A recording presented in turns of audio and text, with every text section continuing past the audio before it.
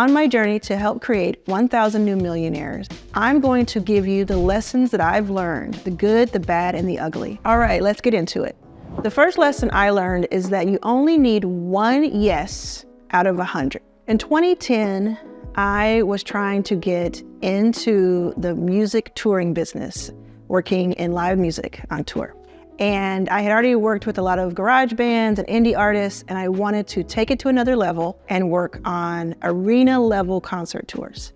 What I figured out back then was that it was a math game. For 2 months, I researched 100 tour managers and production managers online, and I learned a little bit about each one of them. I sent each of them an email, and it had a little bit of curated custom information in each video. So it wasn't just throwing something against the wall and seeing what would stick. It was very deliberate. It took 2 months. My goal was to get on a tour. People often get hung up on hearing the word no. It'll stop some people in their tracks. But I want to tell you why this should not only be something that you get used to, but it should be part of your strategy, because it's all a math game at the end of the day. When I sent those 100 emails out, I received 20 responses. Those 20 responses turned into 3 in-person meetings, and those 3 in-person meetings turned into 1 major gig. I ended up touring with an international artist on a world tour for years based on doing that one thing. And it was because I had patience, I had a plan, and I was not afraid to hear no. That one yes was a man named Jeff Perrin. And he's still a mentor to this day. Jeff is a real character. He's British, but has lived in Houston for 30 plus years. So he has a real interesting Crocodile Dundee kind of accent going. And he does not mince words. He does not like most people. And he's very straightforward. But he taught me things that I still use today in my career as a venture capitalist. We went on tour, and from the first day I worked with him, he was teaching me something. And I would have never had that experience if I hadn't gone out and sent those 100 emails. Was I worried? Yes. Was I concerned no one would answer? Of course I was. And did it hurt to hear no from people, multiple people? Of course it did. But when you realize that it's a numbers game, all of that does not matter at the end of the day. What matters is, can you get to the one yes? Over my career in venture capital and all of the companies I've started, getting to the one yes out of 100 has helped me each step of the way. The key here is persistence and strategy and seeing the bigger picture. If you're feeling stuck, it may mean that you need to do something a little different. And if you can develop that tough skin and learn about the math game that we're talking about, things can change. Another cool thing about this lesson is that it's something that you have control of. Because remember, I was broke. I didn't have a place to live. I was trying to figure things out. But what I could control was the output. What I could control was the research that I did. All of that planning I had in my control. And the fact that I did it. Most people just wouldn't have done that. And we all heard Lady Gaga talk about this. It only takes one yes to change the course of your life. The second lesson that I've learned is to think in decades, not quarters. What do I mean by that? Well, a lot of people think about what's going to happen tomorrow, today, next week, even this year, planning out this year. And if something goes wrong, if something comes out of nowhere and throws you off, I used to be like this, right? I would get so worried, so panicked, and I wouldn't have a plan. And on top of that, I would think, oh, this failure, this thing that happened, this bad thing is going to throw me off course for everything else that I have planned. Well, if you think in decades and not quarters, these small bumps along the road are almost meaningless. Here's something you can do right now to test this. Think back a year ago. Do you remember what was going on a year ago in your life? Do you remember an email that came through that made you panic? This is something else you can do. If there's something, is there an email right now in your inbox that's giving you pause, that's giving you concern, anxiety? Will it matter in 1 year? That's a really great way to take that anxiety off of your plate. You still address it, you still care about it, but it has different meaning. It does not control you, it does not own you. Also, have the patience and be in the long game, and you can outlast all your critics, all your doubters and all your haters. Most people who are critics, doubters, and haters don't last very long because they're in a toxic situation. They're not thinking long-term. If they were thinking long-term, they would not have time to criticize you. So if you can get into that mindset, the world is your oyster. Another thing about time and patience is that both are needed to see what kind of great investor you are. So I'm an investor by trade, right? It's going to take years and years and years to understand just how good I am. And I've been investing for several years and I've been able to see the fruit of that labor so far. So if you don't give yourself time, if you don't give yourself patience, you will never see the greatness that could become. You will never see the greatness that you can achieve. We love quick wins. They make us feel good, they validate us, and sometimes they're necessary. They're great, but it's the long-term gains. Speaking of long-term gains, did you know that when you make an investment or you own part of your company and you have an exit that's shorter than 1 year, you get taxed more than if you are waiting and patiently waiting and hold that for more than a year?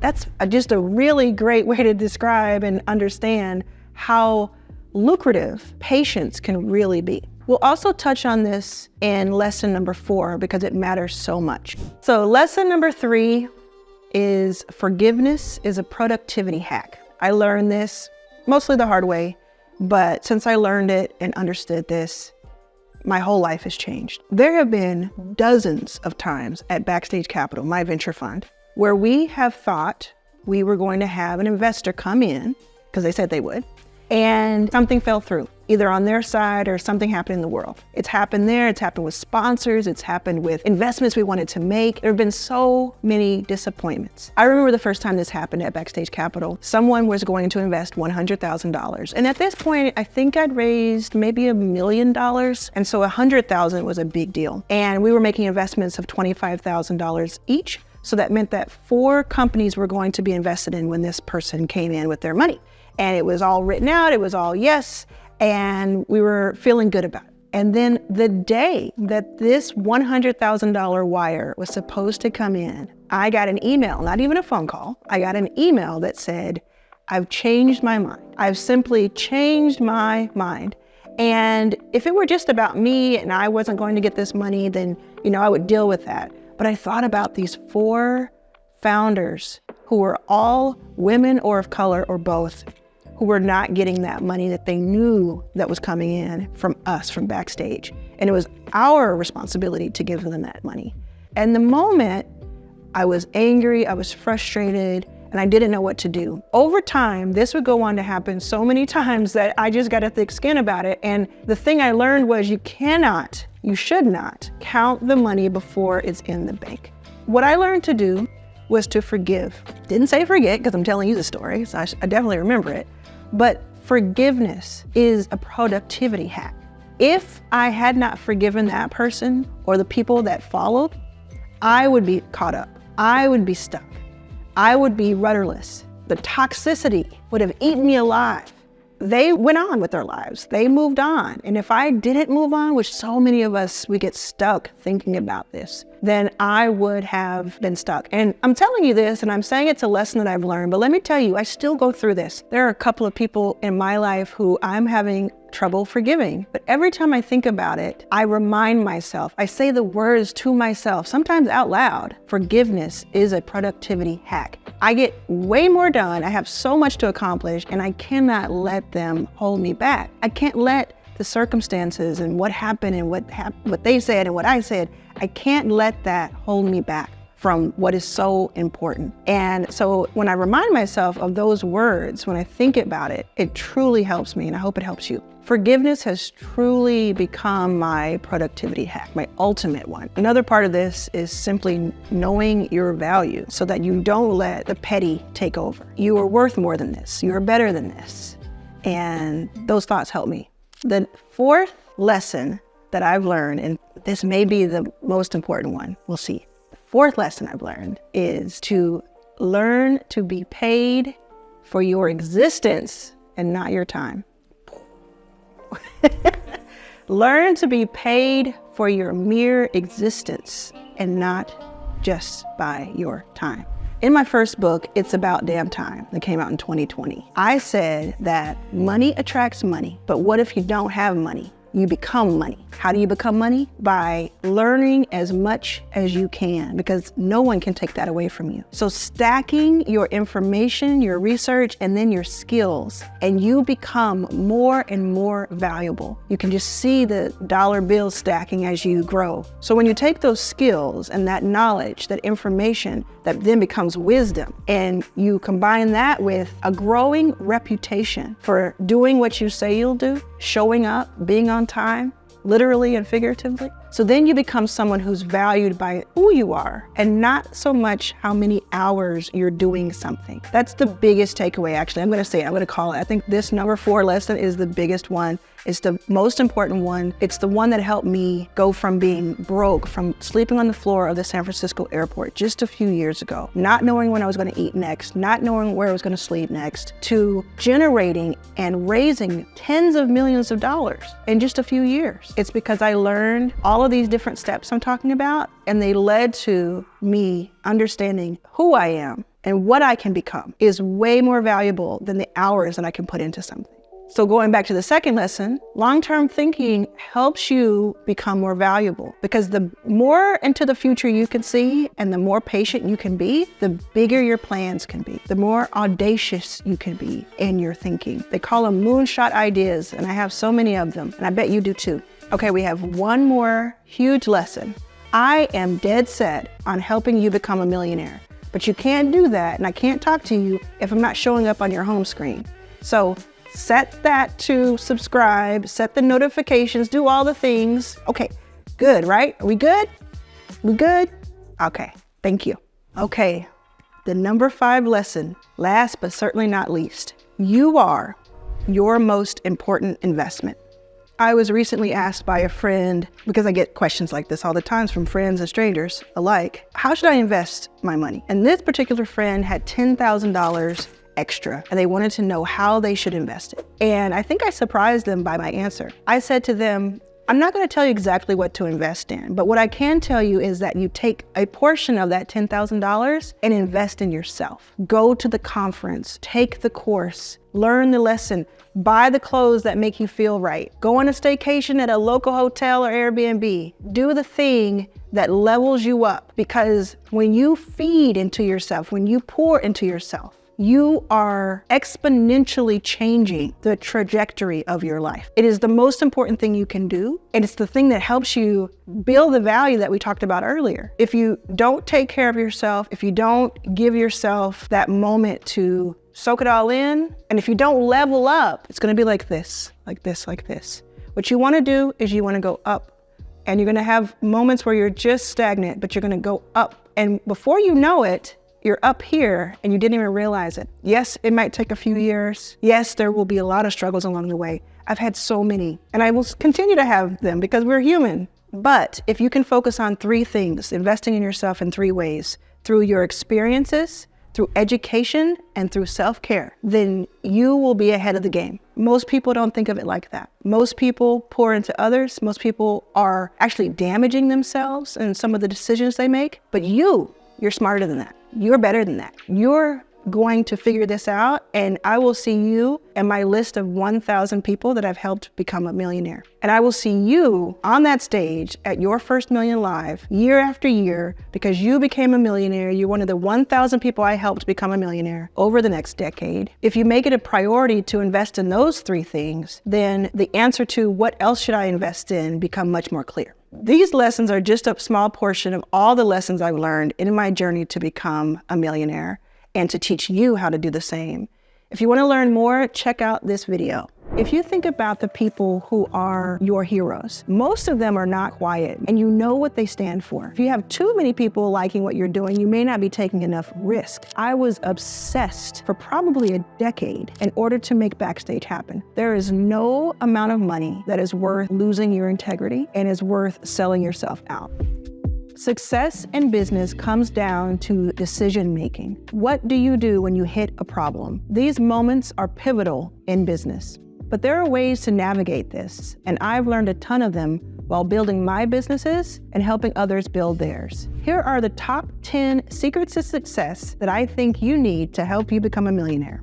The first secret is to align everything that you do with the big picture. I call this the tree trunk method. Most people say, I have to have 7 income streams. You have 7 income streams, so I'm going to start with that. There's no way in the world I would have been able to start with 7 income streams. First of all, a few years ago, I only had 0 income streams. So starting with 7 would have been a fool's errand because I would not have been good at any of them. So I started with 1, and of course I pivoted and I messed up and I failed and I got back up again and I had 3 things going over here and everything was messy. But once I figured out, if I focus on one thing for more than a year, I actually can get really good at it. I can learn from it, iterate, and then double down on that. Then things started to change. So I think of it as a tree trunk. You have the main thing that you work on. So what's that main thing you want to do day in and day out for several years? The thing that's making the most money for you, the thing that is fulfilling you, all of that. That's your main tree trunk. What do you want to be known for? And then you can, as you get higher, as you get further along, you can start branching out. Different things can be branched from that. So it's aligned with the tree trunk, the second income stream, but it is an offshoot, if you will. And you can have several of those that happen, and then the leaves can be the money. So people ask me, how do you do so many things? How do you have so many things going? Well, if they didn't align, if they weren't going all in the same direction, part of the big picture, they would all be pulling at different sides and none of them would win, right? And all of my attention and my resources would be spread too thin. Instead of that, I visualized them. And anytime I make a decision about adding another revenue stream or another opportunity or saying yes to something, I ask myself, does this align with the big picture? Is it aimed in the same direction? Because if it is, I already have so many resources that I can pour into it. I can set my sights in that direction. It has a higher chance of success because of that. The second secret to success is be willing to be wrong and be wrong in public. All right, so I think that you should share your voice with the world because there's only one of you. People get scared to do that because they say, well, people online are really mean, which they are. They can be. And what if I get it wrong or what if I mess up? I don't want to be canceled. If you think about the people who are your heroes, the people you admire the most, the people you want to be like, most of them are not quiet. Most of them have a very strong opinion and a strong brand, and you know what they stand for. The reason you know that is because they've said it. They've expressed themselves and they've done so publicly. They've put themselves out there, and there's no one on this planet who doesn't have somebody mad at them. You can't please everybody. If you have too many people liking what you're doing, you may not be taking enough risk. So to be willing to be wrong in public means that you're taking a healthy amount of risk, in my opinion, and it means that you're going to reach more people.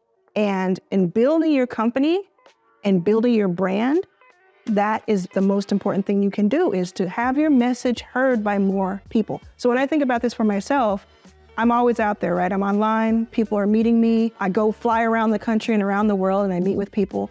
And every single day I get so much love and so much incredible feedback, and people from years ago, or they met me years ago, or they found out about me yesterday. I get all this love and I understand, like, oh, I helped this person start their company, or this person got inspired and did this. And there's always, every single day, negativity. There's always someone saying to me, either in comments or DMing me or emailing me or telling me to my face, I've done something wrong. I was wrong about something. It took me years to understand that that's just part of the game. That is the price I'm paying to get my positive message out to the world. And so if you can learn that, it's not easy to learn, but if you can learn that, you can face it. And that's the second secret to success. The third secret to success is to share your opinions with others. It's kind of like the second one. It really is about using your voice and saying what you believe. I know so many people who are in the shadows and they have strong opinions about things, but they don't want to ruffle feathers. The truth of the matter is, you're not going to get very far if you're not willing to put yourself out there. I say be yourself so the people looking for you can find you. A big part of that is sharing your opinion, forming an opinion. Depending on how old you are or what you've experienced in life, it may be tough for you to make decisions or to decide what your opinion is.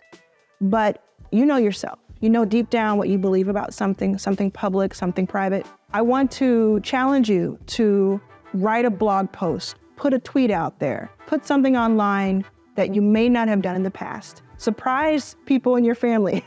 Like, put something out there that's a little bit stronger of an opinion. And the more you do it, it's like a muscle being built. You'll get more used to it. You'll get used to hearing the bad feedback like we just talked about. And you'll also be used to hearing from that person who DMs you and says, I couldn't say what you just said, but I believe it and I feel it, and you've just helped me today. It's such an incredible feeling, and it's a very powerful thing to be able to do and to share with the world. The fourth secret to success is to embrace your obsession. That's right. So again, go back to thinking about somebody who you are really impressed with, who inspires you, who you want to be like or be around. Think of the person who is top of their game, the LeBrons, the Beyoncés, all of the tech heroes, all the people who you want to be like. Maybe it's somebody at your church, maybe it's somebody who you know in real life, a teacher. The thing about them is that for years, most of them have been obsessed with the thing they're known for. And that obsession has fueled them. I use myself again as an example. When I was broke, I was homeless. I was in Pearland, Texas. This was in the early 2010s. I was in my early 30s.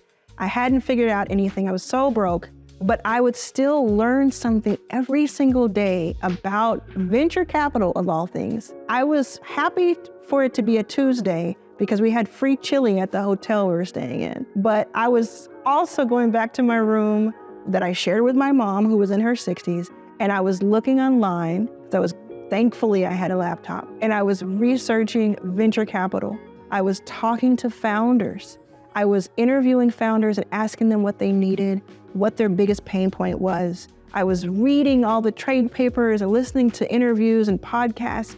I was obsessed for probably a decade in order to make Backstage happen. But listen, we are the largest fund for underrepresented, underestimated founders by the number of portfolio companies in the country. That's what my obsession has created. LeBron is obsessed with basketball. Luka is obsessed with basketball. Beyonce is obsessed with an excellence, a quality of performance that none of us can really quite understand. They're the top. They're the best at what they do. So if you feel like you're obsessed with something, and I mean something, not someone, if you feel like you're obsessed with something, embrace that. People may make fun of you and say, oh, you're talking about that again. But that could be the thing that makes you wealthy because of that obsession. So lean into that, embrace it.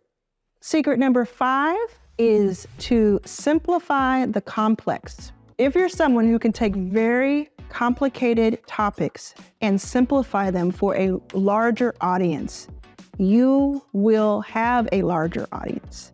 It's not about appearing to be the smartest person in the room. It's not about knowing all the biggest words and being able to show that you went to this school or that school. It's about describing something to someone at a level where they can understand it, meeting people where they are. If you can do that, if you can train yourself to do that, then you up your game. One of the things that I learned while I was writing my first book, It's About Damn Time, is that most books, most business books and other types of books are written at an 8th grade level or so. That's just something that I learned while I was putting my first book together. And it's because more people can read it. Another way to think about it is there somebody in your life who is not great at necessarily reading or taking things in a certain way? And do you find ways to talk to them where maybe you know if I say it out loud or if I read it out loud for them, they'll understand it much better? We all have somebody like that in our lives where we adjust ourselves. Those are the types of skills that will really help you communicate to a larger audience and endear you to that audience. And it's more fun this way. You can take more people with you. So learning to communicate and learning to simplify the complex is a huge, huge benefit. Secret number 6 is have integrity. Integrity. Okay, so there have been so many times that I've been offered money when I really, really needed it for my venture fund, Backstage Capital, but it was coming from the wrong person or the wrong entity or the wrong intent. And I would say no to it. Sometimes I talk about it on social, most times I don't.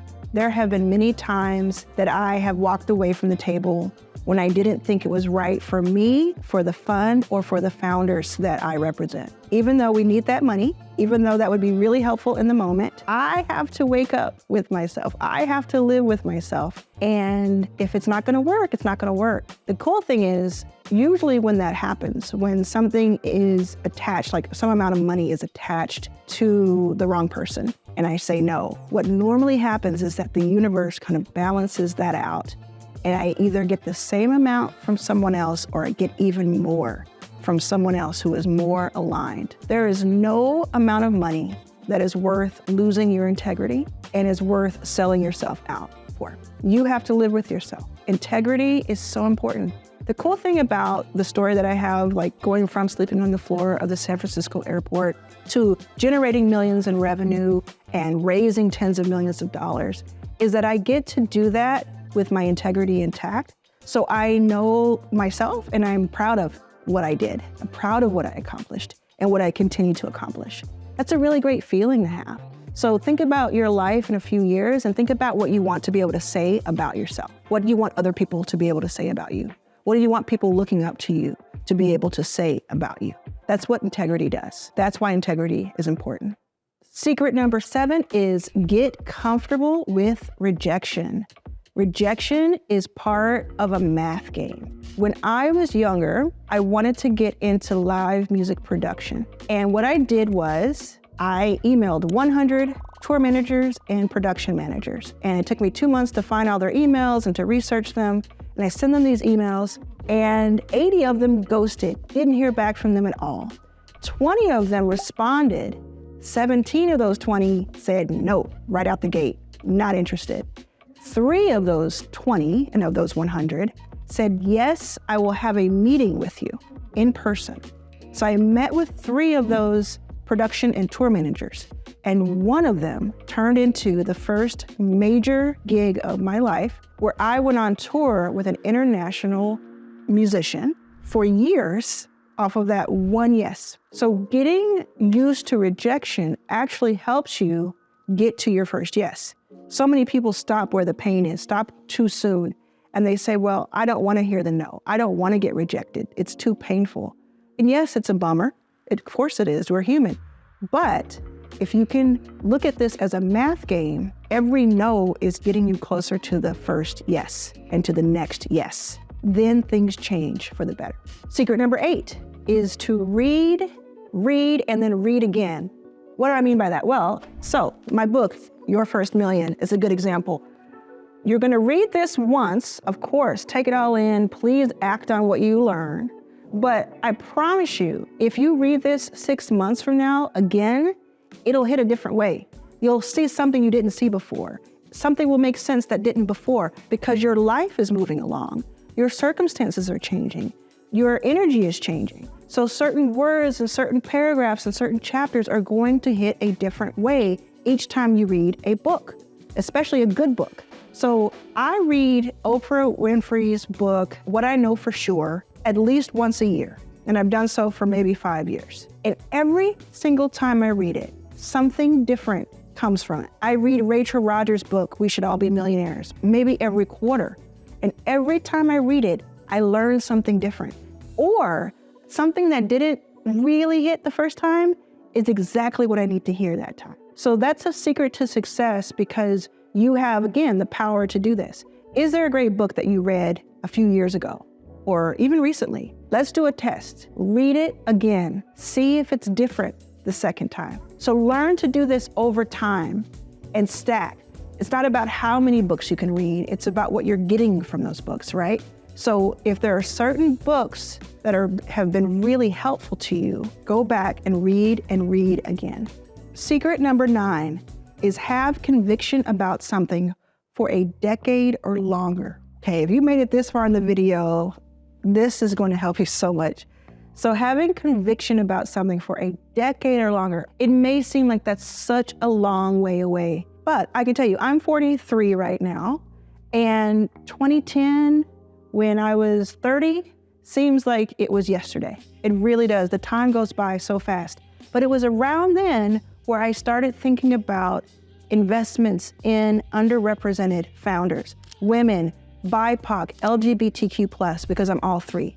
It's then when I started thinking about, wait a second, it doesn't seem right that less than 10% of venture funding and angel investing goes to these categories when 90% goes to white men in a country where they make up 30% of the country. I started thinking about it then. I did what I said in the first secret, which is think of it as the tree trunk. I focused on it for years, and now I have so much to show for it. The cover of Fast Company, the cover of Black Enterprise, 200 companies invested in, 500 founders invested in, thousands and thousands of employees hired, and billions of dollars in enterprise value in our portfolio. So you have the conviction about something, and here's where it gets really interesting. If you are to simply have conviction about something for more than a decade, you outlast 99% of your competition because they simply will not do that. People can't even stay in the game for a quarter, let alone a decade. You could outlast your competition, your haters, and your naysayers. Okay, we have one more secret to success, getting you closer to being a millionaire. But before I get there, I want you to hit the subscribe button and set your notifications so you know when the next video is. Thank you so much. I love seeing your comments. I will answer all of them. I cannot wait to hear what you think of this video. Okay, number 10, be willing to repeat yourself. Okay, so a few years ago, I had debilitating stage fright. I could not get on a stage. I could not speak in front of a lot of people. Obviously, that's changed. I now speak hundreds of times a year, virtually, in person. I've spoken in front of 20,000 people before. I speak everywhere. And I get asked the same questions over and over and over and over again. And I have to repeat myself. What I learned from working with musicians, though, who sing the same songs every single night, I asked a friend of mine a few years ago, I was their tour manager, and indie singer-songwriter.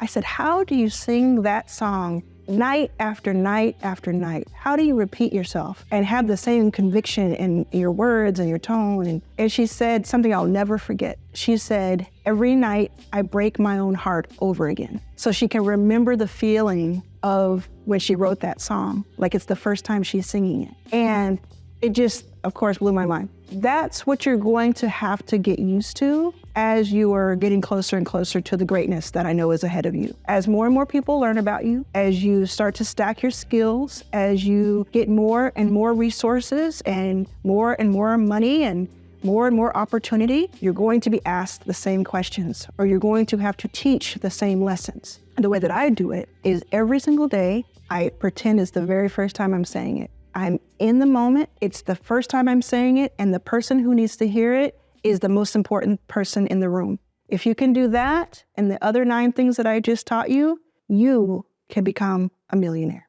I have a goal to help make 1,000 underrepresented people millionaires over the next decade. And that means helping you go from 0 to 1 million. Because since going from being homeless to launching a multi-million-dollar venture fund, I've learned that the skills needed to become a millionaire can be taught. That's what this video is about. The first thing I learned is that almost anyone can be a millionaire. Almost anyone can be a millionaire.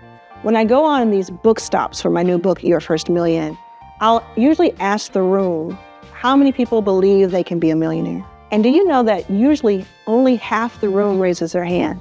And I ask them, if they're not raising their hand, why didn't you raise your hand? And most of them will say, it just seems so far away. It just seems so far away from what I know and what I've done in the past, or what anyone I know has done before. And what I've learned after talking to so many millionaires and working with so many is that, believe me, if you're watching this video, you can be a millionaire. There is no genius millionaire that I have met, at least, that has figured out something that the rest of us can't figure out, right? The second thing I learned about millionaires is that the skills needed to become a millionaire can actually be taught.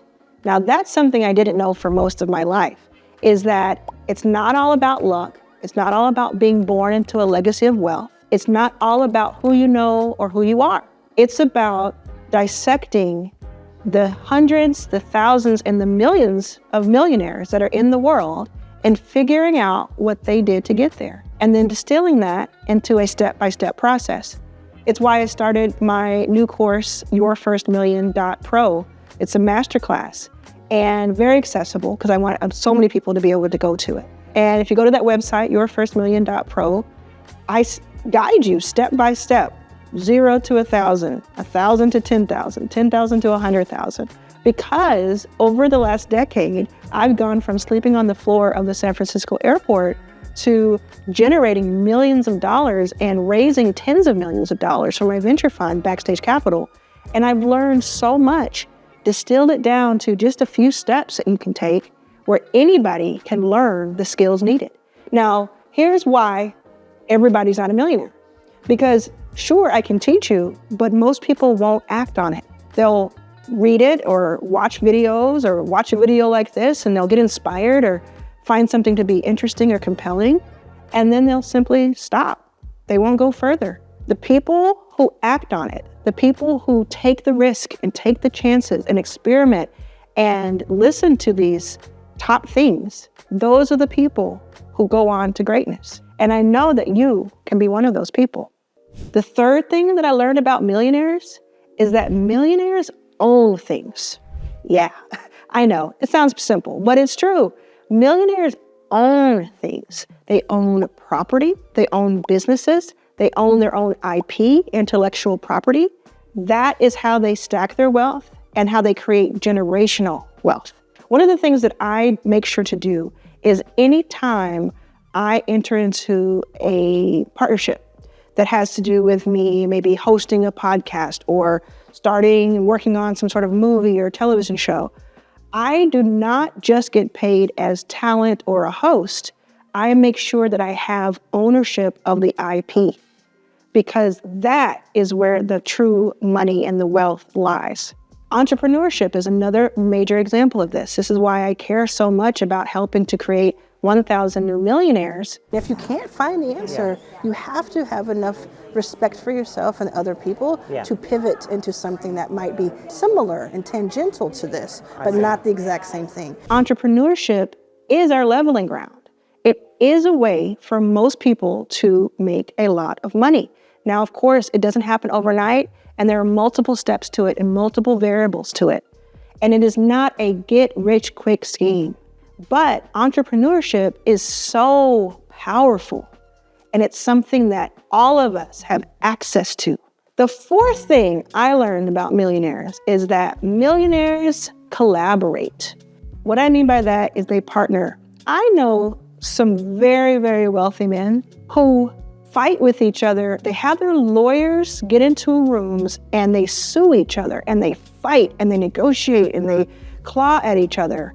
But they go to lunch or dinner or to a golf club or out to a concert and they hang out because they're truly partnered and hanging out and friendly while they let their high-paid attorneys figure everything else out. So they'll go to those lengths just to collaborate with someone.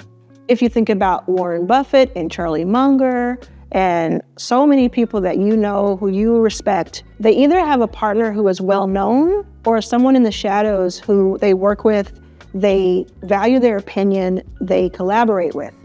That is a trait of a millionaire. Most of the millionaires I know have at least one person that they trust and they collaborate with. So who is that person for you? Another way they collaborate is to partner with different people. So this is something big. Like if you think about Rachel Rogers, Danielle Leslie, Terry Ijeoma, Tiffany, the Budgetnista, these are people who collaborate with each other. They partner with each other. They partner with me. We have friendly partnerships that sometimes result in multi-million-dollar transactions because you're taking two very strong audiences, two very strong brands, and you're combining them on a project, and you have 2x'd, at least 2x'd, and sometimes it's multiplied. I'll tell you what, when I introduce people on email, in the subject line, I don't say this person plus this person or this person and those little inverted things there. I say that person's name X the other person, because I think about partnerships as multiplicative, not just additive. That's the millionaire mindset.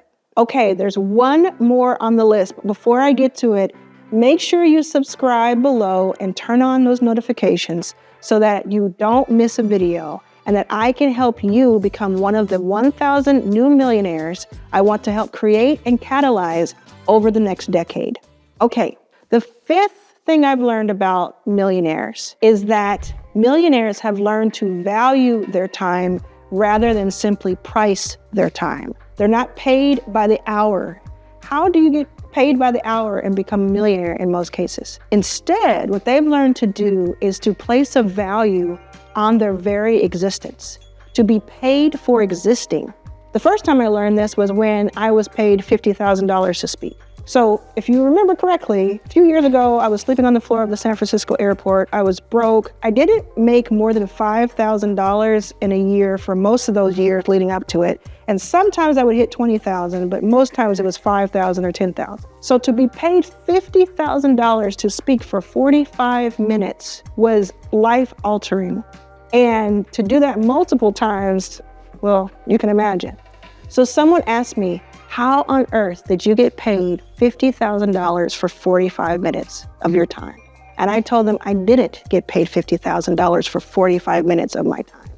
I got paid $50,000 for 40 years of my time, for 40 years of lived experience, of lessons learned, of putting out good energy into the world, planting seeds, stacking my skills, using those skills for good, and then learning how to communicate what I'd learned. That's what they were paying me for. They were paying me for my existence.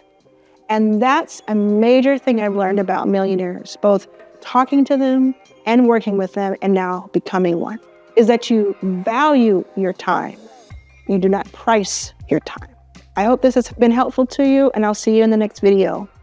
You are an amazing person. You have some sort of product or service. You want it to be extremely accessible, so you priced it too low. There are some people buying and paying for it, but not enough. So you don't have enough revenue generated to keep the thing going. You don't want to charge more because you don't want to push out the people who need it the most. But you can't provide it because you can't afford to keep it going. Does that hit home? If it hits home, there's something we can do about that. First thing you need to know is I'm Arlan, and I have invested in more than 200 companies led by women, people of color, LGBTQ+, and more. I call them the underestimated, and I feel like you may feel underestimated yourself too. Today I want to talk to you about defining your target audience and also looking for premium customers. These two things are really important. I have a program called Inner Circle that's actually on waitlist right now, so you can't sign up for it, but it has about 24 people in it, and we work really closely one-on-one all year long. I had a recent call with one of my Inner Circle members that I thought I definitely want to talk about some of the things that we mentioned in this call because it was very helpful to her. So the first thing is defining who your target audience is. No matter what kind of company you have or want to build, this will be one of the most important things you do right out the gate. As with most things, it's about experimentation and it's about learning and maybe even pivoting when needed. But if you can start with something, start with some idea, and usually that idea is propelled by something you want to give to the world, right? Most people don't start companies just for the sake of it because it's kind of hard to do. So usually when you start a company, you have a reason and a purpose behind it. Use that reason and purpose to define who you're actually serving. And you'll hear that word a lot in the startup world. It's like, who am I serving? What am I doing for the customer?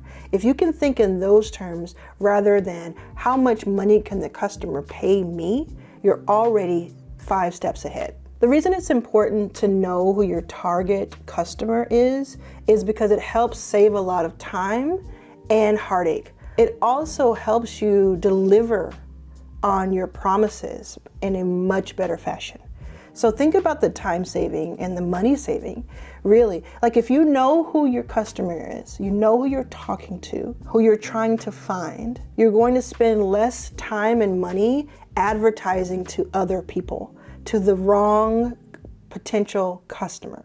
So you'll be able to target your marketing and your advertising. If you know that your target customer, your ideal customer, is someone who is a surfer between the ages of 30 and 50 and lives on the West Coast, then you will have a much better chance of finding that customer than if you think that your customer is everyone. Now you might say, well, that's so niche and specific, won't I be missing out on extra dollars? Yes and no. You may at the beginning miss out on the opportunity to sell to a lot more people, but the chances of you actually selling are higher because you're offering something that is specific to a group of people who are looking for it. You have less competition, although you will always have some, and therefore you will have a shorter line to you finding your customer and vice versa. Then over time, once you have dominated in that niche, you can build out more and more and more. And you can build features and products and services that service other people. But if you start there and dominate there, you get a lot of traction. One way of thinking about this is what we're doing with Yacht Water. This is my new still and sparkling brand. This comes out in July. And what we're doing is we are not going to every single store in the country and asking them, begging them to be in stores. I could easily put out a tweet or put out an email or make a few phone calls and get into thousands of stores because I've built this whole kind of infrastructure. But if I were to do that and then the cans don't sell well because it's too spread out, that would be a disaster. I would not be asked to come back the next month. So instead, what we're doing is we're going to start in 1 store and then 3 stores and 10 stores, and we're going to do it little by little, organically. And in those first 10 stores, we're going to put all of our energy into getting as many customers to come in as possible. We're going to demo there. We're going to get new people there. We're going to get my mailing list, and people who read my book, Your First Million, are going to be Yacht Water enthusiasts, right? The people who have invested at yachtwater.com are going to spread the word like wildfire. And we're going to make those 10 storefronts so successful that other stores will hear about it. And when we go to them, they'll say, please come to us. And then we'll grow a little bit more and a little bit more. And as we start to see, oh, we're getting this indication that a lot of people are looking for Yacht Water at their stores, but they're not seeing them, that's when we will expand. And the instinct might be the opposite, but I really believe this is the way to go. So you have that slow, steady growth at the beginning to go faster later. So getting really aligned and on target with who you're trying to reach gets very interesting. Another great thing about finding your target audience is that you can have a higher lifetime value potentially from those customers who believe in you the most and who use your product or service the most. So again, let's say you're starting out and you know your person. When I say your person, I mean the example of the person who is your best customer. So that could be by their demographics, their age, their race, their orientation, their location, or it could be by their psychographics, which is what do they think, what do they feel, what's their opinion of things, who do they follow, what's something that turns them off, what is something that they are propelled towards. Those are psychographic things. You can start there. So you think about like, who are actually my customers? Either I can imagine them based on what I'm doing and I've talked to them and I've done that research that we've talked about, or you could say, who is already my customer? Now, of course, you may have customers that are all over the place. We talked about this in my video going from 0 to 10,000, where I say who my target audience is. Check it out if you want to know more. But that's not everyone who's watching. There are definitely people who don't fit the bill, but that's okay because we want to bring people in from all over while we're focusing in the middle. So when you do that, you have the target audience, you're able to serve them better, they're able to have more of a transformation or a good experience. They then give you testimonials, which you are then able to give to people who are new, who then sign up, go through whatever it is you're selling them, and then they have a transformational experience and they give you testimonials. And this is what we call a flywheel. This is exactly what you want in your company. It's a system that you want where things just work, automated. Then, because you're able to do that, you can offer those same customers something more. You can offer them an even better experience. Let's even say for CPG, which is kind of, you wouldn't think of that first, but for water, like it's water, right? But what if they are your perfect customer, your ideal customer, they're working out and they're buying from you already? You could offer them a subscription. You could offer them a premium experience where they can get this in bulk and they can actually take it to events or take it within their companies or do things outside of the box. There's so much to think about diving deeper into the customer experience and therefore drawing out more revenue opportunity over time. So that's why you want to start now thinking about who that target audience is. Another thing I want you to think about is the ability to pay for your product or pay for your service. Many times we will start a company where we are selling something for $5, $10, $20, $50, and we need thousands and thousands and tens of thousands, if not more, customers in order to grow exponentially. So on this call I had with my Inner Circle member, we started thinking through their products and services. What they had was a service that cost about $1,000, and it was a membership program, and they had a few dozen people in it. So that's a great living, right? Really awesome. But in this 45-minute call I had with them, I challenged them to think through the higher ticket offer that they have. They already have a high ticket offer. A few people are there, but if you look at it apples to apples, the high ticket offer actually makes as much as the lower ticket offer. And I thought, well, if this part, the lower ticket offer, you're spending like 80% of your time keeping this up, and the 20% of your time is making the same amount, what would happen if we did a 50-50 split of time, where this went lower and this went higher? That would be really interesting. What would happen if we took this away altogether, where this was everything that you did? And the thought there was, well, I want it to be accessible to people. So there is an argument for keeping 20 to 50% of it, the lower ticket. I think that's really reasonable. But you also want to think about how much energy you're expending here. Then over here though, where can we turn this into 2, 3, or 5x the revenue by just doing a little bit more leveraged? So if you leverage your time, you leverage your resources, you leverage the transformation you're giving people, what could happen? And it all boiled down to the type of customer.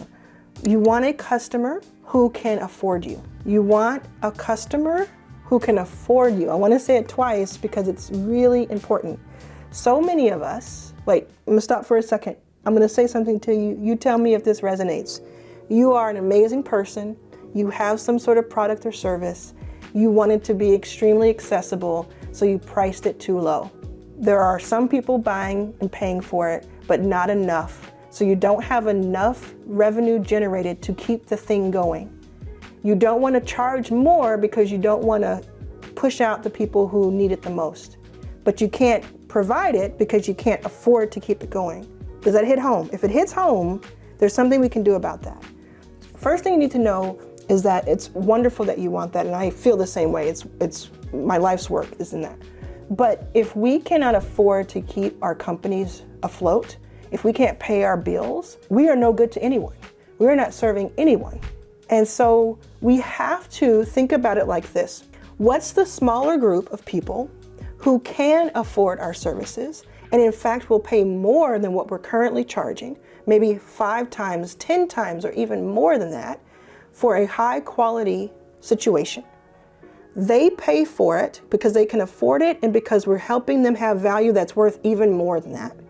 And by doing that, it subsidizes your time that you can spend offering it to everyone else for cheaper or for free.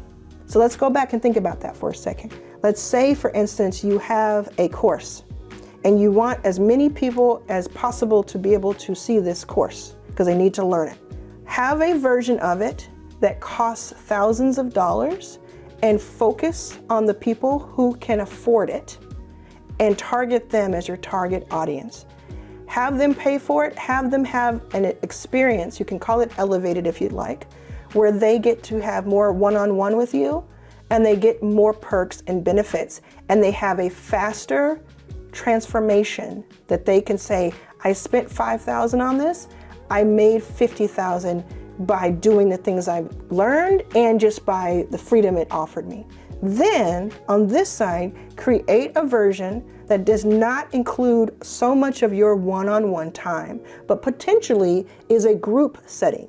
So you jump on Zoom or you jump on somewhere once per month and you talk to this audience at large.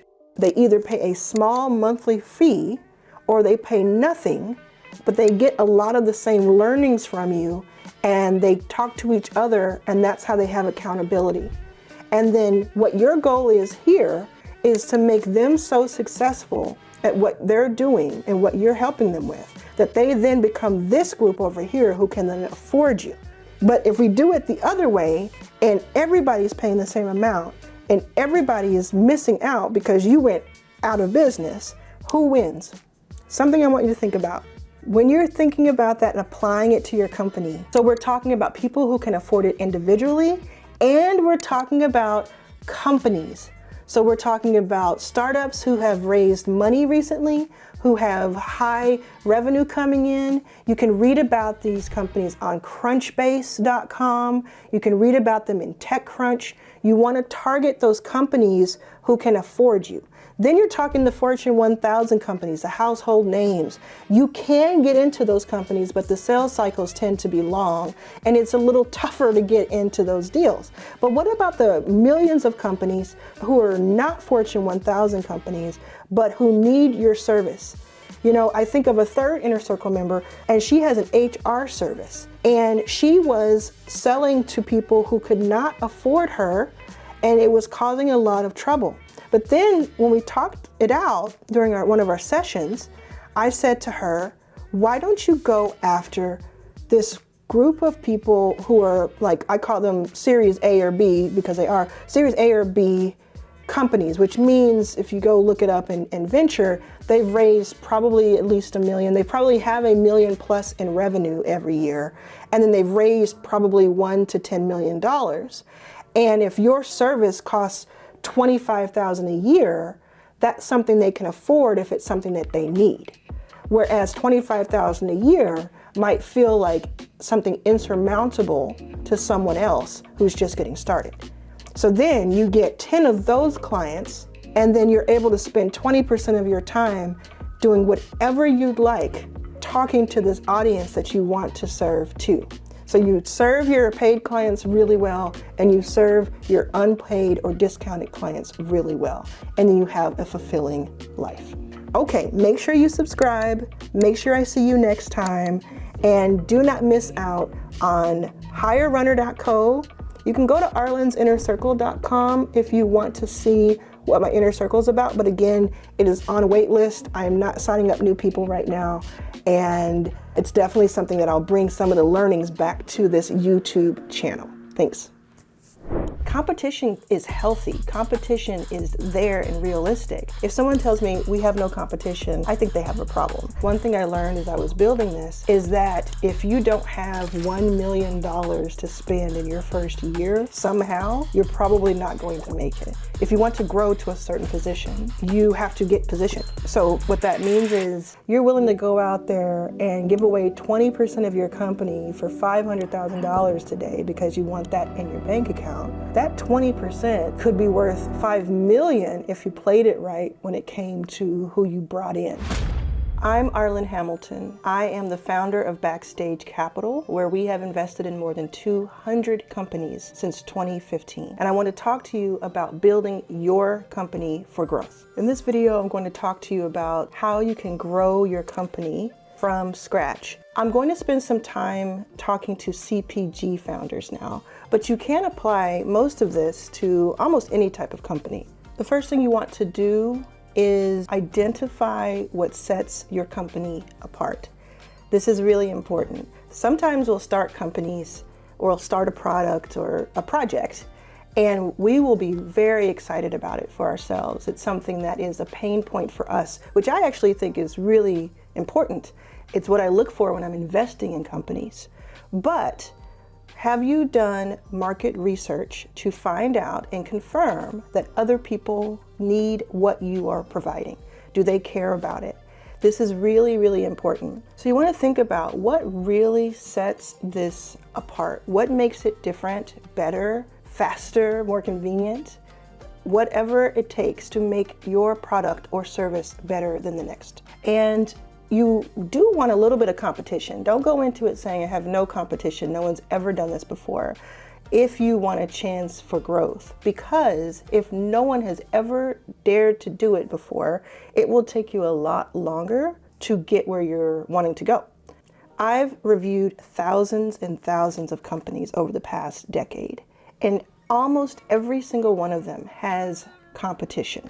Competition is healthy. Competition is there and realistic. If someone tells me we have no competition, I think they have a problem. I think they have not researched enough, and I think that they are not ready to take on what it will take to start this company and grow it.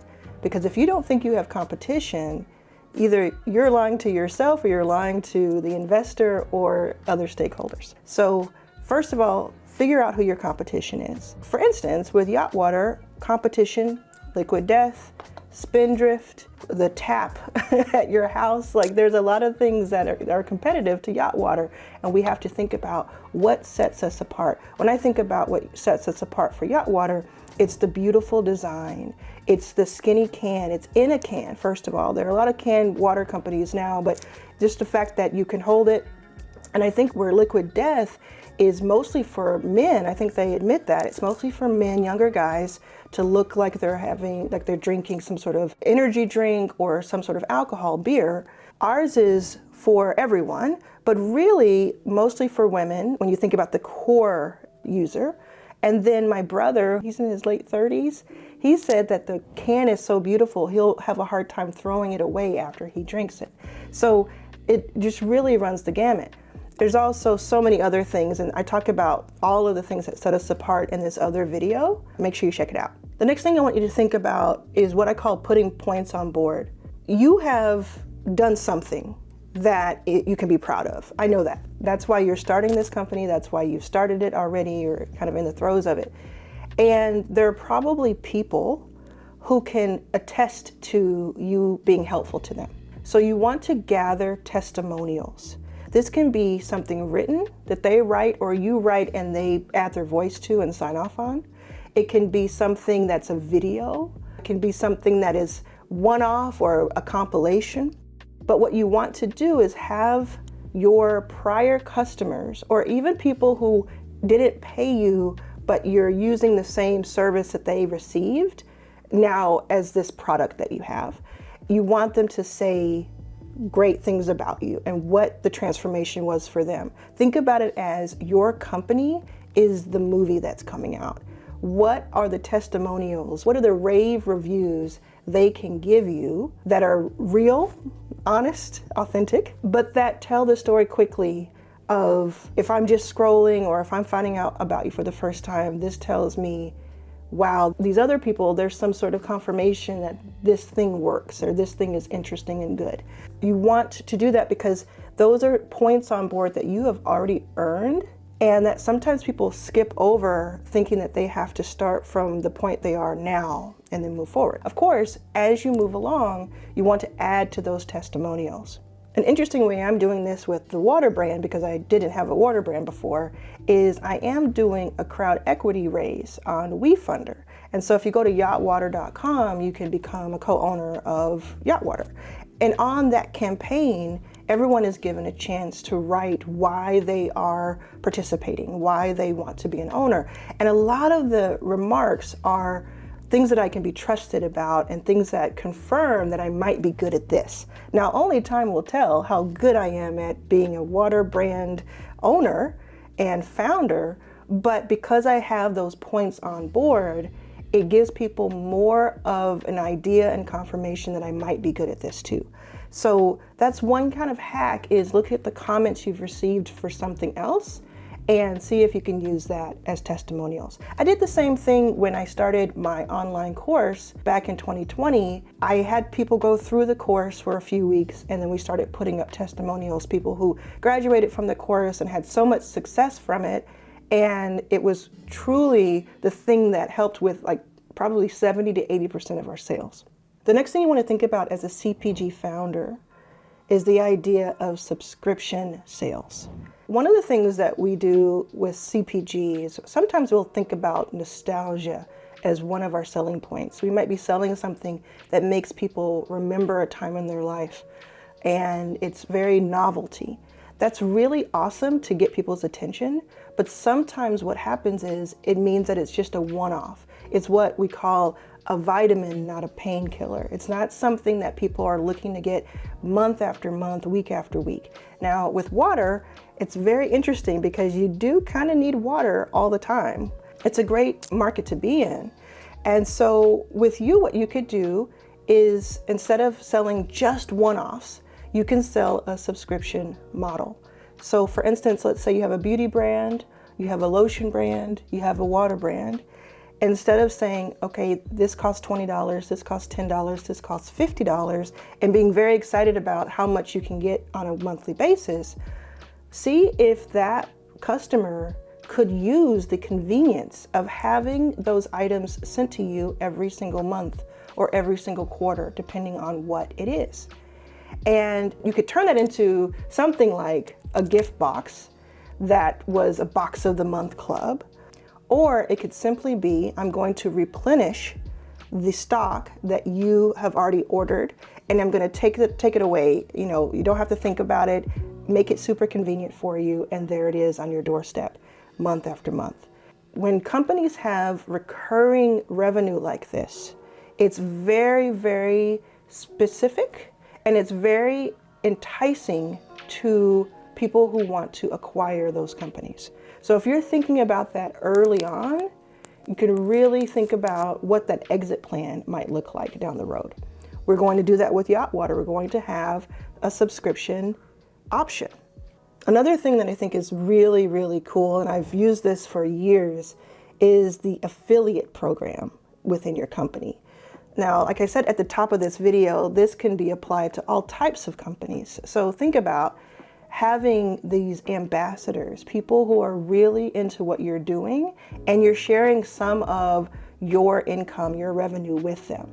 You're going to be spending money on marketing and advertising anyway, most likely at some point, no matter what the size of that is. So why not give a little bit of that to individuals who love your product and are able to talk about your product in a very special way?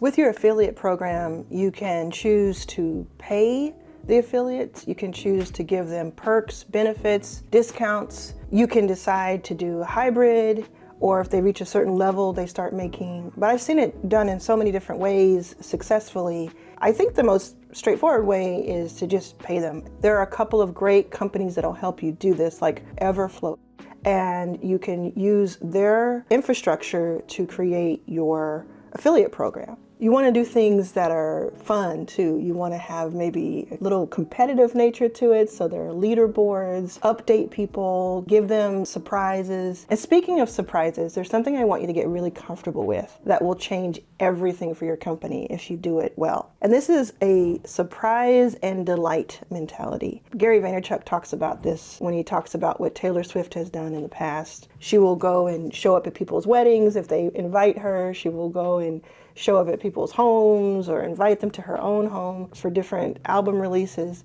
And she's done this consistently over the years, and it's still surprising. Of course, if Taylor Swift shows up at your house, you're going to be surprised. This is a really great example of surprise and delight. This is something that I've been doing for a long time too, is that I have a lot of different people who have purchased things from me, like products or services or digital items, and every once in a while, just randomly, I'll select some of them to get something. It might be a free signed book, or it may be they get to go with me to a Dallas Mavericks suite and watch my hometown do their thing from an executive suite. There's all sorts of things you can do to surprise and delight your customers. And it doesn't have to be expensive. It can just be really creative and very impactful. So think about ways that you could surprise and delight your affiliates and also your customers. When you're thinking about your CPG company and brand, one thing you want to consider early, even if you don't implement it early, is are you going to go into wholesale? Are you going to sell into retail through wholesale? So most people, when they start selling their products, they will have their own website. They'll go to Shopify, which I really love. They'll go to Shopify, or they'll start their own site and have a way that people order and then you ship it out. That's a really great way to start, by the way. They may go to pop-ups, they may go to farmers markets, they may partner with people, which is a great idea too.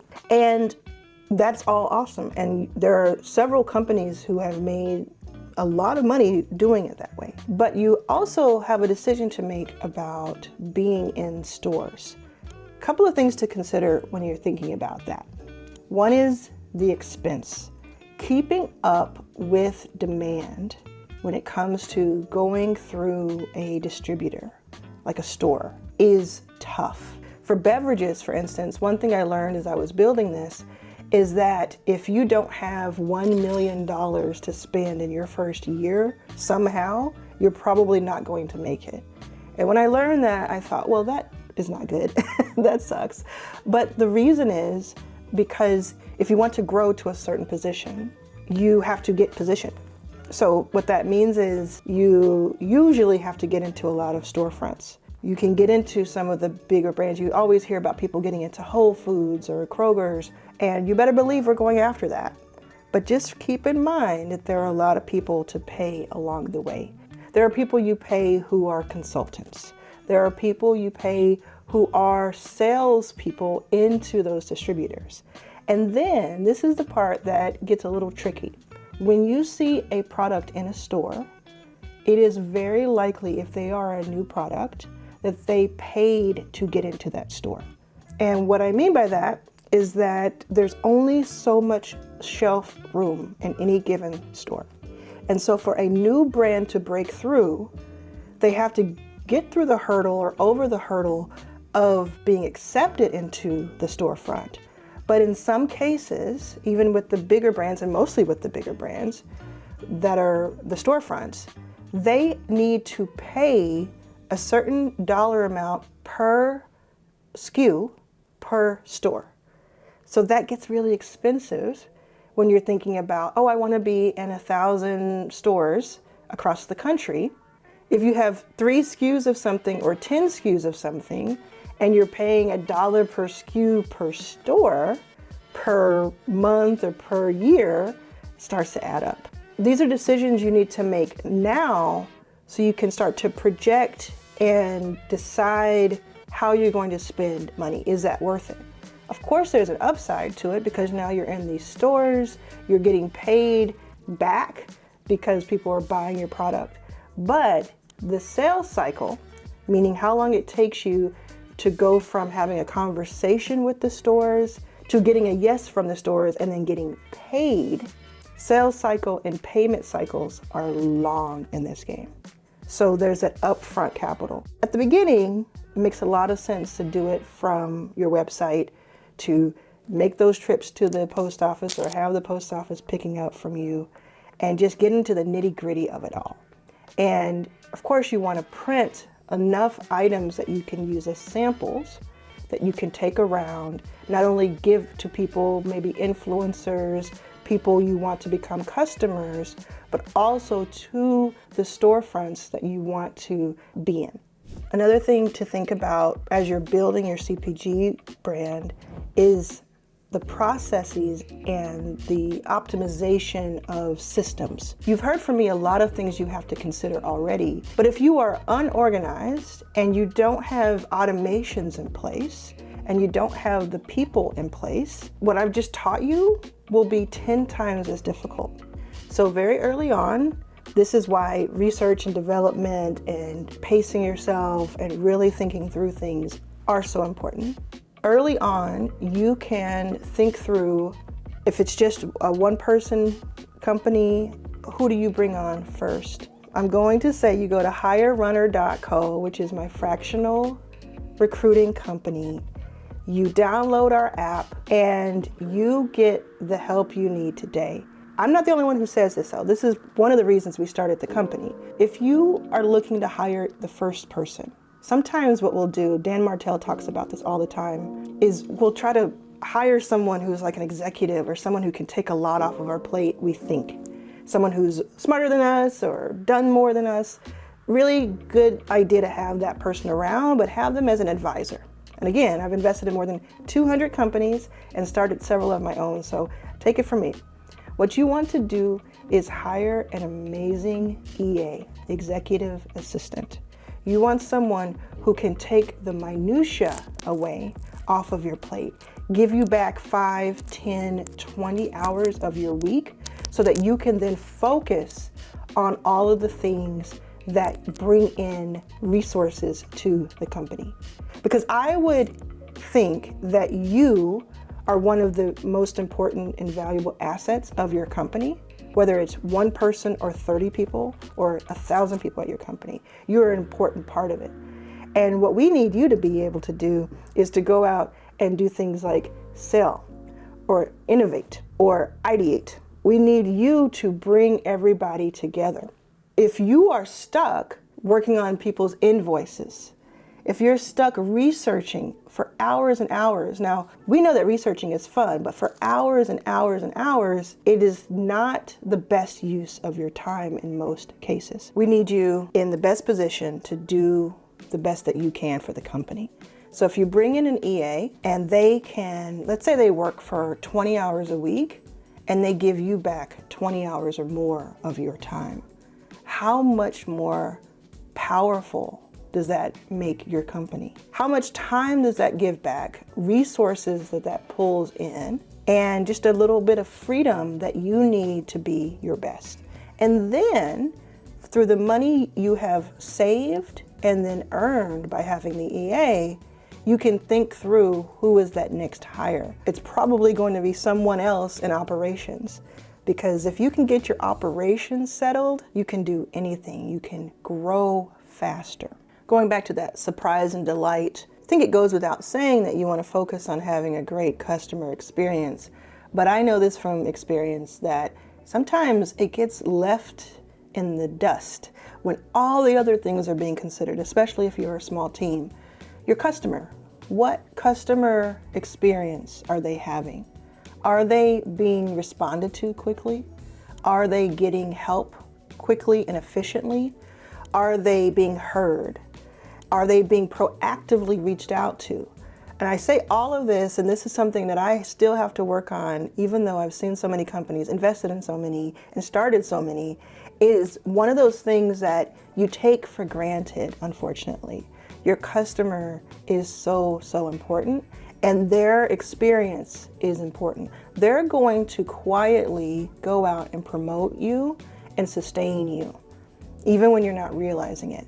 So I talk about the fact that brand and reputation are two different things. Your brand is what you want the world to think you are. Your reputation is what you really are. So your reputation can change at the drop of a hat.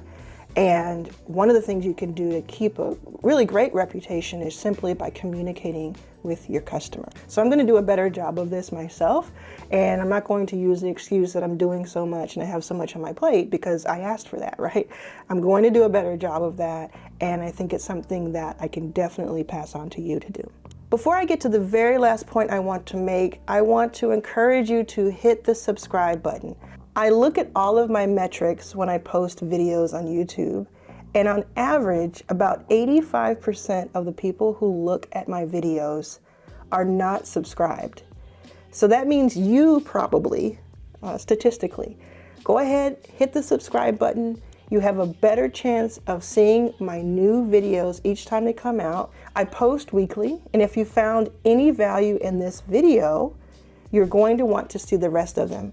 Also, go back and look at some of my older videos. If you go to yourfirstmillion.tv, you see yourfirstmillion.tv, you can see all of the videos I've put up in the past. Go ahead and binge those, send them to your friends, send them to people you want to win. One of the things that we think about when we're working with a CPG company, when I'm maybe investing in one or starting one, is are there any celebrity endorsements? Now, I want to make sure that you realize that a celebrity endorsement does not necessarily mean that, millions of dollars are going to rain from the sky. A celebrity endorsement is kind of a tricky thing. You really don't know what effect it will have until you actually do it, and then there's a lot of upfront cost to that in some cases. So a few ways you can get a celebrity or someone of note to participate. You can pay them, like just pay them a lump sum outright. In exchange, we'll do some sort of photo shoot or video shoot or give you some sort of assets in their time. You could hope that somebody just notices your brand and posts about it themselves, like that's happened before, and then supply them with products so they can continue doing that. But then there's one in the middle that I think is really interesting, and I want to see more and more of you doing this. That is the exchange of equity for the influencer or the celebrity. More and more celebrities are looking for ways to have ownership in companies rather than just getting one payday. Sometimes they want a hybrid, they want a combination of both. But if they're serious about your product, they like what you do and they use it themselves, and they believe in the growth potential, they may be willing to take equity in something that could pay off in a much bigger way down the line. So if you have something that you are very proud of and you think a certain celebrity or influencer who would be a good match would also be a user of this product, you could try to contact them and say, I would like to give you X amount of the company and ownership. And on the celebrity side, if you are a celebrity watching this or some sort of influencer watching this, you want to say yes to some of those. Like, vet it the same way you would if you were putting your own dollars into it, because this is part of your reputation and the exchange is not getting that payday. Instead of you making a $50,000, $100,000 investment in a company, can you just simply exchange equity? Going back to being the founder, we talk about having an employee pool of equity. And that really is just a portion of your company ownership that you put to the side to give to employees over time. They usually vest it, which means they earn it over time. Usually 4 years is the average. You could think about having a pool for influencers and celebrities. You don't want it to be too big because you want to not dilute yourself so much. But think about this.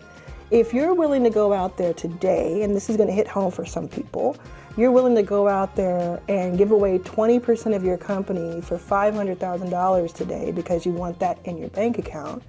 That 20% could be worth $5 million if you played it right when it came to who you brought in.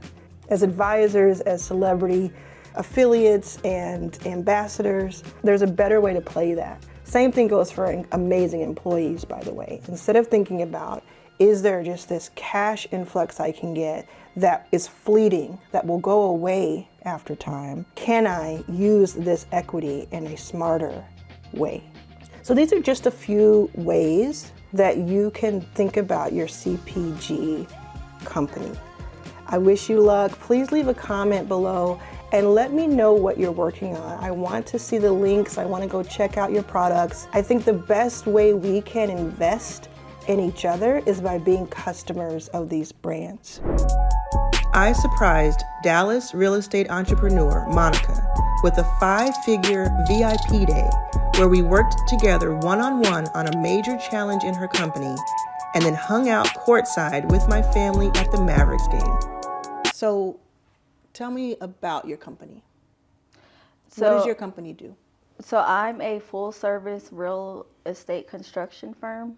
So basically, essentially what I am is a one-stop shop for someone who would like to build a new construction home. So like we build homes, custom homes, and we also renovate them. So either or, you can custom renovation. So basically, you know, I can provide you a house, I can build you a house. From start to finish, from design to completion. So we basically turn over an asset to you so you can put it on the market or move in. Wonderful. And then what do you get more of, new builds or renovations? So far, renovations. Okay. But I've been pivoting into new builds now. Why? If you are getting the renovations, why would you pivot into the new builds? Because I found in my experience that renovations is a lot more challenging and costly. In our experience, it has been that way. As opposed to new construction, it's like simple because you're starting from scratch and it's kind of what you set up. Tell me this, because I don't know this information. How long does it take to build, let's say, a 3-bedroom home? So a standard new construction home, we take about 90 days. Is that normal in market? We're quick. We have a quick turnaround. So, what's it usually? Like 6 to 12 months. How are you able to do it so fast? We work we work like from morning to nighttime. Yeah. We work on the weekends. We just you just make it work. Yeah. And then, do you have more than one simultaneously happening, or do you do one at a time? So in the past, in the past we've done more than one. So you're capable of doing more Yes. than one. How many would you be able to do at once or have going at once? So I want to say I would feel comfortable with at least doing 8 at one time. You have that many employees or contractors? Yes, I have access to that. It's just a matter of like the cash flow. I just need projects in order to give. And I understand. Yeah, I understand. I'm saying kind of not thinking about the challenge right now, thinking more of just like the possibilities. So your capabilities are, let's say, if you could only do new customs with that, would you do that? And not renovations? That's a hard question because I kind of like both. You like both? I like both. One's more challenging. Yeah. So let's say, what percentage would you want to be new custom, and then what percentage would you want to be renovation if you had a perfect world? I would say 60 new build and then the remaining custom. Okay, that's fair. Yeah. Now let's talk about price. So I come to you and I say, I want to have a house built in Dallas. I grew up here. I live in Los Angeles, but I want to have a place here. And you can do it in 3 months, so that's crazy. So I want it to be 2-bedroom, really modern, really nice. I have the plot figured out. What am I going to expect to pay? And kind of talk me through what it is for anybody, because I haven't purchased a home before. So you already have the land? That's what you... Well, let's say I don't have the land. Let's say I need you for everything. You need me for everything? Yeah. So the first step would be is picking the land, the plot of land. Like, that's very important. You need to know where you're going to build at. You need to know if the zoning is correct to build residential. You also need to know if there are utilities on that plot of land, which is, water, electric. Yes. If that's not included, that can be handled. We can take that on, but that's just an additional cost. And so once you buy your land, the next step would be we would go through like the design process. So you would tell me, like I would need your feedback on, hey, what kind of home do you want? Do you want it to be modern, ranch style, 2 stories, 1 story, like all the design? And then once we get that decided, then we would have like the architectural blueprints made. They have to be by an architect. Like they have to have a registered stamp by an architect. And you would connect with that. Yes, I have like connections like from the architect to structural engineers to design. So like I have all of that. So that's why I like to say one-stop shop, because I can basically take you all the way through. Yeah. And so once we get through that design part, that's the fun part. You decide like how you want your home built and all of that fun stuff. Then you would give me the plans and I would go to the city. I would go to the city of Dallas and they would review the plans and they would approve them. And then once those plans are approved, then we can build. We can start building. And what's that process from finding the land to approval, do you think? So in the past, my experience, that has been like one of the toughest challenges, like dealing with the city of Dallas and approval processes. And so like including the design and all of that, what would be an average? It doesn't have to be perfect, but like I want to say maybe like 5 months. Oh, that part is longer. Yeah, because we have to like go through that design part. And it really depends on the architect as well. Because sometimes architects, they have like a quicker turnaround. Some can be like 4 to 6 weeks depending on their workload. So that part we would have to figure out, like if we have an architect that's like, hey, okay, I can get it done in a week, then of course that would speed it up.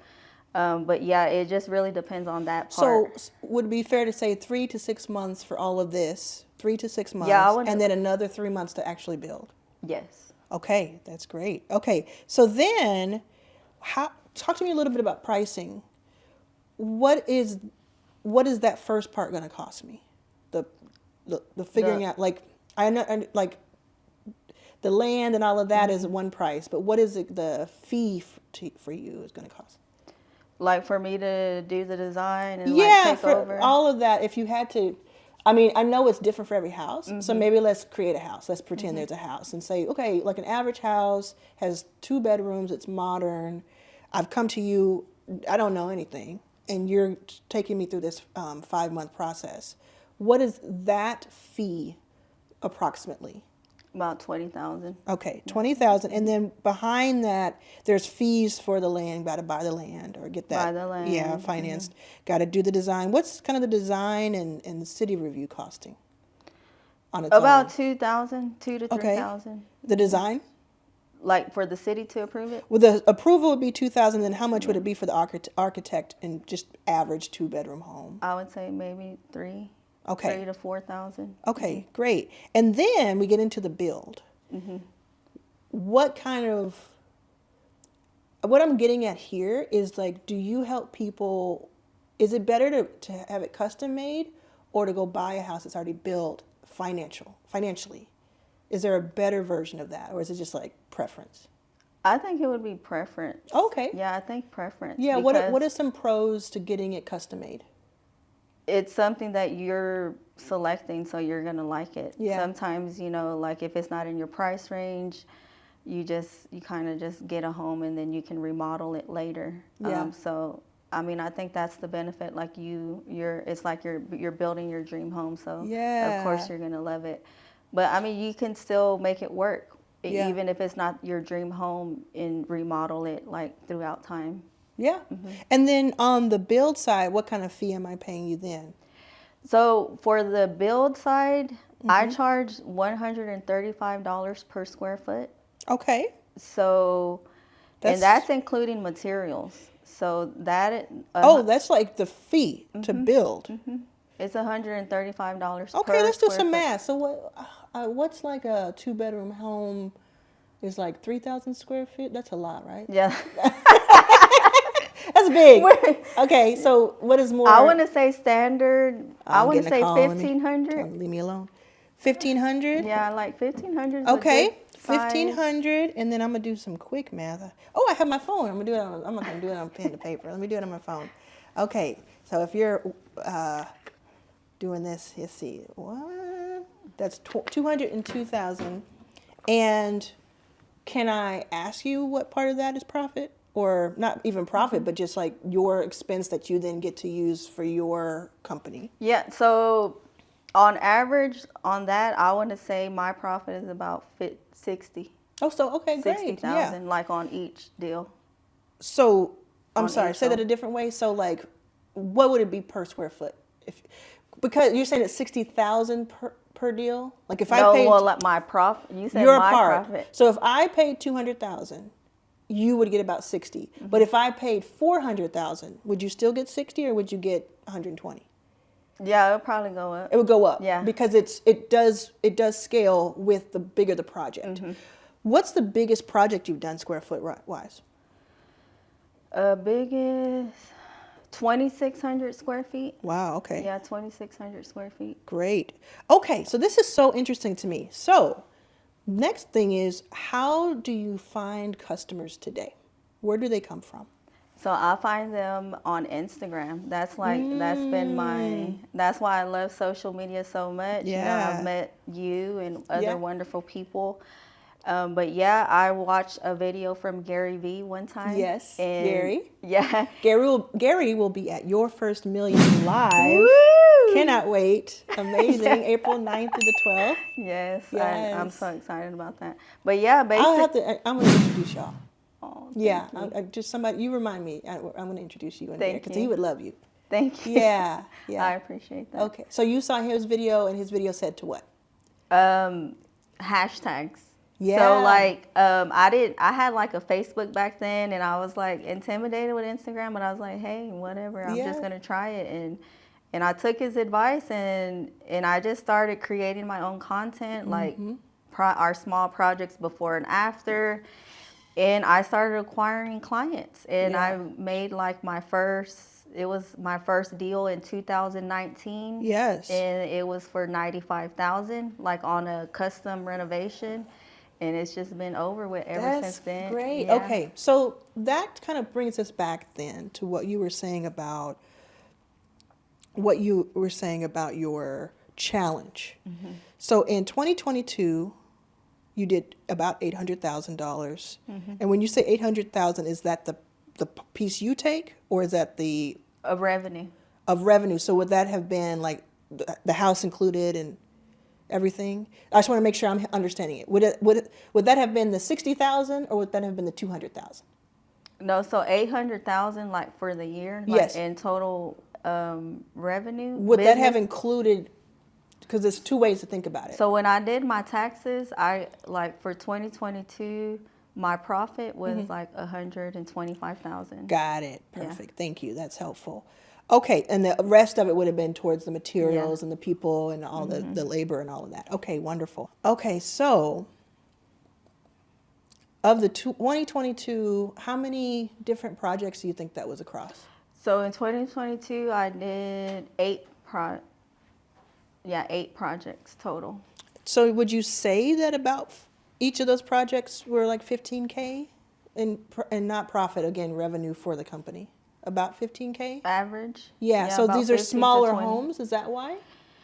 No, it was a lot of learning for me. Yeah. Oh, I see. Yeah. So this current rate, which could go up tomorrow, by the way, this current rate is a newer rate for you. Yes. And how is it compared to others in market? Compared to others, I want to say I'm like in the middle. Okay. Yeah, I'm great. in the middle. That's great. Okay. Yeah. So then in 2023, do you have the rate you have now, or did you start off the year, most of the year, lower rate? So I'm at the rate I gave you now. Yes. Yeah. And that's when the actual jobs became fewer, right? So how many jobs did you have? So this year I've only had about 3. So 3 jobs, 200K top line. And they haven't all been new construction. They've been like some renovations, smaller projects. Yeah. So. I see. Do you know what the difference is between the 2 years? What do you mean? Do you know why you have fewer clients this year? So yes, I do know, in partly because I need to invest into marketing, you know, because I've only focused like on social media, acquiring my clients from there. So that's one thing where I'm, you know, I have a plan. So I'm going to be investing lots of thousands of dollars into marketing, like to go on to Google, Yelp, like all of the avenues where I can find my client. Okay. And what else? I lost. Yeah, no, you got it. Okay, so in 2024, what is your goal, top line? 2024, my goal is to generate at least $2 million Okay. in revenue. So you're going to 10x Yes. from 2023 to 2024, 10x. And how do you plan to do that? I plan on doing that by, this is where I'm eventually going to overcome that challenge that I'm dealing with. Yeah. Once I can get through that, I have all the resources I need now. So I have funding where I can, I mean, I literally have like a line of credit. They're waiting on me like to give me $200K just like for pre-development funding. And so once I get through this, I'm going to have access to funding where I can now go and build my own affordable housing to sell. And you have the 200K in line of credit. What's it dependent on? How do you get it? My personal credit score. Oh, so how do you, so it's only, like, that's the only thing that's stopping you from getting that? Yeah, right now. And I'm working on it. Like I have same. Like, it's, believe me, I understand. Because Yeah. I have done so many things and, so much to be proud of, but there's still that number and it's gotten better, but it takes so long, so, and I rail against credit scores anyway. I've never thought that they were, I feel like they are the new Jim Crow. They're like the redlining to make it so that certain people stay in a certain position. I agree. So talk to me a little bit about the plan. So if you need that money to do what? Just to have a head start? Yeah, like just to have a head start and that to buy like land to get started. Yeah. That's all that's holding me back. That's like for my company. And again, I'm still acquiring like other clients. So this is going to be, it's like a game changer for me because this is what I've always had a vision of doing. I think we skipped that part. So what is this? What is the game changer for you? This program that I'm a part of and having all of these resources and connections. What's the program?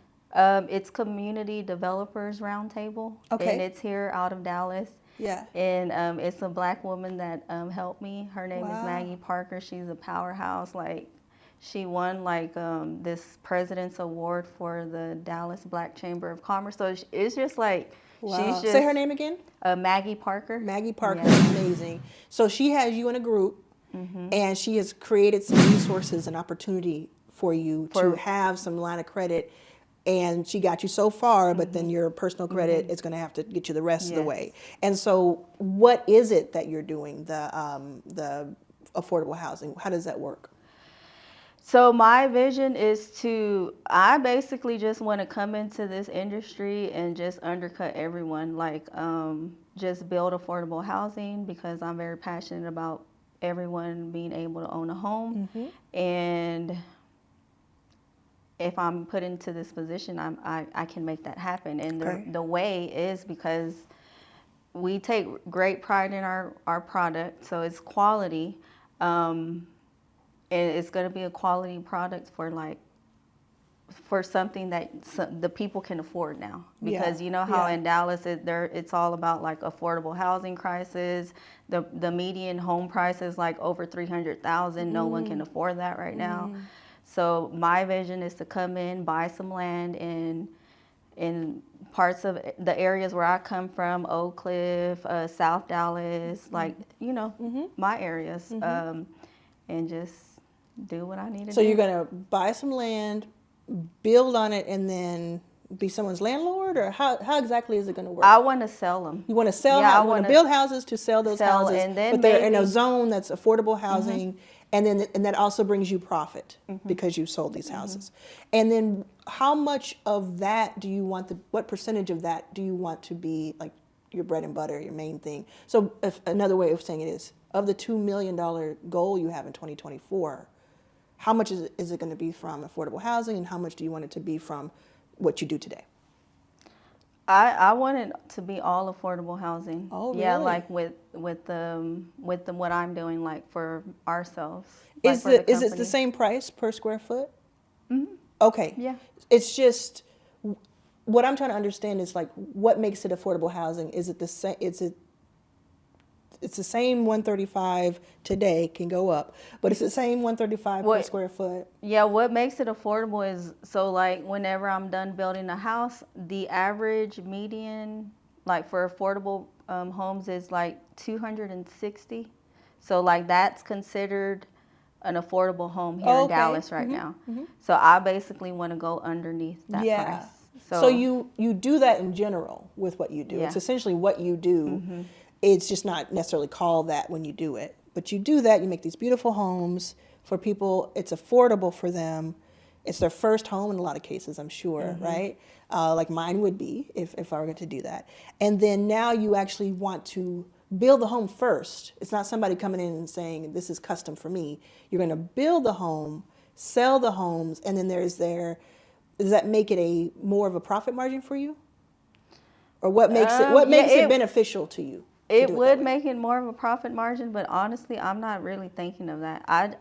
The way my vision is I want to build like communities. You want to buy up the block. Yeah, I get you. I get you. Yeah.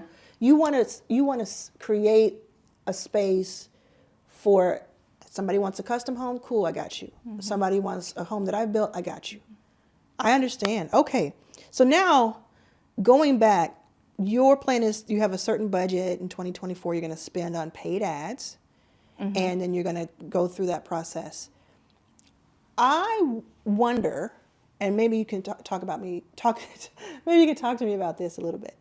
So what you do today when I go to your Instagram, what's your Instagram?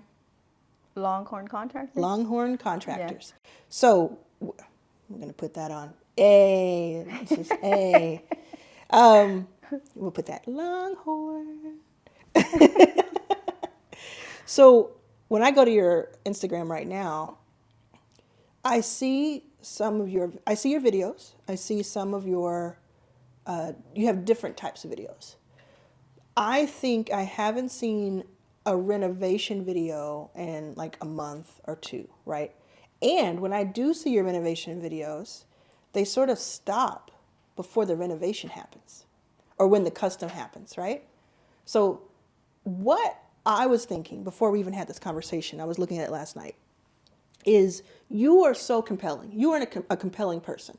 Like I could see you being on the news, like a newscaster or something. You have like a certain personality and certainly an authenticity that people can understand and resonate with.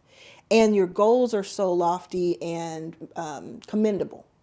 You, I think, without spending a dime on ads, could command an Instagram, TikTok, YouTube world, and LinkedIn world. Those 4 places. And it would not take much more than what you already do. But what it would take, and this might be the harder part, is that it would take you being able to film a renovation or a custom now, like in the next few days or weeks. Do you have a project happening right now? I actually just finished one. We just finished one. Yeah, well, tomorrow we're going over there. Okay. And we just have like some final touch-ups, but it was not like great and lofty. It was like just a basic remodel, but it still looks good. It looks good because it was one way before, and it looks different and better now. Yeah. That's all you need. That's all you need. Do you have footage from it being put together? Yeah, so I haven't posted it because we're not done, but that's going to be like my next project. Yeah, so when I see your videos today, I see what you're doing. I understand what you're doing, but I don't know that you take the viewer on the full journey as you could. And so what I think I really like the angles you get, and I like that it's like from your point of view, and like you're doing this and you're playing the music, and you know people know this is how we show up, which I think is really good. But I think that a little bit more planning of exactly what this video is going to accomplish, like what the intention is, the intent, and then what the outcome is supposed to be. If you put up, like, let's say it's the same house, because you're not going to have a bunch of houses right now. Let's say it's this house. You have footage already, how it started, like, and how what is it? Like how it started, where we are today, or whatever it is. I forgot what the mean is, but like you have that footage, but then you take it all the way to the finished product and you really show us. What it reminds me of is there's a woman, and I can't remember her name, but she was on Amy Porterfield's podcast, and she didn't do any Instagram, any of that before. She just started during COVID. What did she do? She put up videos of her transforming small patches of of gardens. So she would create, put the box around the garden, and then she would like show you how it looks afterwards. And then over that, she would put words, a script that she would say, or she would put like, five things I bet you didn't know about gardening. And they would get thousands and thousands and thousands of views. And it just drove people to her course that she had of how do you transform your own garden. So for you, I think what you have done is laid the foundation, no pun. I think you laid I know, I'm corny, don't worry. I think that you've laid the foundation for everything that you need in order to create this amazing, like full scale content marketing. So I'm not going to tell you not to spend money on ads, because I think you should do what you want to do, and I would love to see how that works out. I also think that there is a way to spend an hour or two just going over at some point, just like this is exactly what the video could be. This is what you'll talk about, the topic you'll talk about very clearly. This is what, so one of them would be, this is remodel. I think those would be the most popular. Like, this is my company. We employ many people. We're in Oak Cliff right now. And it went from this to this, because people are going to look at that and see a 20-second makeover and say, I want her to do that to my house, or I want to buy a house from her. Another type would be, here are 3 things that you need. Like you just taught me, and I wrote this down. I promise you I didn't know this stuff before. You just taught me you need the land, you need to make sure that there's utilities, you need an architect to build, All of that stuff that's like second nature to you, most people don't know, especially your target audience, and which is me and others, right? Us. So if you also become the person who is like giving so much free game about something, and you're only really going to talk about like 3 or 4 topics over and over and over again, because every day someone's going to discover you, and you're just going to like be a teacher. And in being a teacher, 99% of the people will watch it and say, oh my gosh, I now know that. That's so cool. And the 1% are going to say, I like that. I want her to do it for me. Right? And then the big play, I think, is you do this on Instagram, but then you also, you have a version that goes on TikTok, and then a version that goes on LinkedIn, and then a version that goes on YouTube. And you have longer form for YouTube. And that, I think, on YouTube is where you could really have a breakout for what you do. You could, even if it's like, you don't need to have 1 million people see it. Let's say you have 1,000 people, 400 people see this video, but it's a 15-minute, 30-minute video where you're with the client and you're walking them through the process. Or you're literally walking them through the home that they're seeing for the first time. Oh my God, like reaction videos. Oh yeah. Like, there's so many different types of videos you could have. Even if you wanted to choose 1 or 2 of those, or 3, like education, makeover, and reaction, boom. And then every single day you're posting something. Something is coming from that. And I promise you, you could have posted something 7 days ago, edit it, take off the first 3 seconds, put a different song on it, put different words to it, and put it out there again. It's going to capture people. And even if you had like 400 people see that 15-minute video where the person is seeing their dream home for the first time, 40 of those people are going to be like, oh my God, I'm going to spend this year being able to afford that.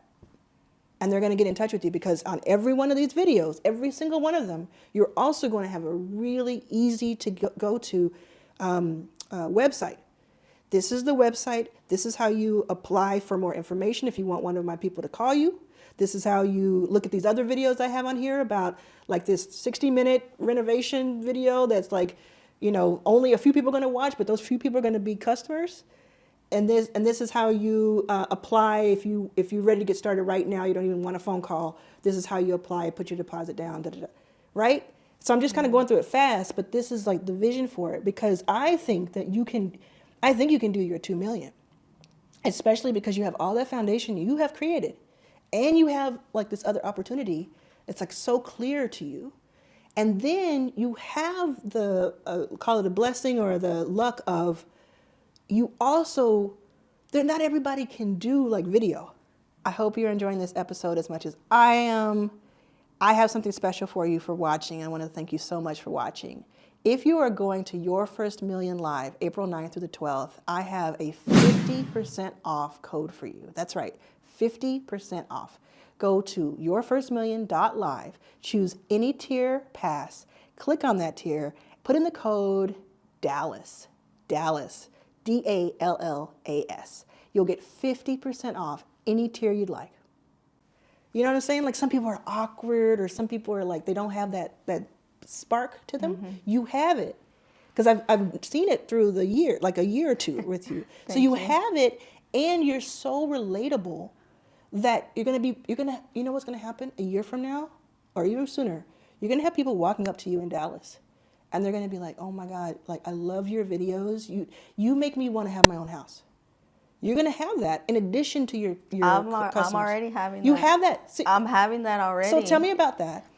Not like walking up to me, but people now, like since I've been in this program and I've kind of been like trying to open up more and like present myself more online, I've attracted more people and they're the clients that I want. So there's his name is Lubbock Smith, and he like reached out to me. He just won Community Award of the Year through Cosign. Okay. So it's like he's like a big deal here in Dallas. And he saw you.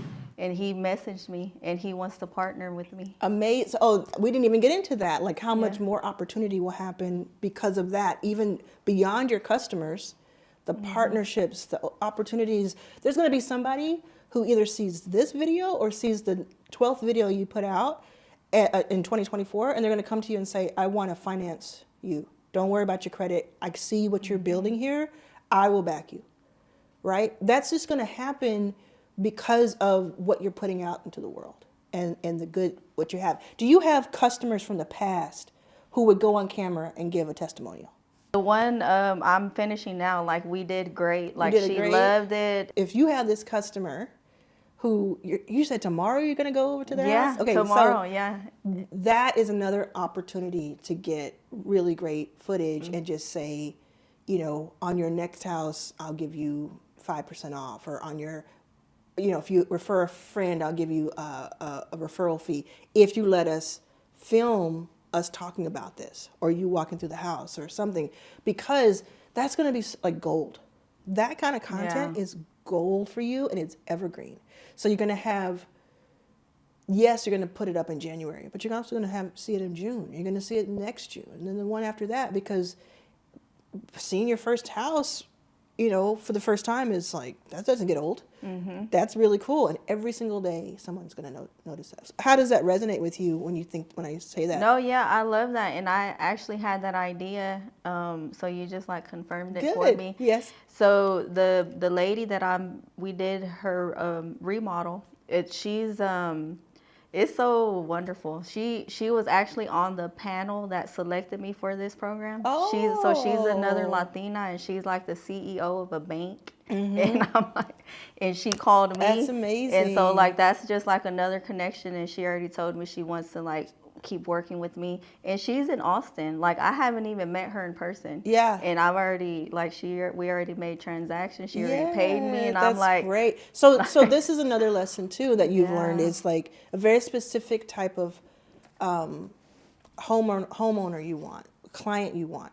And you obviously are not going to do anything that is discriminatory whatsoever, but how cool would it be to have certain of your videos be only in Spanish?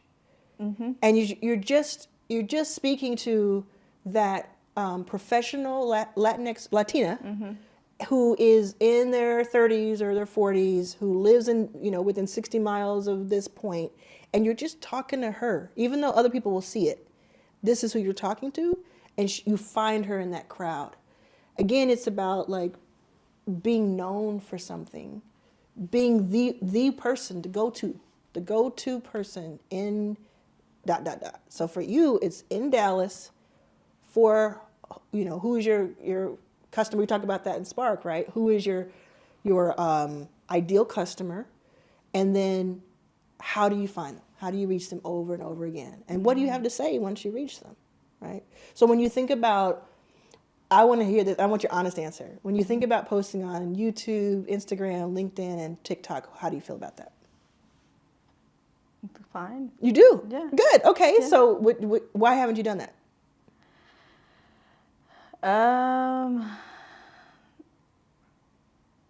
No excuse. I just Yeah. It's sometimes it's a lot, like, because I'm doing it all, Yeah. and then like I try to connect my Instagram to my TikTok. I don't know. I feel overwhelmed sometimes, so Yeah. I kind of just been comfortable and just kind of just sticking to what I've been doing, but I'm working on it. I'm like, getting out of my shell more and more, and I just feel like this year is just like gonna be wonderful because of all the things that are happening. Yeah.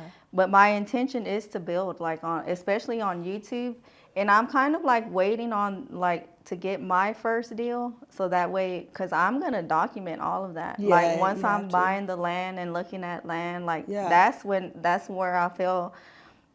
I guess like I don't feel as confident because I don't have it yet. You don't have it, but you do have this other stuff that you do. Mm-hmm. So it might be that you just need to do one more custom build while you're waiting for everything else to attract all the other stuff, right? Because if I knew that each time I posted or each week the combined amounts of my posts brought me a new client, or each month it brought me a new client, you better believe I'm going to post every day. And you don't know that for sure today, but there's a reasonable expectation that you would attract a lot more people. So right now you post how often on Instagram? At least I think once a week. Once a week? Yeah. On Instagram, do you post anywhere else? No, like my Instagram's connected to Facebook, so it's like automatically. Right, so I'm posting to Facebook. Okay. And then TikTok, no, it's just like randomly. I need to be more consistent on that. Let's say that in a given month you post 10 times total across across Instagram and Facebook, and maybe a TikTok every once in a while. That's 10 times, and you've already seen that brings you people's attention, and sometimes it turns into clients. What would happen if you had 100 posts a month? Yeah, more money. Right, right. So it's just true. Like, it just makes sense if you have that. So, and then if you say, oh, it's 100 times a month, but really, if you break that down, it's about 3 or 4 a day, and that's across everything. So let me show you what I do. So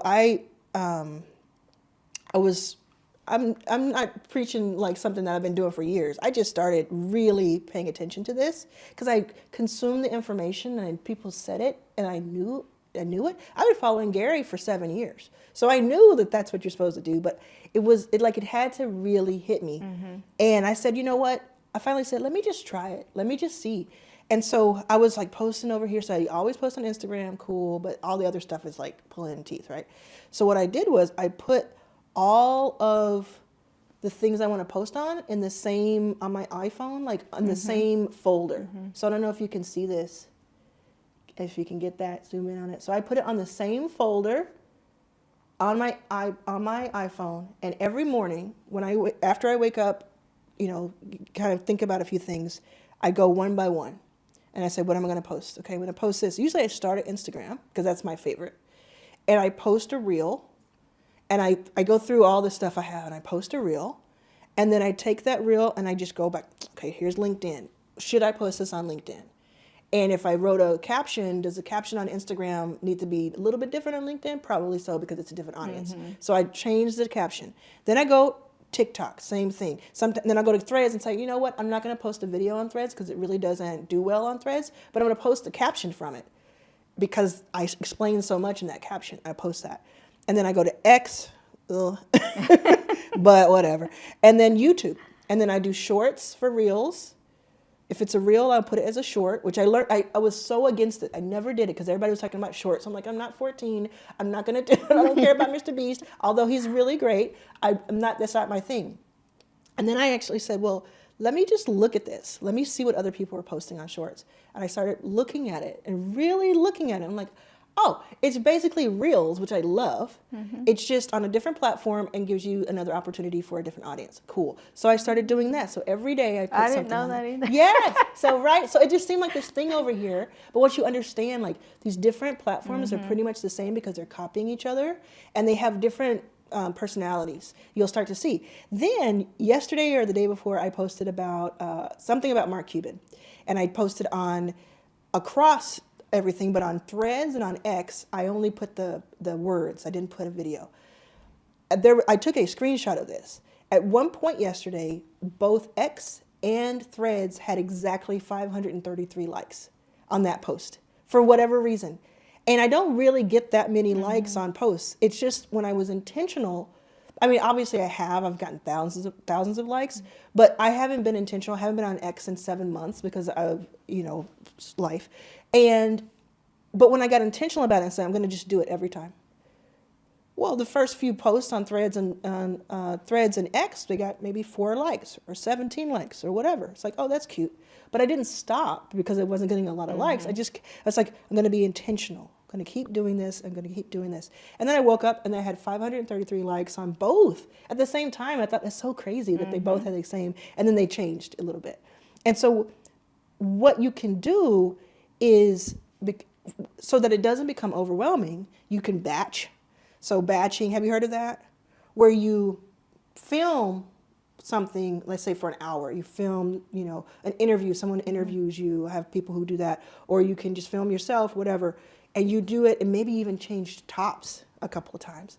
And you do that for like an hour, you can get like 30 days or 60 days worth of posts from that.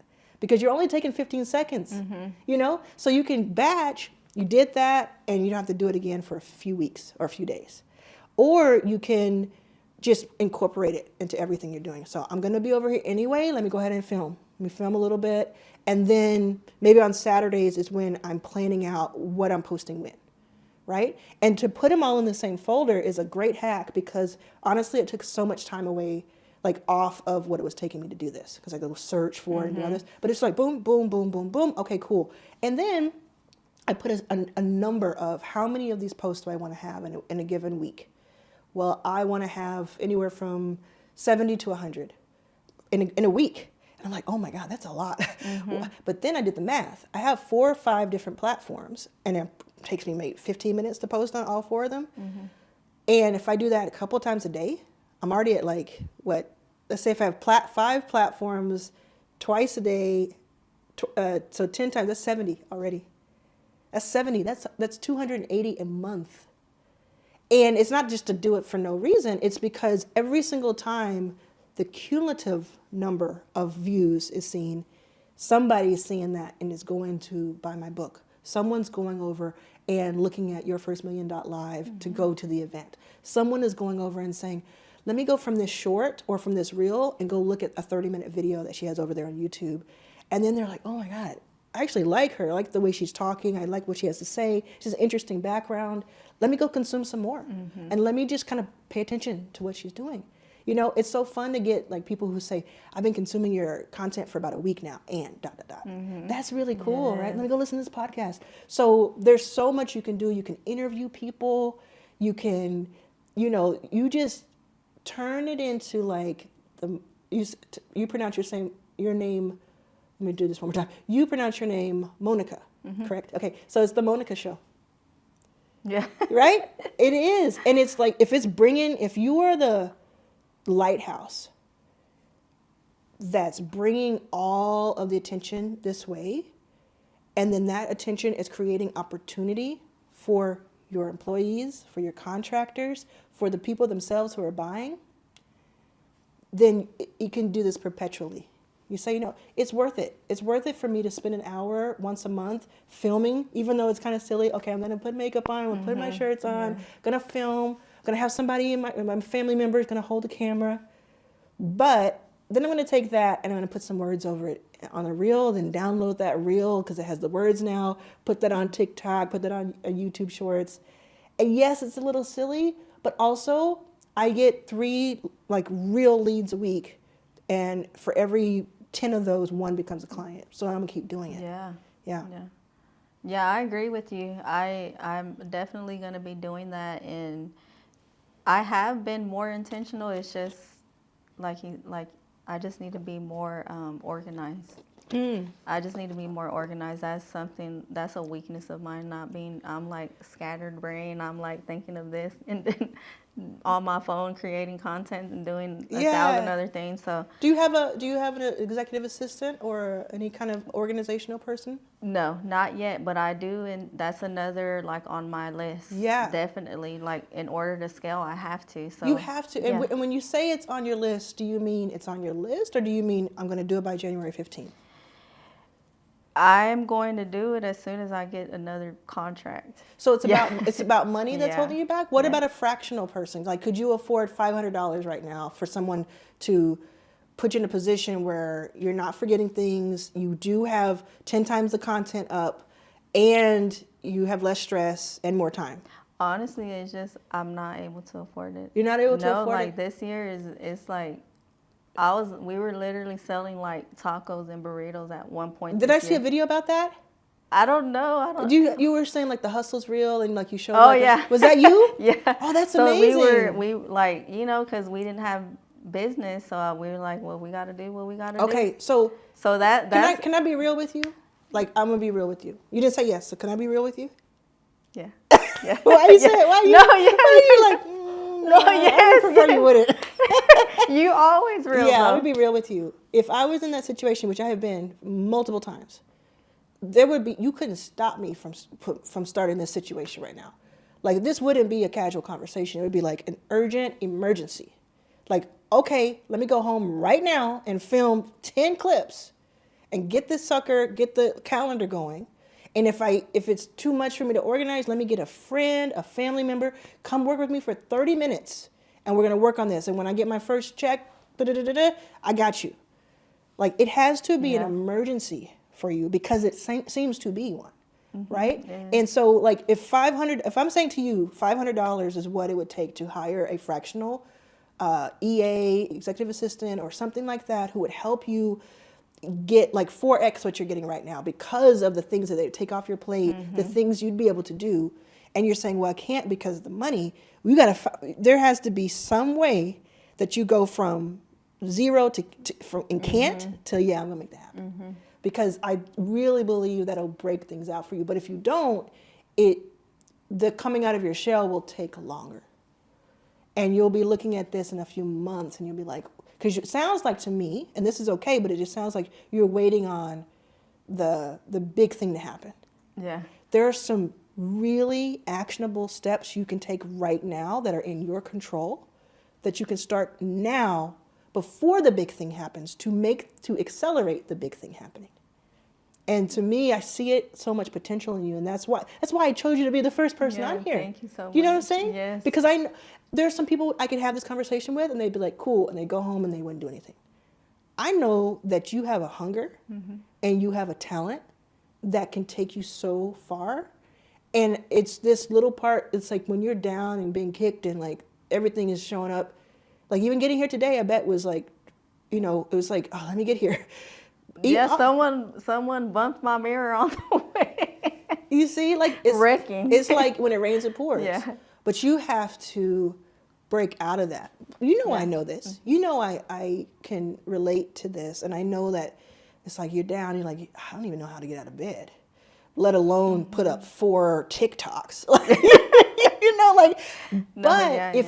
If you could predict, if I do that, it changes my life, and it's free, So I don't have to spend any money and hope that it'll work. It's just free right now on my phone. Isn't it worth it just to try? So one of the things this is a VIP day. So one of the things I want to do is see, I'm just thinking in this moment, like, see if we can kind of start you off with some stuff. I got Rook and Angel in the room. Can we do some videos with Monica and get her started? Yeah. You can say it out loud. Yeah. Thank you. Yes, you can. Yes. Yes. And I think that if you were up for it, I think that would be great. And then we can talk a little bit about, like, a little bit more, because we're going to be at this game later today, courtside. Yeah. That's crazy. So we'll have time to talk a little bit while, like, basketballs are being thrown at our head. Have you ever been courtside? No. Let me tell you, never. we gotta protect each other. Because Rook was with me courtside at a game once, and he saved my face. Oh, wow. Yeah. Okay. It's not terrible like that, but it is like you're on the court. Okay. Like, there was one point I thought I was in the game. At one point, it was so I was like, oh, did I catch that? That's amazing. But we'll have time to talk even more about the pieces of this, But I think, like, the foundation. How do you feel today about things? Like, walk me a little bit through your emotions.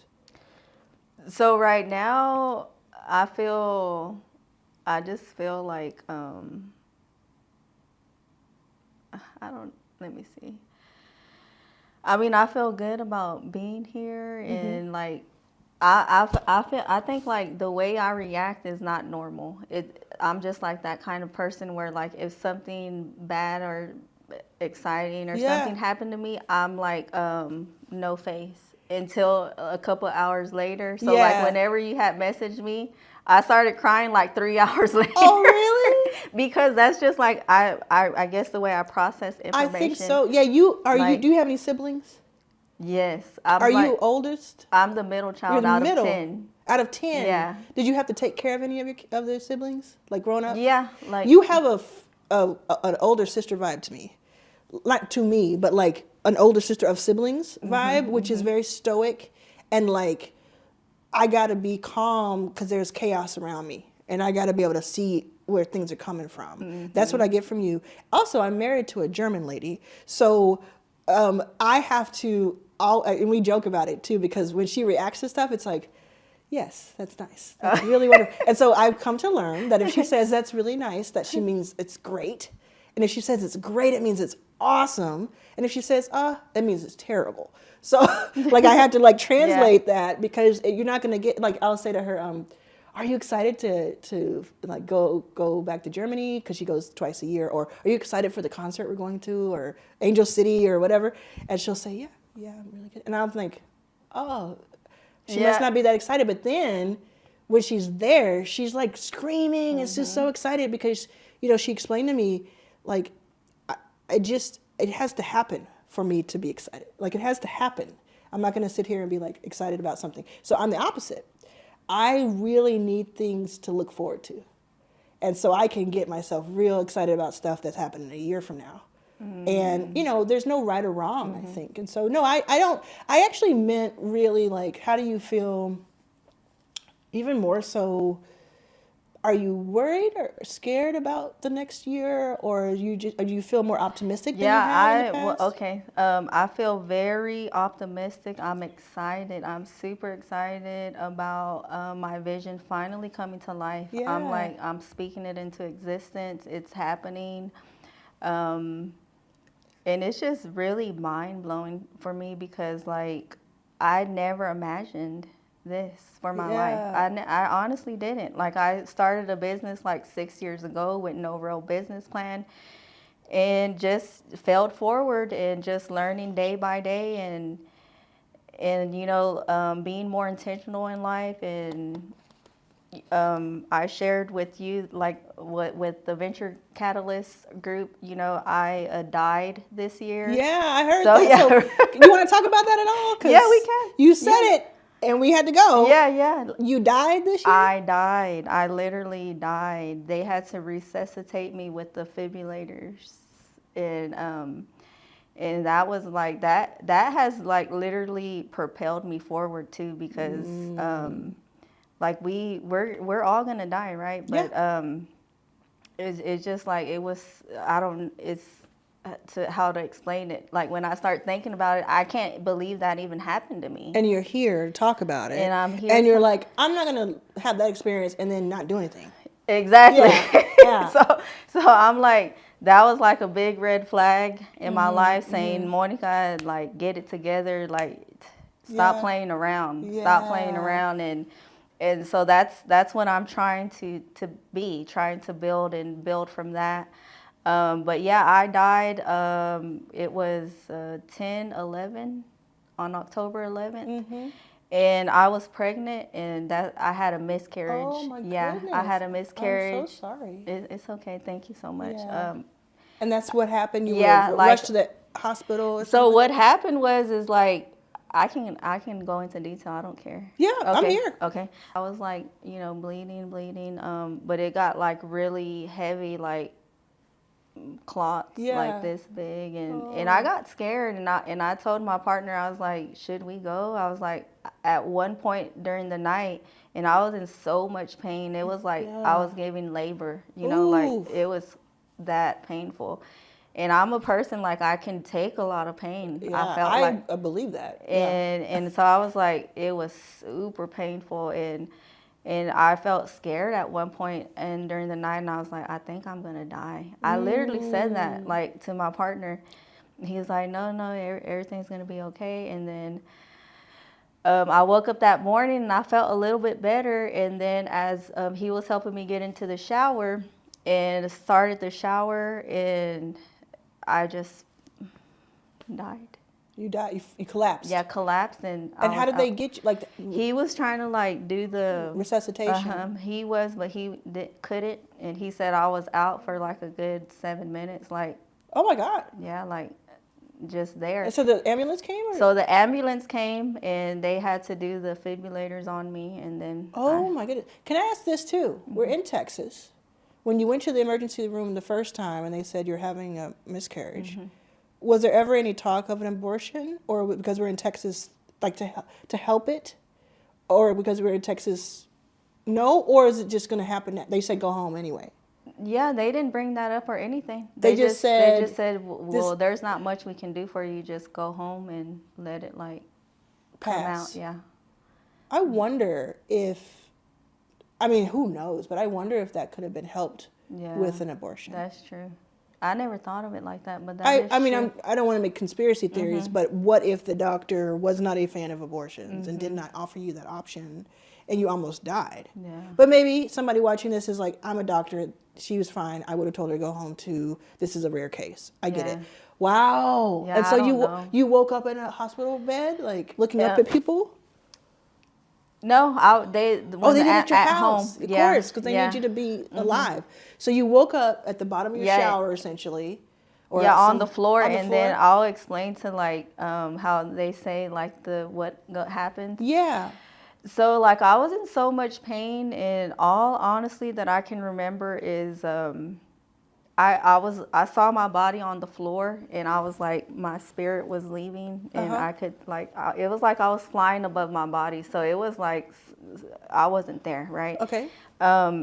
But the feelings that I had were so much joy and peace and laughter. I was like, when my partner said like I started to wake back up, I was laughing, and I was laughing like, when I was gone, like I was laughing, and those were the feelings I felt, like, after being in so much pain, like those previous two nights, like it just felt so good, like to finally not feel pain, finally, like I didn't see anyone, I just saw like really bright white. Why do you think you came back?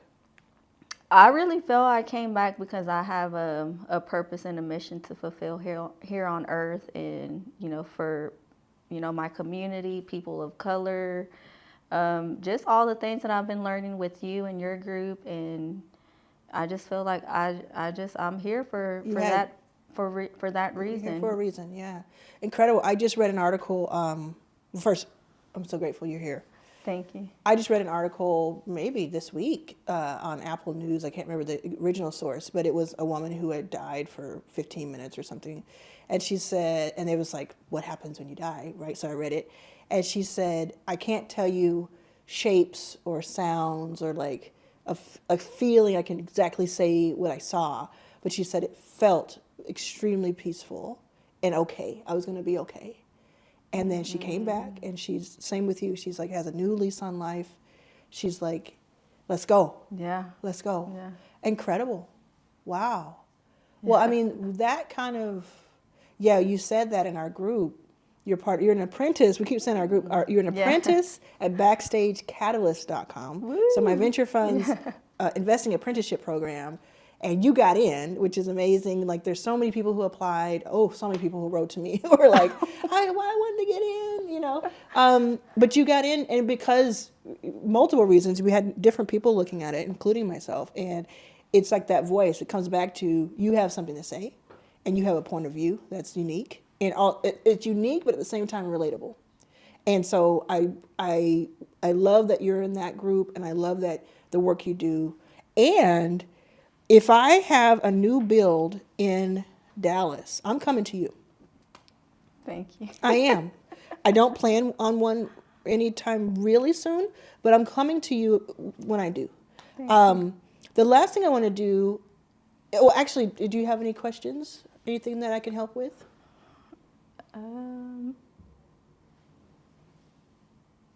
No. Okay. No, not right now. Okay. Was this helpful at all? Yes, it was. Okay. Okay. Cool. What I love is that, let's say January 1st, that could be the first day you post on these different places. You can get set up on a couple of platforms, and just have some stuff in the chamber, essentially. Like, okay, here's some videos I'm going to have. Put them up. Just see how it goes. You know, it's not going to be immediate, like, oh, I got thousands of views on them. It's just going to be the steady. If you keep doing it, if you make it part of your process each day. Each day I'm going to spend 10 minutes, 15 minutes posting videos, either filming them real new or have some already made.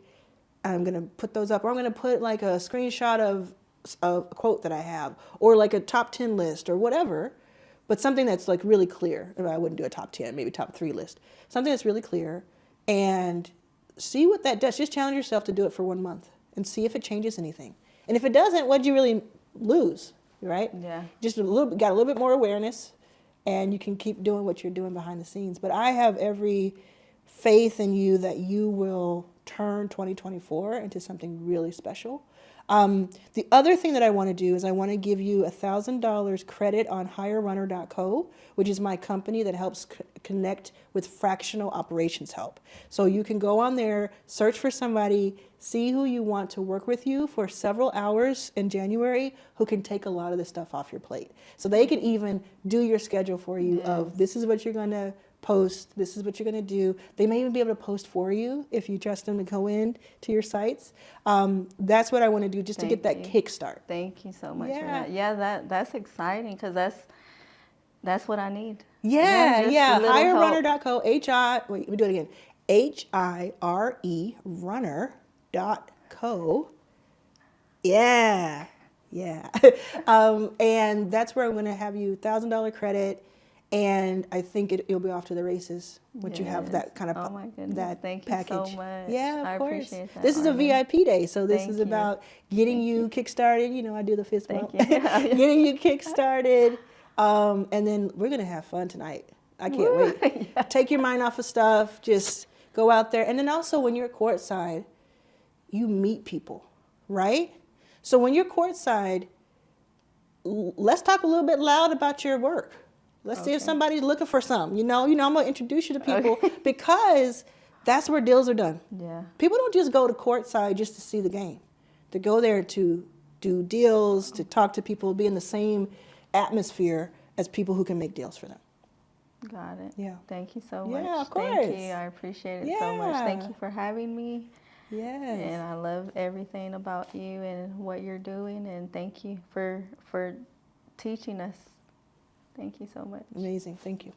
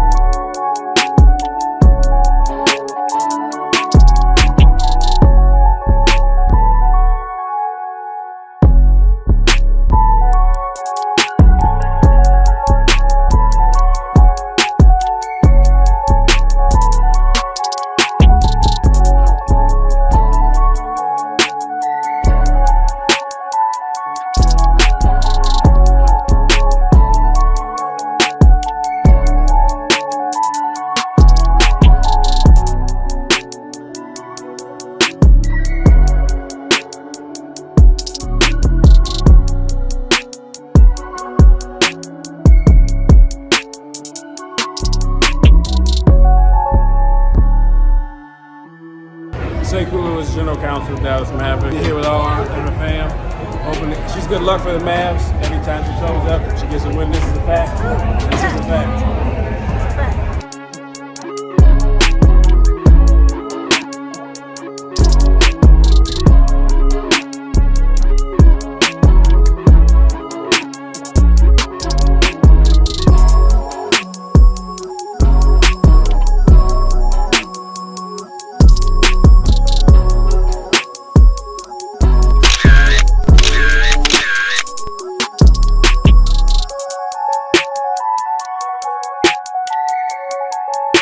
This is my new book that's out, Your First Million.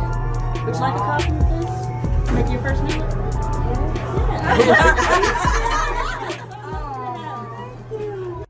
What a day. We did so much today. Now the Mavericks didn't win. They lost by 3 points, but the game was incredible. And here's what happened. This is what's so cool. So we had this day, this amazing day, this conversation, right? And it wasn't just about going to this game. I told Monica right before we got here, I said, I bet you're gonna meet somebody here that could be a client. About halfway through the game, someone started talking to us, and it was another Latinx woman. And she was curious about my book because I had it with me. And so we started talking. I introduced her to Monica. She's a doctor. Her best friend's a lawyer. Her husband is another doctor, and they were with someone who had season tickets courtside. And I was able to introduce them to Monica, who they were very interested in learning more about how she builds houses, and that's how they were introduced. So they followed each other on Instagram immediately. They had a great conversation, and that's why you want to be in those places, right? It's not just about seeing the game, having fun. It's about proximity. It's about opportunity and creating opportunity for yourself, being in the room. So if you can't be on courtside, can you be at the game? Can you spark up a conversation? And can you get yourself thinking about, how do I get closer and closer and closer to courtside? And you know I don't just mean that literally, right? So it was just a really cool thing to see. And I didn't get it on film because I didn't want to mess up their vibe, but it was very cool. Thank you, Arlan. You're the best. Thank you. Your first million. Let's go. Let's go.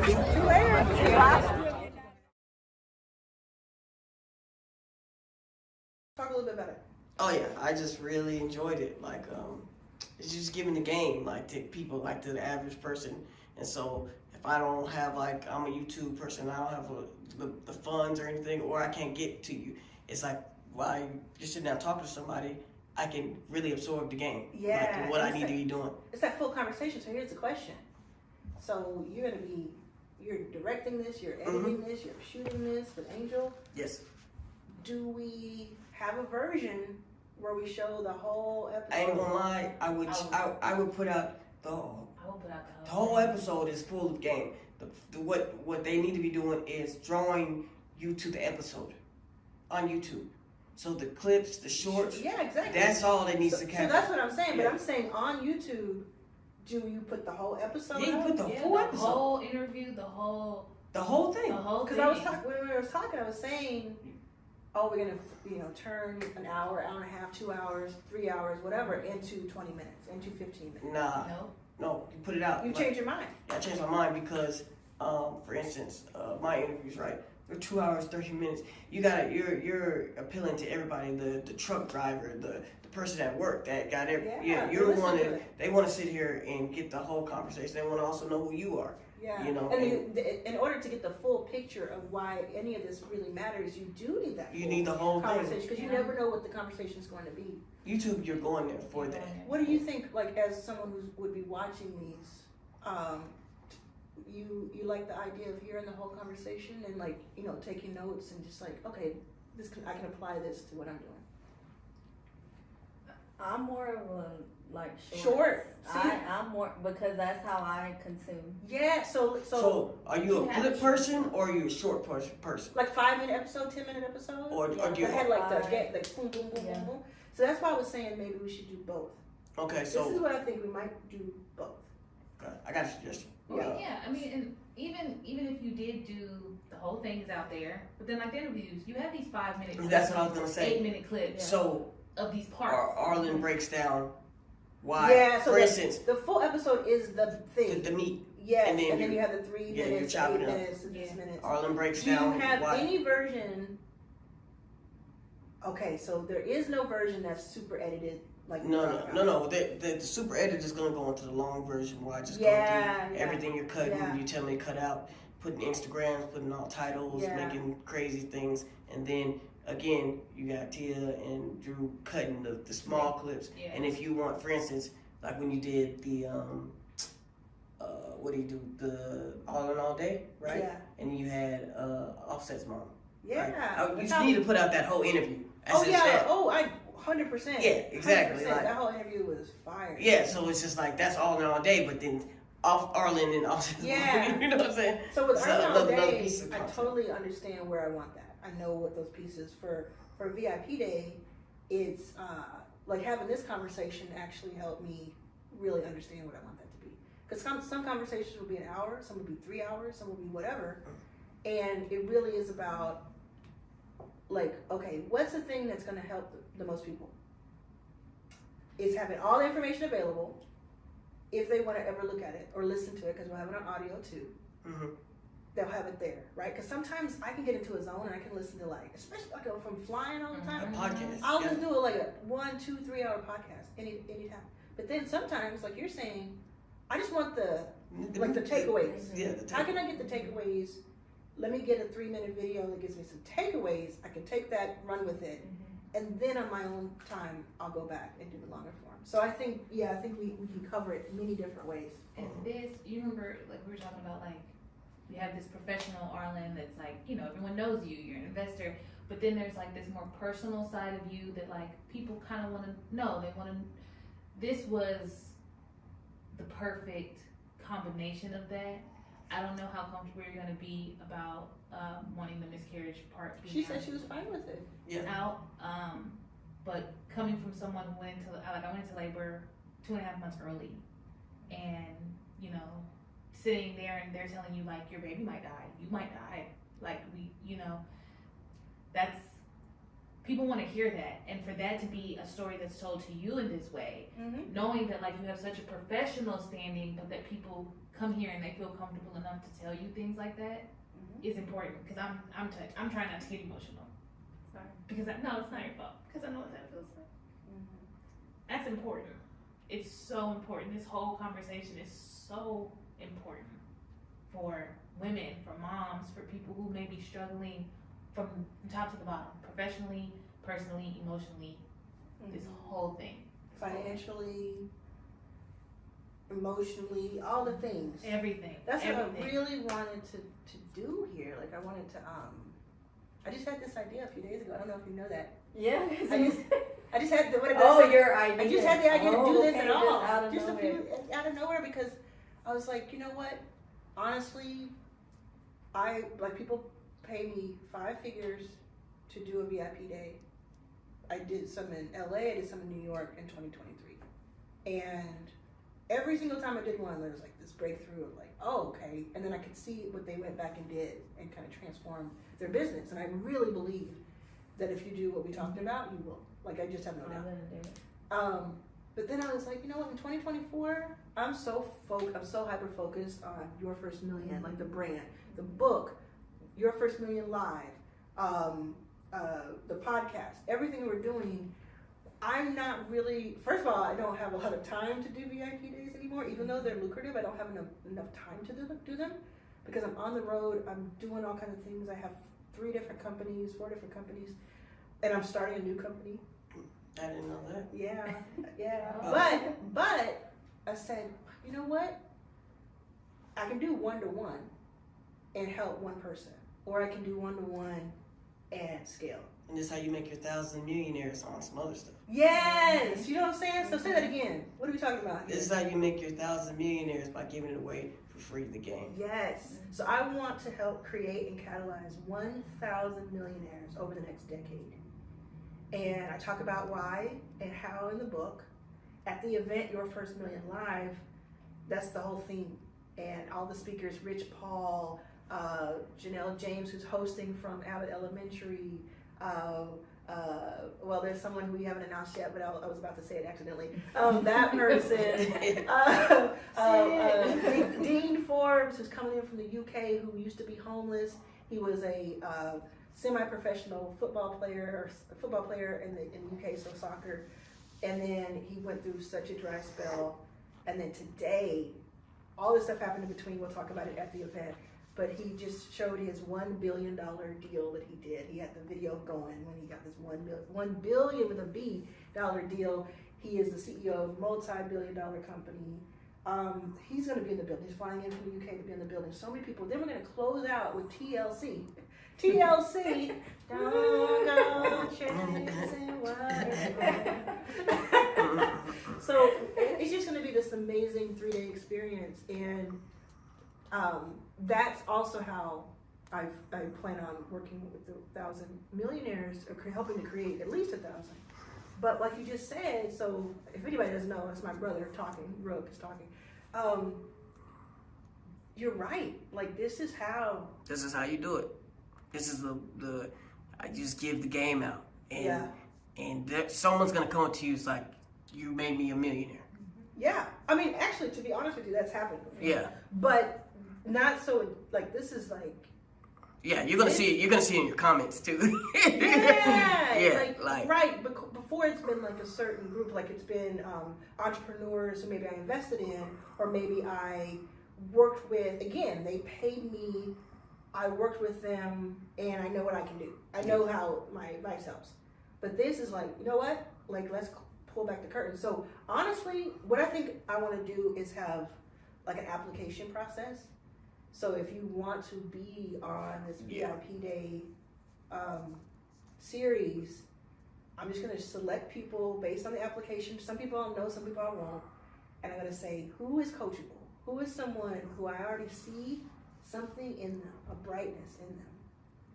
And then somewhere in the country, or maybe even outside the country, we're going to spend the day together working on your company. And then we're going to do something crazy. Like, go to an amazing concert, or go to courtside like we're doing tonight at the Mavericks, which I love doing that. And I do that all the time with y'all, right? With my family, we go courtside, we do what we do, which is amazing. It's amazing. It's crazy. But how cool is it to be able to share that with people from the audience? Yes. Like that to me is gonna be, because I'm not. So Steve Harvey, in the past, has said things about gay people and about atheists, of which I'm both, that I have found offensive. And therefore, I have not been the biggest fan of his advice. It's like, I don't think his advice is for me. But I'm also no fool. And Steve Harvey has done very well for himself. So I do listen to see if there's something I can take from it. And I recently saw this clip, I think it's an older clip, maybe it's not, but where he said he thinks that everybody who's watching it, and I think in his case he was talking about people of color, I think. He's like, you should find a way to go first class on your next trip. You should find a way to go first class on your next trip. He said, you're gonna think it's crazy, but just do it. He said, the reason you're gonna do that is that when you go to first class and you experience first class, and first class is cool, but what he's saying is when you experience it, the next time you get on a flight, it's gonna be really hard for you to walk past first class. So then when you land after that second flight where you're not on first class, you're gonna do everything you can from that moment on so that you're in first class every time. And that resonated with me. It resonated with me. So if we can show people the certain things that I get to do, which I've never ever wanted to gatekeep in my life, if we can show what that's like, then for the people who get to experience it, great, but also it's for the people who are like, I'm gonna do that too. I'm gonna be sitting next to Arlan. Like, shit, I don't need her. I'll be sitting next, because with you, I know that a year from now, we're gonna be both like, okay, do you wanna go half on a suite, or what are we gonna do? Of course, what are we gonna do? Because it's like, do y'all see what I'm talking about? Like, I just see you like owning Dallas real estate, right? Y'all see that? I see it. I see it. All Like, the, like on billboards and stuff. That's literally what I was about to say. Like on all the billboards, and like all the I see it. I see it. I see it so clear. So I definitely want to continue our conversation, because I also think our friend Lana, who's on the Arlan Was Here team, she's incredible. She has like years and years of experience as a producer on the Today Show, and then she worked for Mad Al before that, which is amazing. I try not to fangirl too much. And she's now the head of PR for Arlan Was Here. And she said what she would like to see as someone who, and she's in the apprenticeship with you. Yeah. So what she said, what she would like to see is me work with somebody all year and take them to millionaire status. Ooh, that's good too. Right? So what if we just kept talking, you know, we kept up with you, what you're working on, and it's that inspiration for the audience. I would love that. And Arlan also, like, I'm just being real, like, you have really helped me, like, from the first message that you sent me on Instagram, like, that was during the time where I was lost and heartbroken over my business. And, you know, like, your little, what was it? I can't even remember the name, but it was, like, I think, like, 7 days where we did, like, the clarity. Oh, it's called Write Your Own Headlines. That one changed my life. Wow. Yeah, that changed my life, like. That was last year this time. Yeah. Right about this so time. So like you and what you've created, you are catalyzing me to be a millionaire. Yeah, you really are, because at one point, like, I couldn't afford your community, and you just like gave it for free, and I'll never forget that. I like cried because it, like, I was just in a low place, right? And so just that kind gesture like changed my life, and I'm like, it gave me hope, and you know, inspired me to keep going. And look at me. Yeah. I mean, I don't have it yet, but I know I will. It's just a matter of time, a matter of me getting through these hurdles and all that. But yeah, I see it too. Well, I did it because I truly saw something. I just saw something. Like, I'm not gonna give stuff for free to everybody when it comes to like things that I charge for, because people have said this before me. I'm not the first person to say it, but like, when you pay attention. Like, when you pay for something, you really invested in it, so you do more times than not.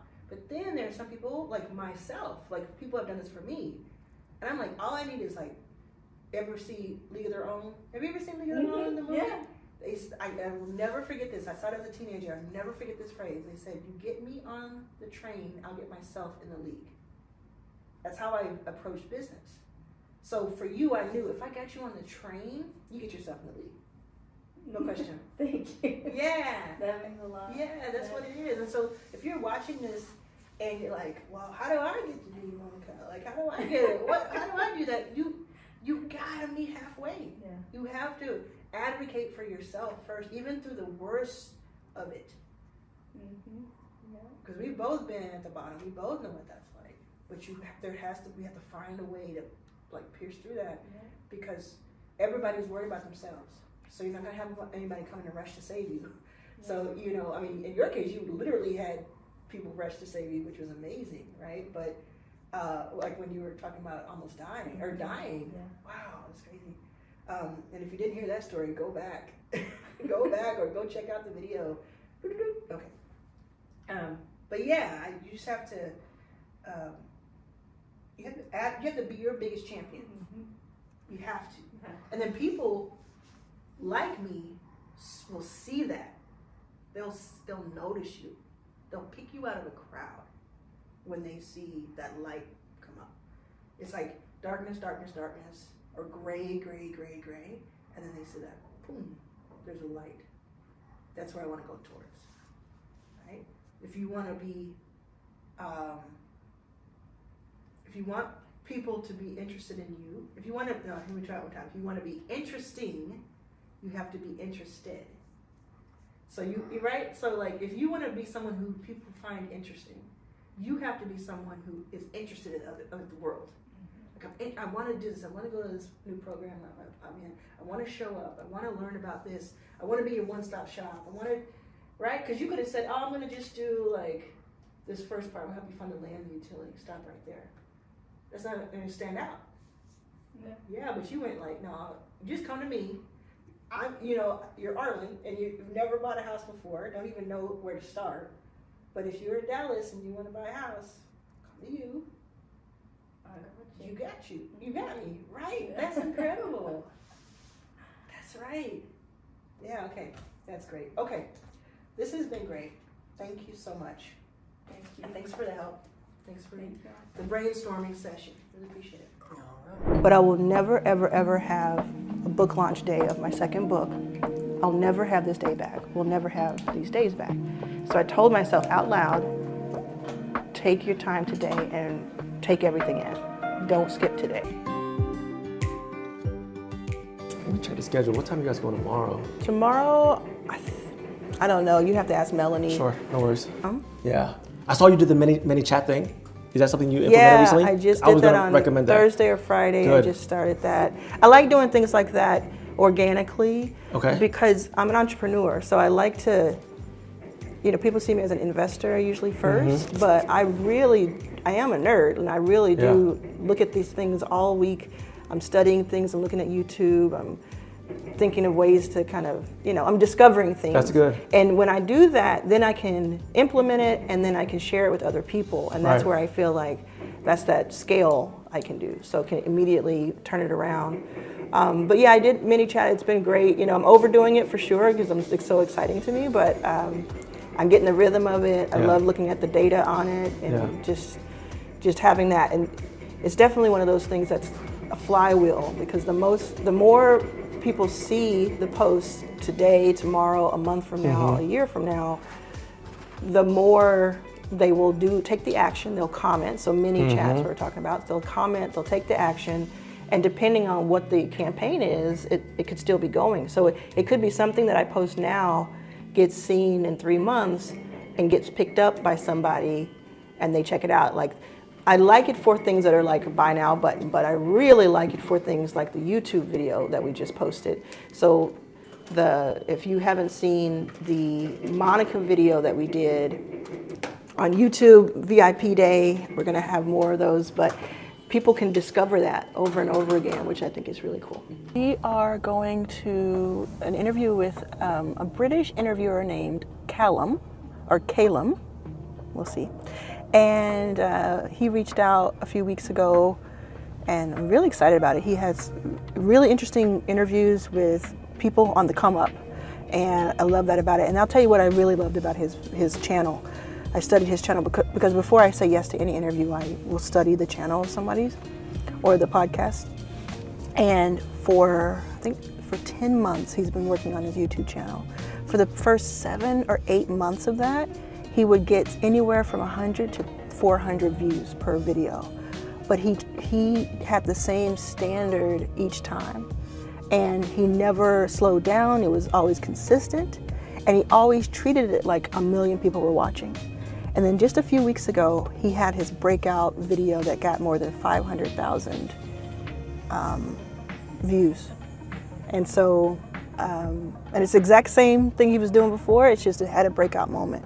So I really like that. So I wasn't impressed by the 500,000, I was impressed by the 500 views. And he kept going. Okay, New York. I'm always in the headspace that the company that is led by someone who is underestimated, that will be the next $1 billion company or the next $1 million company, but I'm getting there on the ground floor, I'm one step away from that person. So I'm always open to the idea of hearing and learning. I will say, when I'm working, like if I'm at a speaking event or a networking event or just hanging out, and people pepper me with pitches, that's a lot of P. When they do, Peter Piper, when people are always like, coming to me, and the first thing they say to me is, "This is my company," I kind of space out a little bit, if I'm being honest, because I get pitched so often, so many places. It's better. The better way to get my attention is meet me as a person, like talk to me, like one-on-one, just talk to me. If you have 10 seconds with me, if you have 2 hours, just talk to me. And then let my curiosity lead the way. Now, I don't know what I don't know, so I don't necessarily know that you have a company if you don't let me know, but you can kind of, I like when people are like, hey, I'm Sylvia, and I have a company that helps with pet care for African American dog owners. And then they stop, and then they talk to you. I Hello. Hi. How you doing? It's good to see you. How you doing? Good. Good. How are you? I'm good. I'm good. Hi. Arlan. I'm David. How you guys Nice to doing? see you. Great. Nice to meet you. Nice to meet you. I'm messing up the vlog. Oh, you're not. No, it's all good. It's all good. Okay. Oh, these chairs are quite snug. It's nice, isn't it? I don't know if that's the word. Not too small. It's not. It's not meant for. Can I? You want that one? Do they look? Oh no, it doesn't look the same. Thank you. This is for more of a Norwegian. Yeah. But yeah, it's much better. Thank you. So if y'all get a little bit, and then you can. I think there are 3 seats here. Yeah. You can sit here or also outside, whichever one. Yeah. I will warn you that it could be a little warm eventually. Okay. Is this door closed? Yeah, we'll close it. Okay. To the south. How about we do that? And is there an opportunity to stop in midway through, or is it?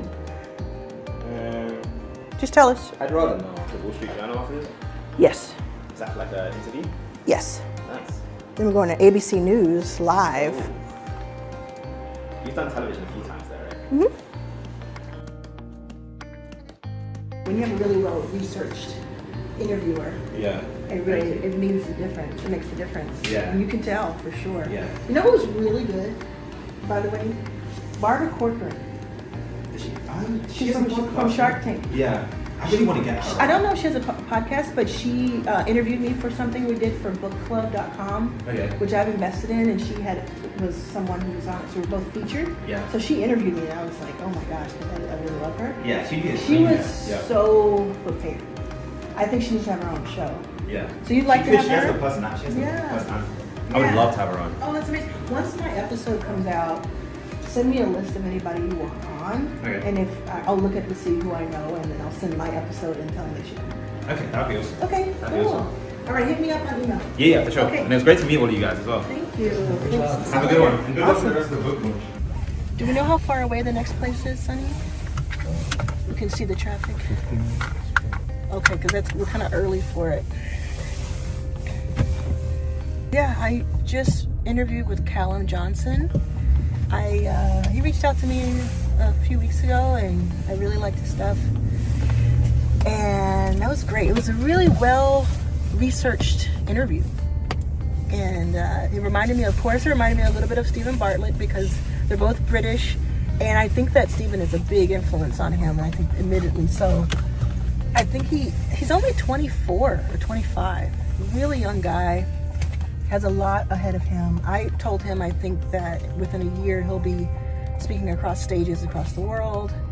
I think if he can have that quality of an interview each and every time, you're gonna, like me talking about him as if you don't know him is gonna be in the rear view, because he definitely has a lot going for him. I wonder if there's a Barnes & Noble anywhere around here, because the books should be in the Barnes & Noble. What time does it say, Sunny, that we'll arrive? 2:48.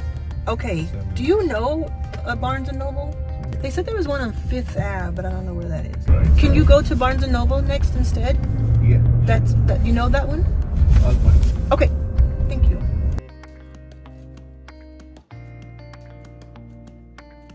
Thank you so much. Yay! Yeah.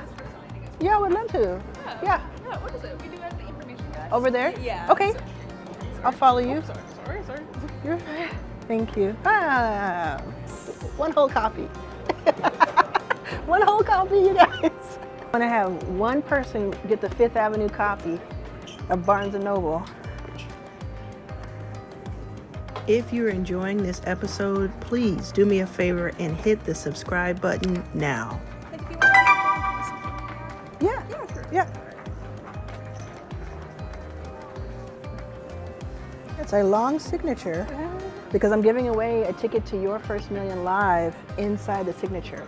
So whoever comes to the 5th Avenue Barnes & Noble in New York and picks this up, you have a free ticket on me to Your First Million Live.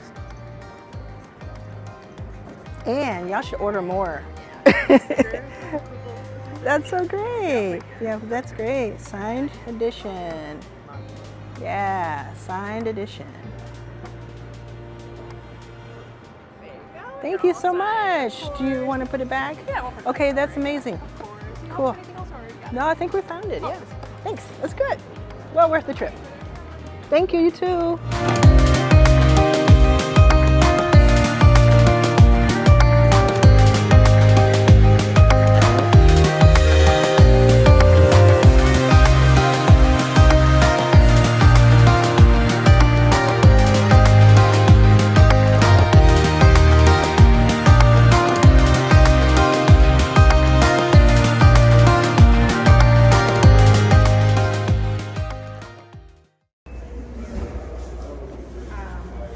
For me, the biggest thing is, creating 1,000 new millionaires instead of the next lone billionaire. And so I feel like mentioning the event and mentioning just like talking about the catalyzing people in that way is so huge. And so I wanted to make sure we get to it.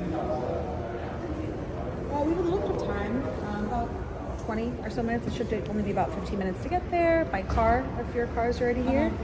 I believe we're due for 4:45. Let's do it. Let's try to make it work. Aww. So someone I don't know just wrote to me and said, I'm so proud of you. I have tears of joy and happiness for 2024 for you. You work hard and you are a light to entrepreneurs all over the world. I plan to attend San Francisco. If you have volunteer opportunities for your April event, I would love to volunteer. Just know that 2024 will be the best year yet. Thank you for doing everything you do for others. It's beautiful. It's wonderful. This happens every day, all the time. How can you not love that? Yeah, I met her once, I want to say 4 years ago. Yeah, in Chicago. Oh, nice. Was she covering like a story or something? She was moderating a panel that I was on for a journalist, for Black journalists, some sort of event. Amazing. So you have a little reunion today. Yeah, I don't know if she remembers me, but I certainly. She may. She's pretty good. Memory.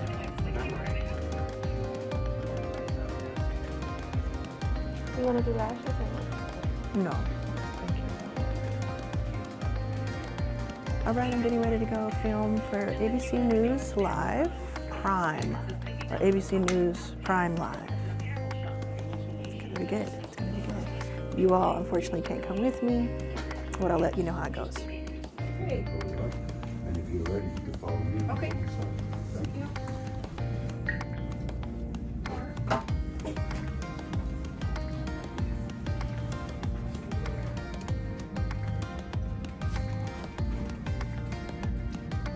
In studio, welcome and happy launch day. Thank you so much. So you have such an inspiring story. As we were talking about, we met a few years ago, and I remember you talking about struggles with poverty, with homelessness at one point. Now you're a venture capitalist, super successful many times over. Why did you decide that you wanted to pay it forward and show other people you can do this too? Thanks for having me here. I wanted to write the book that I wish was written when I was starting out. And I'm continuously learning, and I'm in rooms that a lot of people are not in, and from a perspective that is unique. And so every time I'm in those rooms, I'm taking notes to bring back to other people. If you're enjoying this episode, please do me a favor and hit the subscribe button now.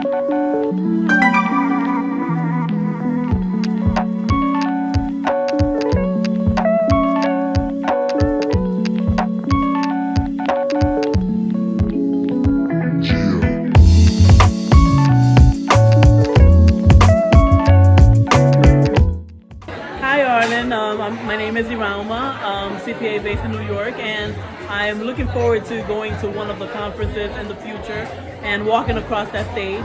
Thank you for reminding us that we can do this and that it is the damn time to get this thing done and to make that impact. I like what you mentioned about the billion, how making more millionaires instead of just one person really adds more to the impact.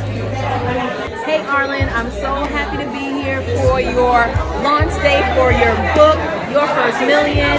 I'm Marsha, founder of Personally Inspired, and I can't wait to see you and my sweet mates at Your First Million Live.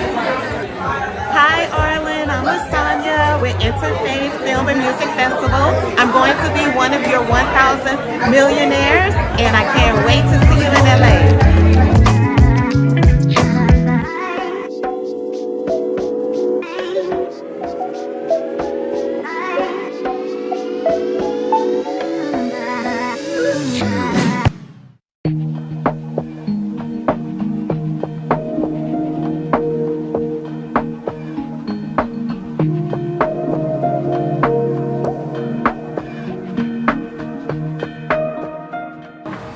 are looking for outside funding, what is the big play that you're able to tell investors? Like, what's the big scale of this? Yes, so we would love to have intentionally curated locations nationwide, as you kind of mentioned, that flagship idea, while having touch points of the experience through different markets. So through canning, through our matcha powder, we also have hojicha powder, which is like a roasted green tea, through online experiences such as meditations paired with your matcha, or in-store classes. And Does the current flagship store make money? Like, does it make profit, or is it barely, breaking even? Yeah, so it's like barely breaking even, and the reason why, this past year we finally were able to hire staff. With that, we were wanting to ensure that our staff felt like really respected in the role, and so we paid a bit more above minimum wage than we could have put it ourselves at the time, but we wanted to ensure like the people coming in and carrying this on for us as baristas really felt passionate and cared for. So through that, honestly, payroll is like our biggest expense. I wonder, and we only have a moment left, but I wonder if franchising is more the play, because what I was worried about when you talked about expanding was keeping the same vibe and the same kind of people. You can't be everywhere at once. But if somebody buys it as a franchise, they have to apply, and they have to abide by certain rules and standards. And then it also means that they really want that space. So I can imagine there are a few people across the country, several of them, who are hearing this and would hear from you all and hear, I want to have that where I live. I would definitely take their blueprint. If they gave me the blueprint, came in, you send people in for like a week to your location, you teach them and train them at your location, and you give them certain logos and banners and different things like that in language, and you send them back home, and they pay you an upfront fee and then a yearly fee to have the right to franchise with you. I think that could be really interesting. In that way, you could also grow a little slower. So you could grow like one or two and see how it is in Baltimore and in Portland, just kind of touch points. You would have to say, you take all your learnings from it. Say this has to be the certain size of it, can't be bigger than this or smaller than this because it won't work. All those things. What do you think of that? Absolutely. I think we're so open to all of the possibilities, and I think the slowness of it actually fits into how mindfully we've been curating it. I will say that thinking of you all going out looking for outside funding, that's what I worry about, because I think you will be forced to go faster. Right. So, we'll take some more time and understand your numbers and what you're raising, but just know that the moment you take outside funding, it's no longer a family business, and it's no longer the very core of what you all stand for could be rocked. And then we have just a little guide as well for you. So, yes, if you want to make it up. How to make it. Yes. That's great, Mom. You take that and you do it. Hi, how you doing? It's great to see you. Thanks for. I'm sorry you had all that trouble. Oh my gosh, down here it's just crazy. We were all up and down the street as four people trying to figure this out. This is like the most congested part. Yeah, and then you can't drive down here. We love this. Yeah, we love this. So. Oh yeah, of course. All five of us.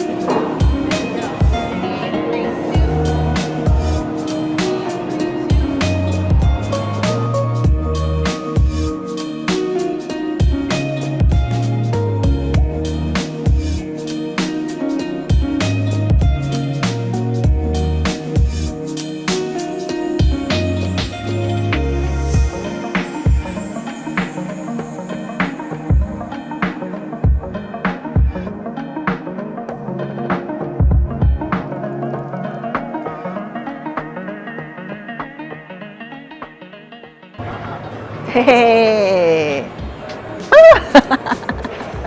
That's so great! That's so great! Look at this. This is so cool. Okay, so we're at the New York Stock Exchange. I was surprised by this. I did not know this was going to be here. It's a very proud moment, not just for me, but for I know so many people. Wow, this is cool.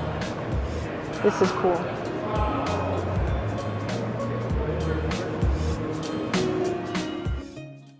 It's also like, I talk a lot this year about staying with something for a year, how powerful that is actually, because most people won't. And I don't mean just like having a company for a year, but like having your plan for a product rollout and just keeping it for a year,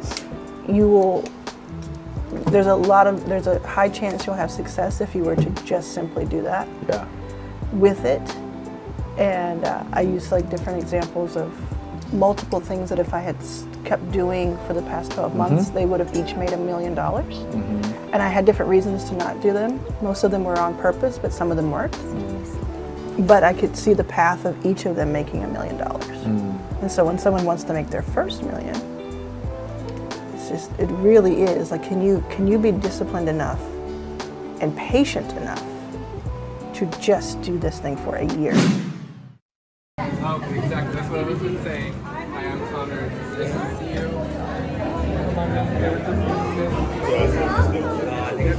The Queen.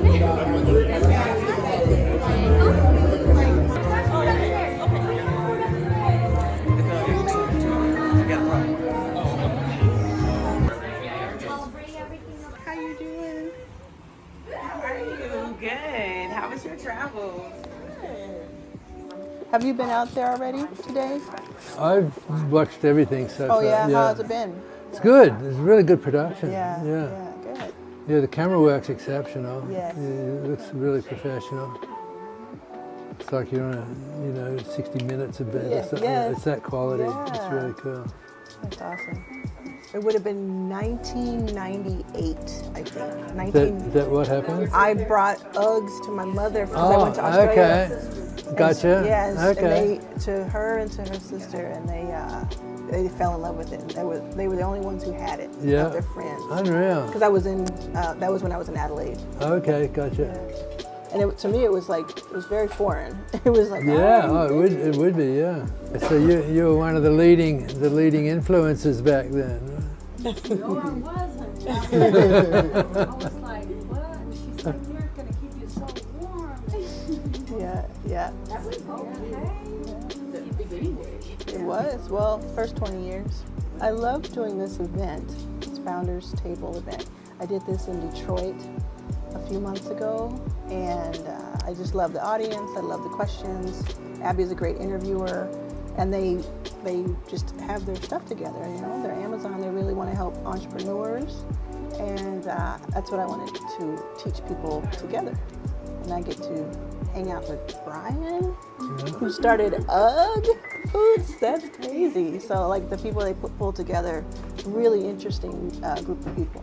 I actually read the brochure beforehand and looked up the website and had no idea what a great portfolio she has. And all of the people that she has in her portfolio, I would probably invest in, which is pretty unusual because I hate VC websites, But no, it's going to be really interesting being on stage together.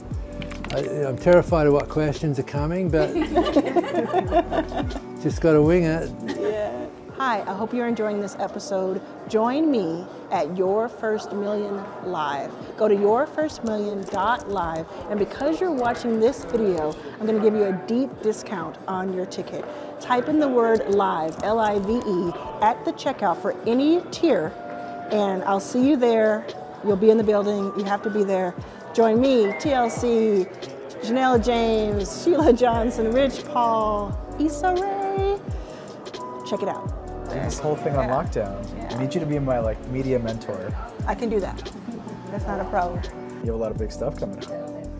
Yeah, I think it's gonna become a blur, so I'm trying to stay really in the moment.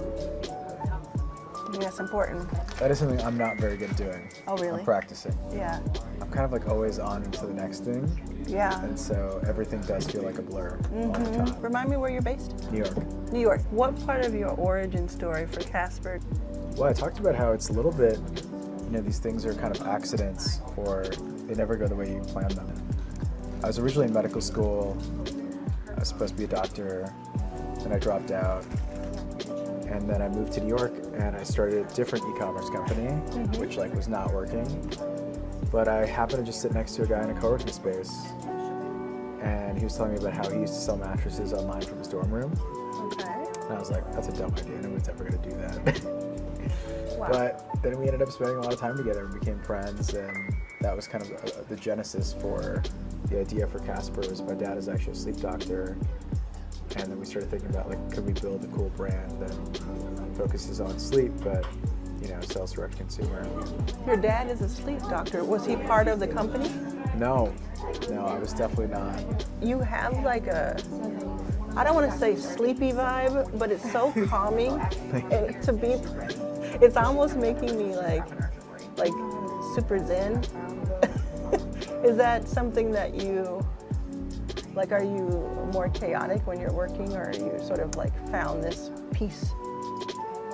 I'm generally pretty high energy. Yeah. But it depends.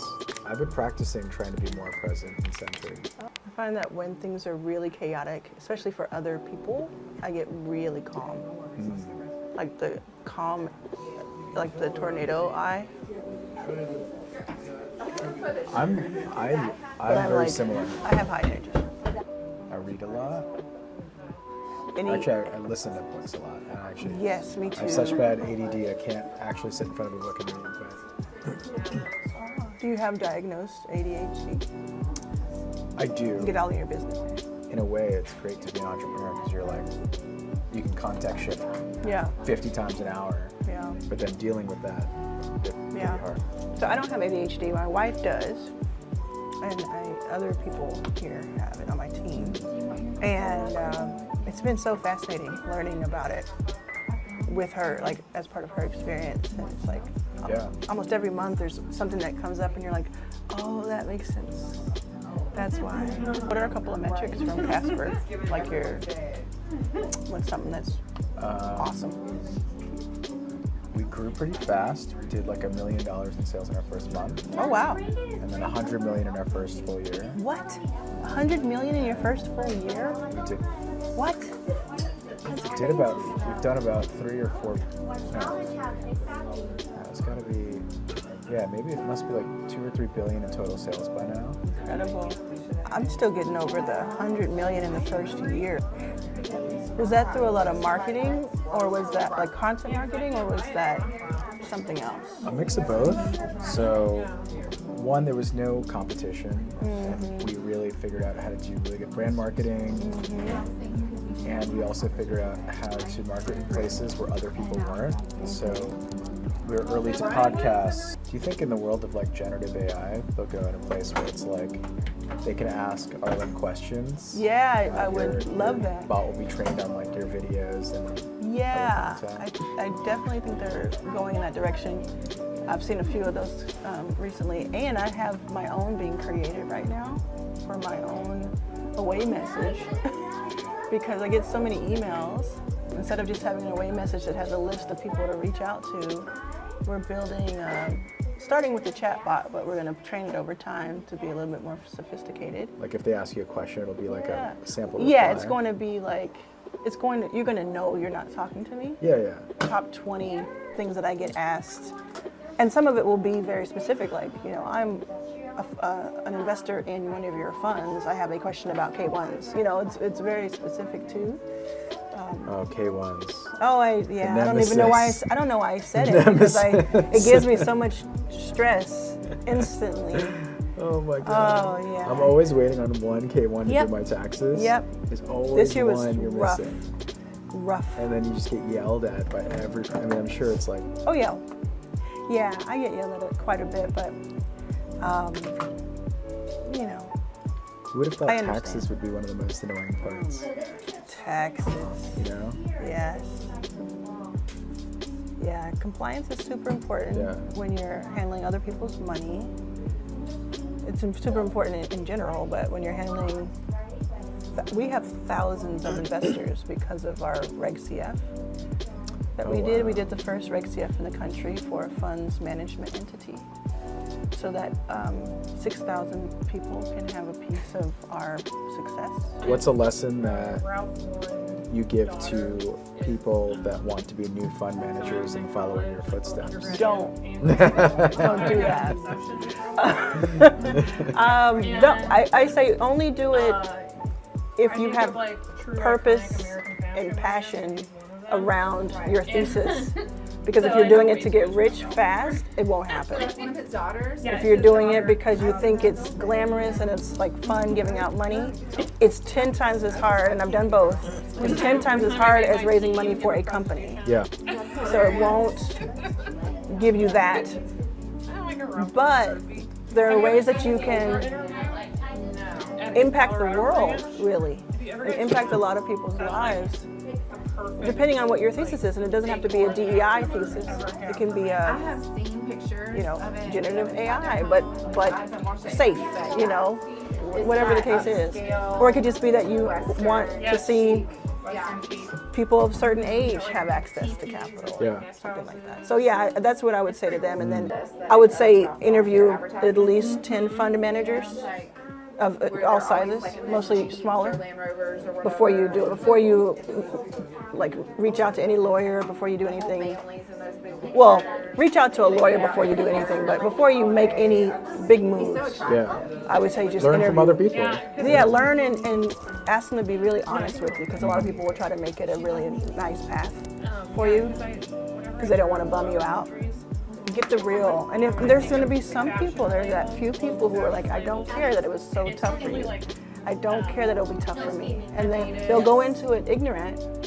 And then when they do it for 10 years, they'll realize it was tough, but they've already done it. Yeah. And Don't you think you have to be a little ignorant to do these crazy things? Yes. Yes. You have to be blissfully ignorant to start a company or to start a fund. Venture capitalist Arlan Hamilton.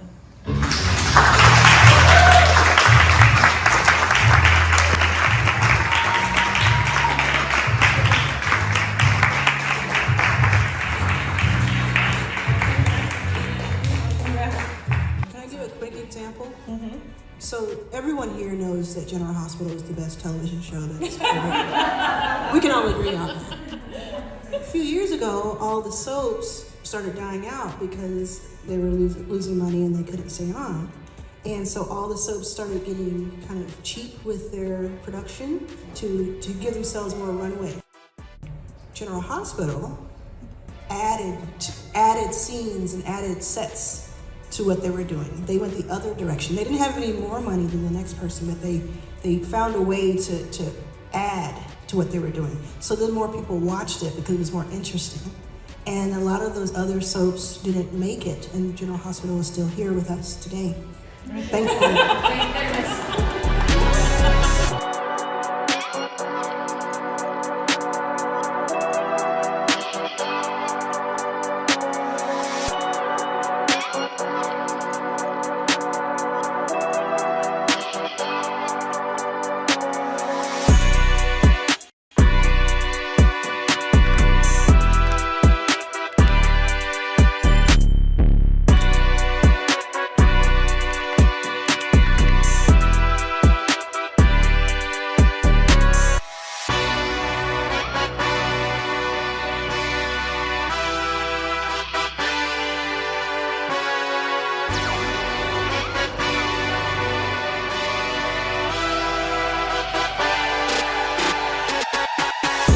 You're enjoying this episode, join me at Your First Million Live. Go to yourfirstmillion.live, and because you're watching this video, I'm going to give you a deep discount on your ticket.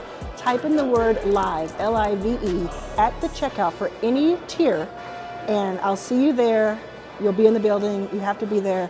Join me, TLC, Janelle James, Sheila Johnson, Rich Paul, Issa Rae. Check it out. Let's do goosebumps. Let's sit there for a moment. Say that one more time. If I took the money from my son to build my company, it would be his company. It wouldn't be my company.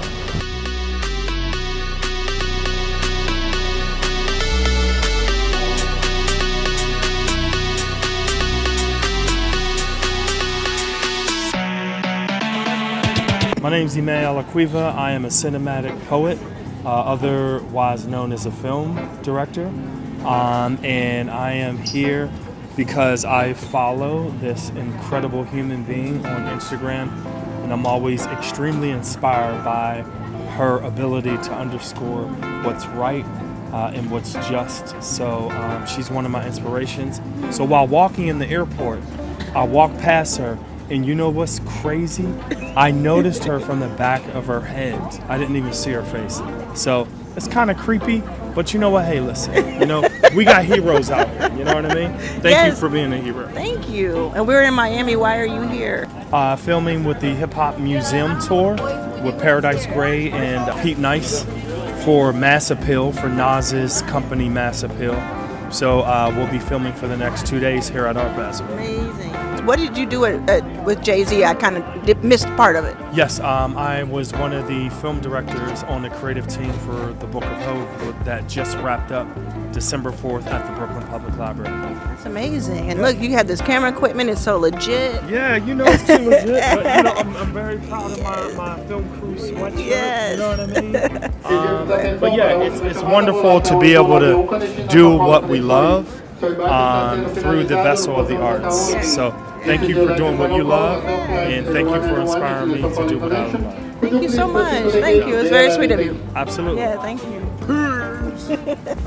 Yeah, we weren't even filming because we just flew from Atlanta to Miami, and we were going to go check into our hotel, but as I was walking by, he came by, and that's really sweet. It's really sweet. It's been interesting. Like at airports, no matter where I go, at least one person comes up to me, either baggage claim or on my way in at TSA, or more than not, it's on the plane itself. Somebody will stop by and say hi. I had someone one time send a note up to me with the flight attendant, which I thought was very sweet. She said, "I didn't want to bother you, but I have to tell you this," and it was just a very sweet message. So I like it. You know, people say, you know, I don't want to bother you, but to be honest with you, it's better if you come up to me and say hi, so I don't think that you're like looking at me because you're mad at me. So I'm a little paranoid. So if you see me out at the airport or anywhere else, and as long as I'm not honestly doing something, but just come up to me, say hi, because I love meeting you. Man, I gotta get like you, man, so I can stay in places like this. My Lord, look at this view. Like you wake up to your bedroom. It's just amazing. Yeah, I just saw something and I didn't want anybody to have to take over control of it. Right, and that's exactly what I want to build, a legacy company. So venture is not necessarily, you know, the avenue that I needed to generate revenue. I needed to invest in it myself and build it. And I just finished my first beta, and I'm so excited about it. We had students at the AU Center, that's the Atlanta University Center, to actually compete. And so they helped me to kind of test it out, see how it worked, what works well, what doesn't work well. And it was a truly inspiring experience because it's exactly what I wanted to happen. Amazing. Young emerging artists who already has a small following to be able to take the platform and be able to amplify who they are. We want them to build a fan base, because if artists own their fan bases, then they have the control and they can grow, because those folks believe in them. Those are the people that they need to connect to in order to be able to create the art that they want to create, and be able to receive the feedback, the positive support that they are seeking. Because if you have 100 paying customers, that's better than 1,000,000 streams of people who casually listen. Hi, I hope you're enjoying this episode. Join me at Your First Million Live. Go to yourfirstmillion.live, and because you're watching this video, I'm going to give you a deep discount on your ticket.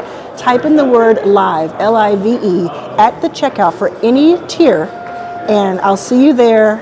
You'll be in the building. You have to be there. Join me, TLC, Janelle James, Sheila Johnson, Rich Paul, Issa Rae. Check it out.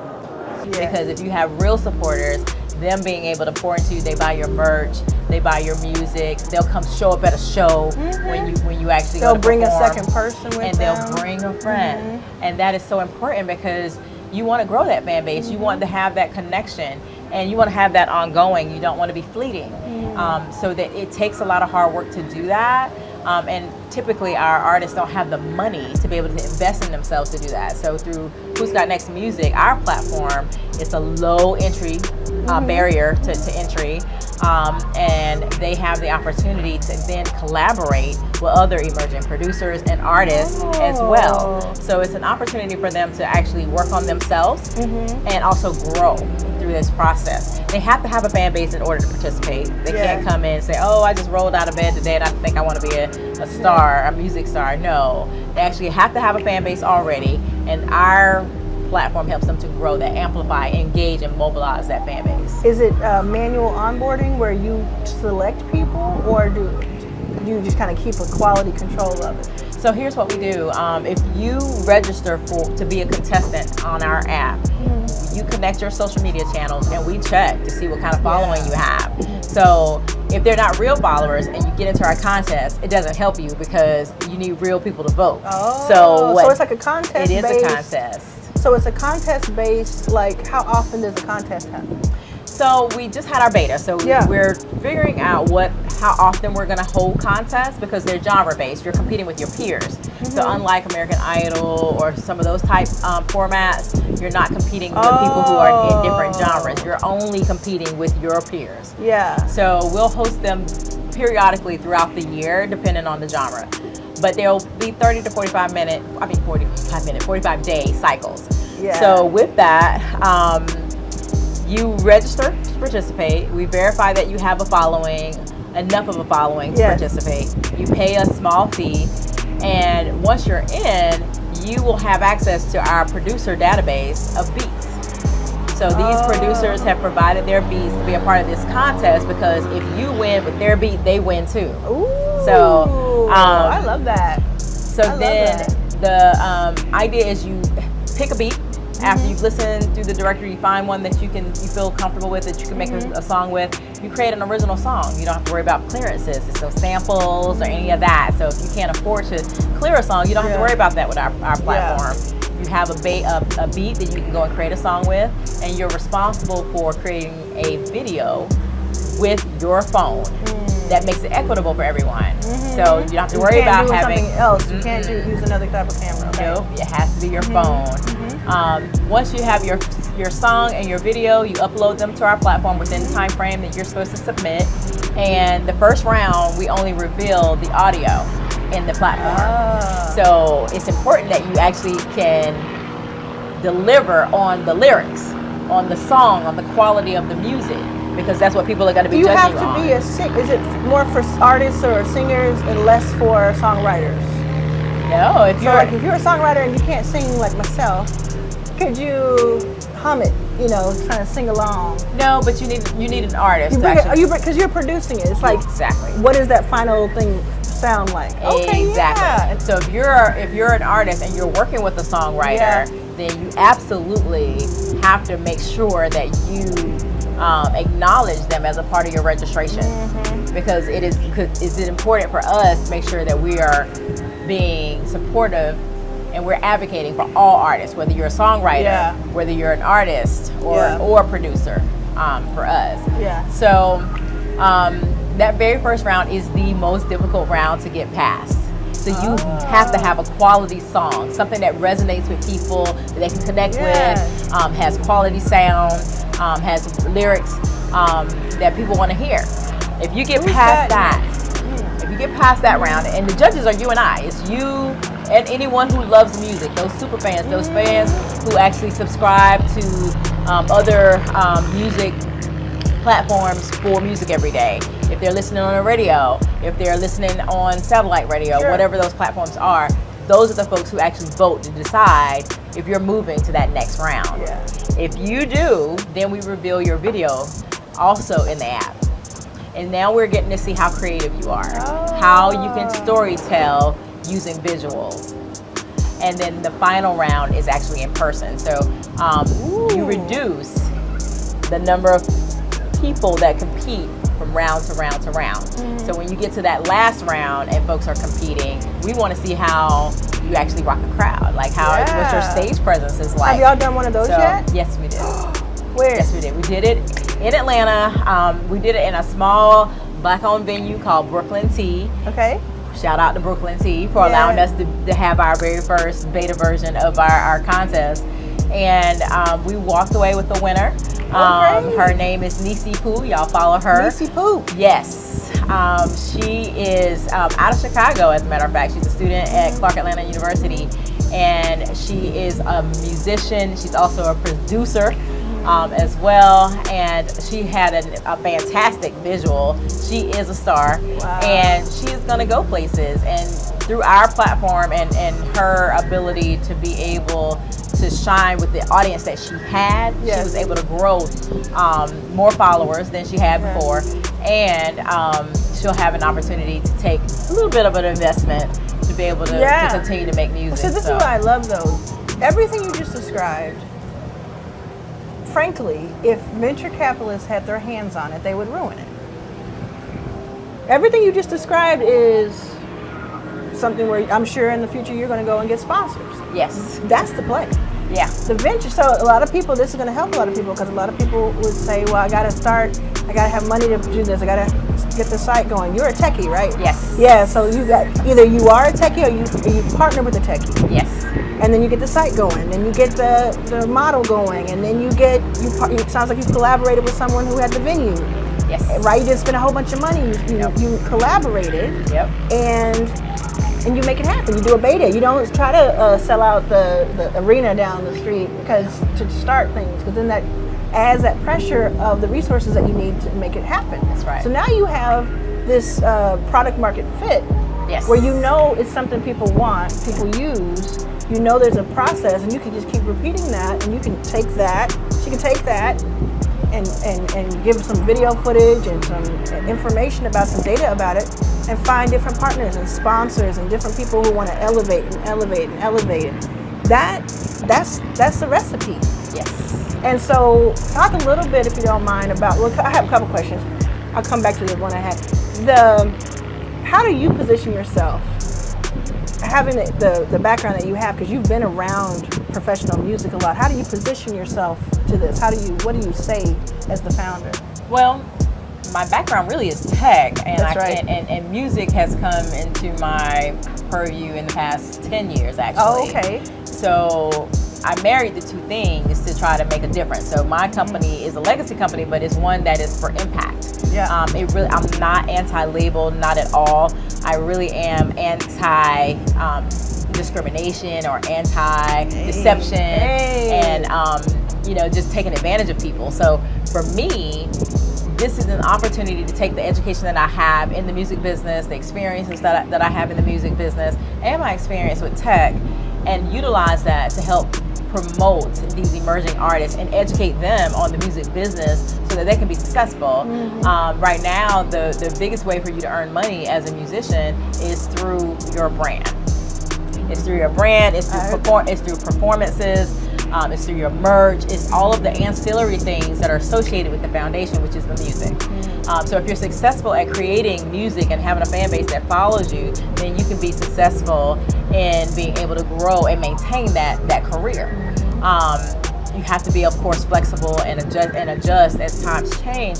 But if you have a sound and you have a fan base that you can lean on, that's going to provide you feedback as you're building your brand, then you will be successful.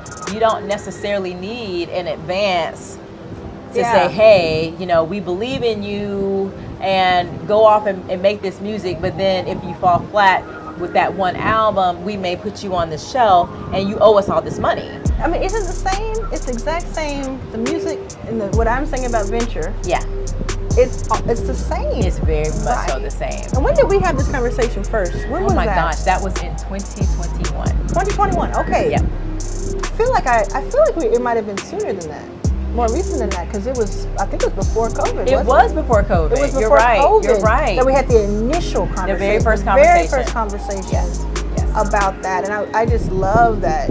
I love that you're here in Miami and Art Basel with this. Yes. Like, that to me is exciting. Like, you did, because I have conversations with people, and then I'll have a conversation a year later, and I have a conversation a year after that, and they're still ideating.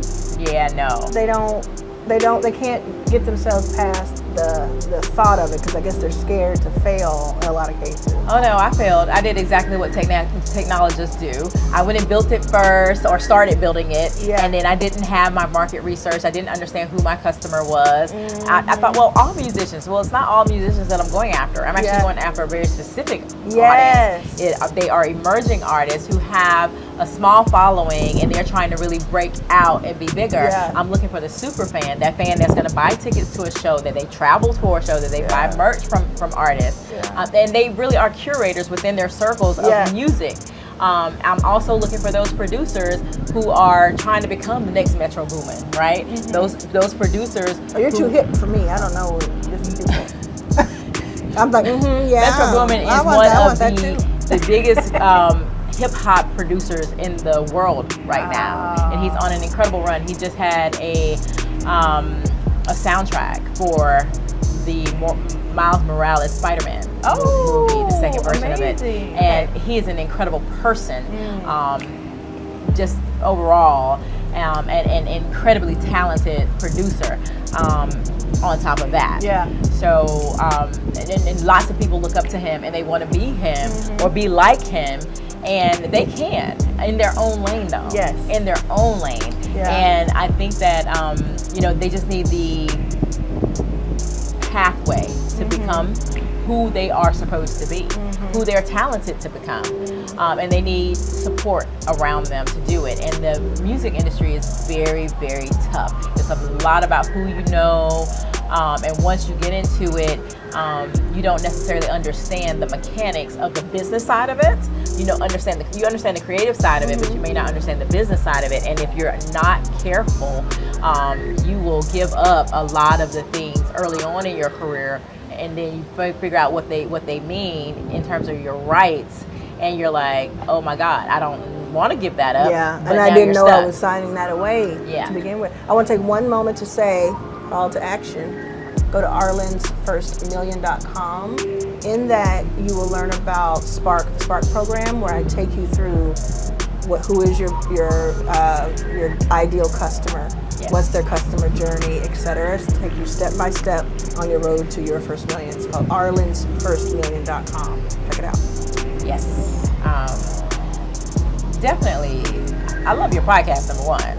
Thank you. You have a lot of tidbits in there for entrepreneurs that are starting out just like me. I didn't think I was going to be an entrepreneur. What do you think you were going to be? I thought I was going to be a professor. A professor. I get that. I thought after I retired from corporate America that I would become a professor. I could see that. Yeah. I could see that. Have you ever taught at any level? I mean, informally. Informally, I have taught. I've taught my whole career, it seems. Some way or another, I've helped people out in some type of way. But so I thought that would be a natural progression for me. But as it would happen, my son asked me to help him out with his business. And as he, you have several. I have several kids. I have 6 children overall. Woo! That's like my brother Rook. He has 6 kids. Yes. 6 kids team. Yes. We have my oldest son, who also is into music and starting his career. And then we have my son that is an author. My son, after him, is the rap star, Offset. And then I have my youngest son, who is a techie like me. He works for Microsoft. Oh my goodness. So 4 sons, and then I have 2 daughters.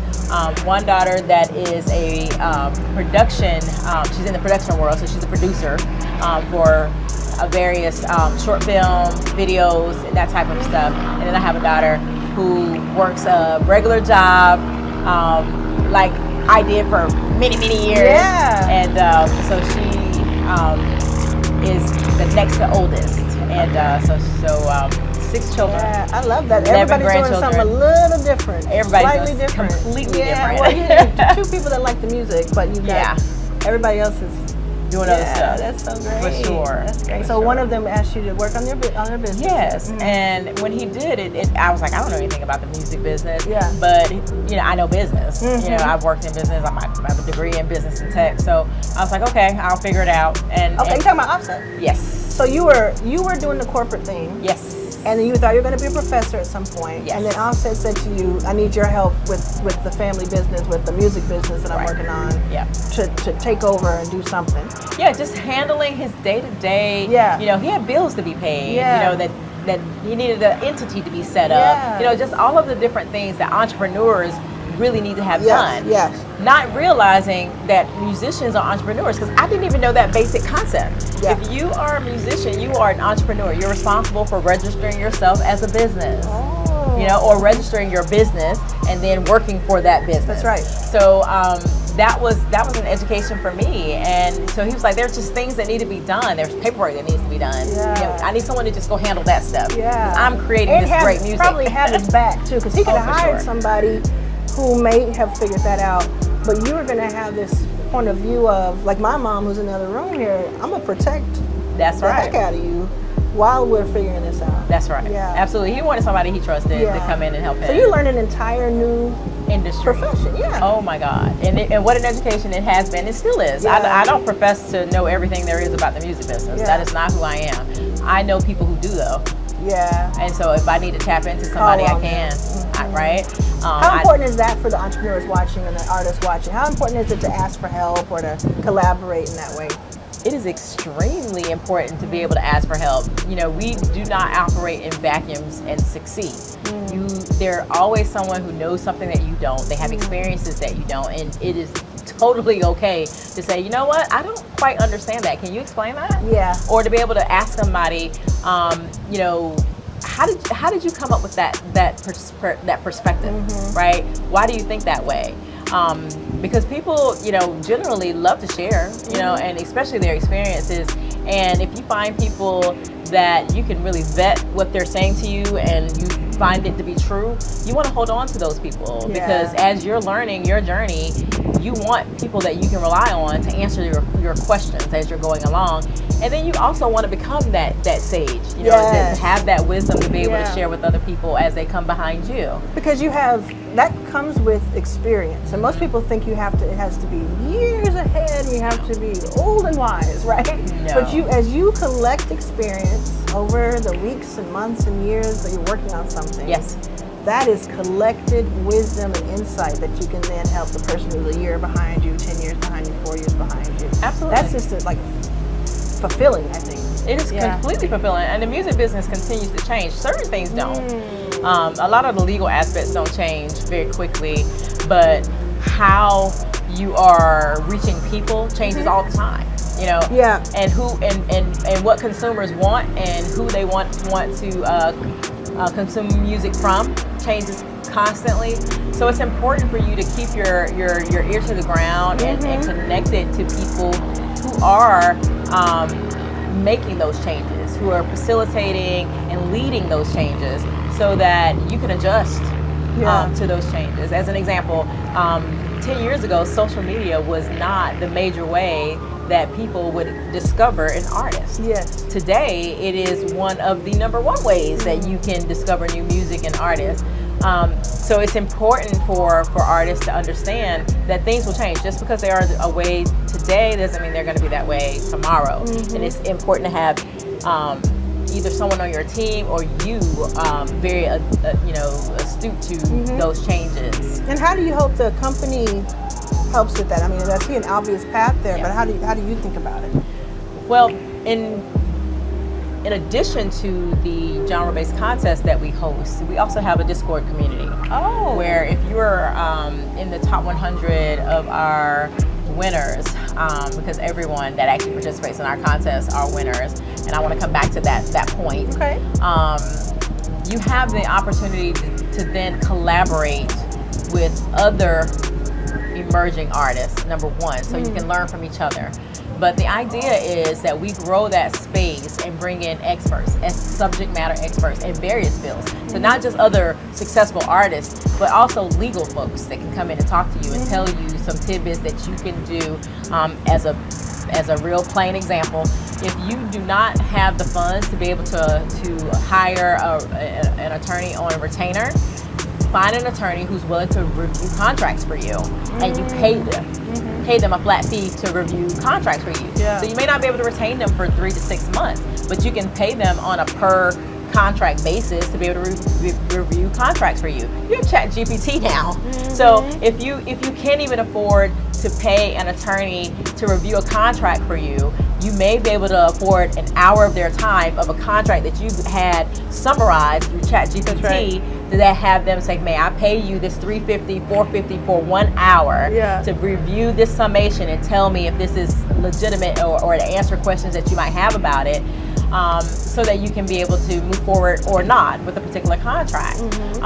Leveraging the resources that you have available to you is so important. So having someone from the legal community to be able to talk to our artists and producers on some basic things that they need to know is a benefit of being able to be a participant in the Who's Got Next Music contest. Is it who'sgotnext.com or another website? It's who'sgotnextmusic.com. Who'sgotnextmusic.com. And they can also look for Who's Got Next Music in the Apple Store and the Google Store, and they can download the app.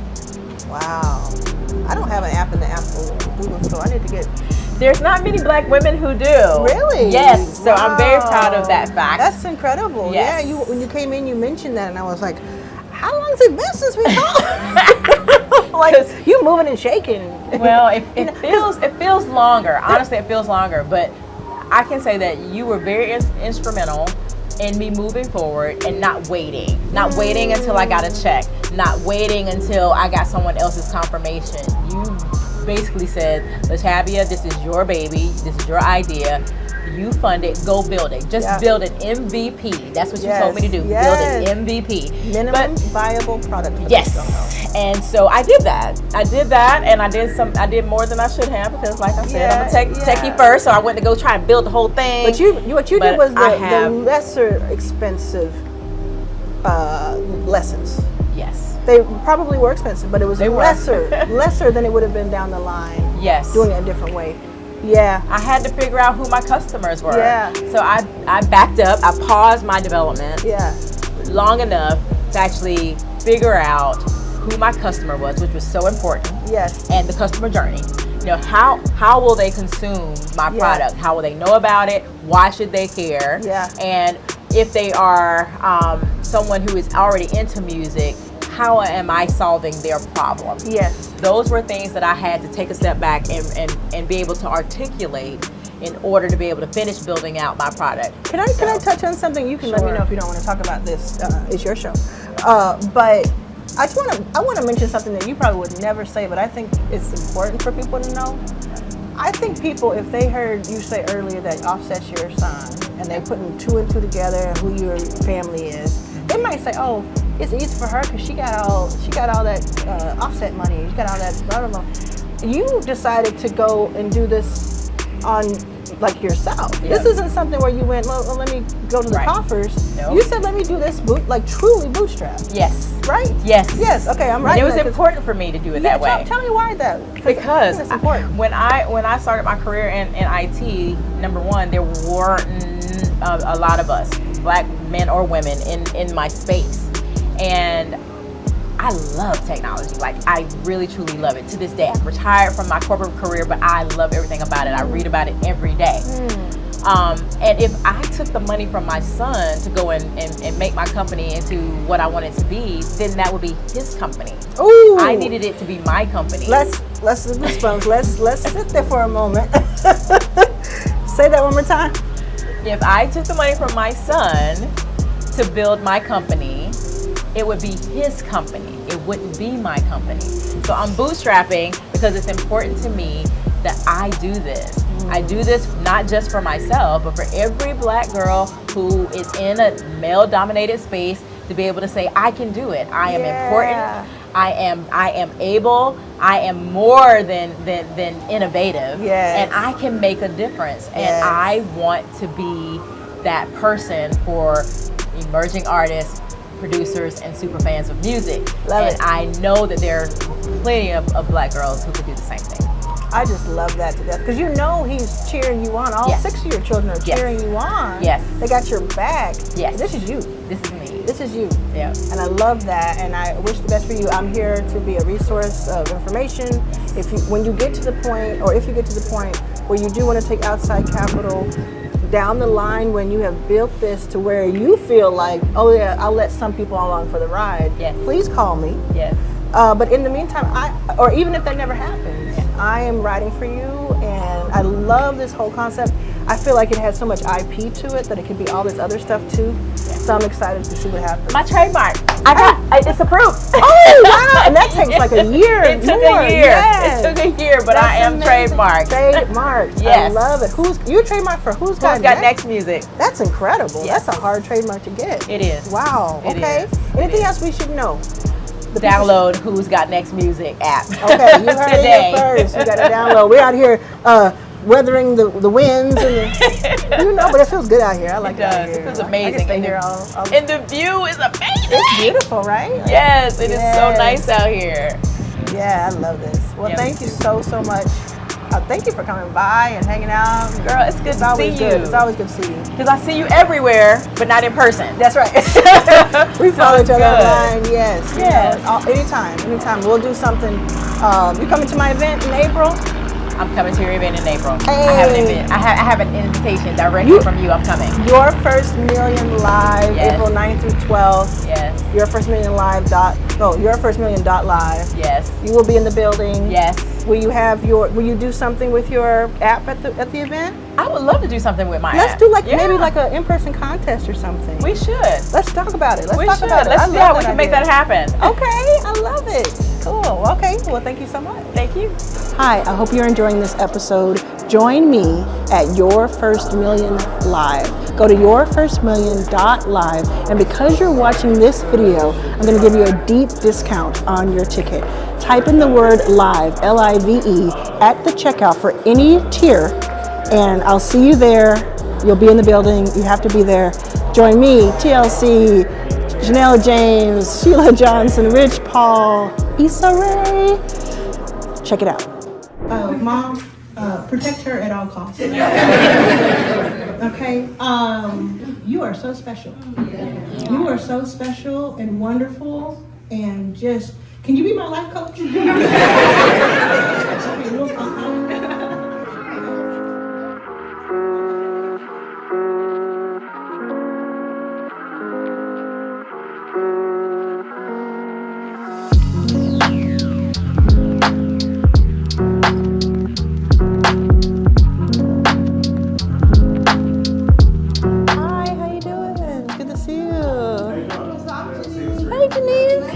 good to see you. Thank you so much for everything. Thank you. We really appreciate it. Yeah. This is the Art Alliance. Thank you so much. Stephen is from Blue Arts and expanded the stage. Amazing. How you doing? Welcome. Thank you so much. So our folks are still gonna bumble on about we're filming something at 5. I think they told you. So your guys are here. Yeah. I told them to kind of like source the space. Okay. Hey. How are you? It's so good to see you. Same. This is dream That's come true. amazing. Oh, well, thank you so much. 3 blind people that had never seen an elephant before, and 3 that did. And so the made up one was the explanation of the elephant. I was like, that's a heck of a mindset thing to like remember that, hold it, never know, but still build it out. And so I'm all about intention, but I've always wanted to put it housed in something like that, because I feel like your conversation shouldn't just be on YouTube, they should be in an art gallery. So piecing this together, it's inspired by like Old Spike, mumblecore docs, black and white, constantly moving, like what is it, like coffee and cigarettes, like things like that. Okay. Where I can mix in the chaos of people wanting to meet you and then come back to the calmness of what that meant to you. What are those words that you're putting into them? This is the reason behind it. And then score-wise, there's a local guy named Jamaluddin Takuma. He's like a legendary bass player. What I want to do is I want to get him, a sax player, and a drummer. I want to put them in the studio. I just want to play the video. Yeah. And I just want them to improv. Hey. Yeah, start to That's finish. beautiful. Whatever you feel, black and white, chop it up, and then present something that I feel like is an art piece. Yeah. That, can hopefully, if anything, help elevate the brand even more, so people can view you as, like I view you, which is this larger than life sort of manifestation of what's possible. Wow. Well, thank you. Thank you. That's beautiful. I mean, it sounds like something Yeah, I have to see it, but it sounds like something I would be very interested in seeing in more of an installation, as you're saying it. All right, so you're gonna be filming throughout the event, different spots, and just get my good side, okay? Yeah, I am. All right. I am. Okay. Straight from the middle. Looking forward. 'Cause Yeah, that's my good side. got All of this. Yeah, I don't want to give it away, but like I have a hard cut transition. Hi, I hope you're enjoying this episode. Join me at Your First Million Live. Go to yourfirstmillion.live, and because you're watching this video, I'm going to give you a deep discount on your ticket. Type in the word live, L-I-V-E, at the checkout for any tier, and I'll see you there. You'll be in the building. You have to be there. Join me, TLC, Janelle James, Sheila Johnson, Rich Paul, Issa Rae. Check it out. Josh Koppelman is coming by to meet with me for a few minutes. Just wanted to let you know he was on his way. Is it? It is. Great. Hey, how are you doing? Good. I was just How are telling you? you were coming by. So good to see you. It's great to see you. Yeah. Did you have the book tour? Yeah, the book tour. I'm a friend of Arlan's, Josh Koppelman. I'm a partner at First Round Capital. We're a seed stage tech investor. He's very, very humble. He's one of the most, I would say, successful venture capitalists in the world, in history of VC. And that's not hyperbole.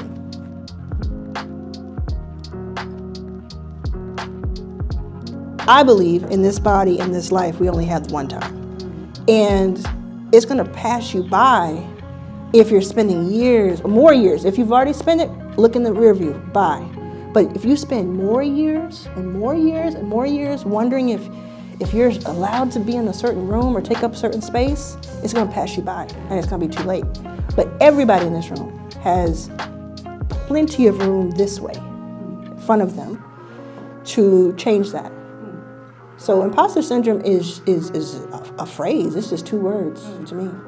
So my family and I got to meet Queen Latifah last night. Okay.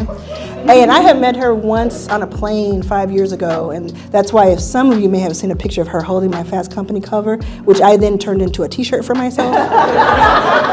So it was accidentally like caught on paparazzi, her just holding because I had handed it to her. But I didn't know if she remembered me. Anyway, through a series of events, we got to meet her last night and talk to her. And it just occurred to me and us just how many different facets of our lives and people's lives she has touched over the decades. And sometimes she'll get her flowers. There's a lot of respect for her. But there should be documentaries and all sorts of things. There should be complete specials about her.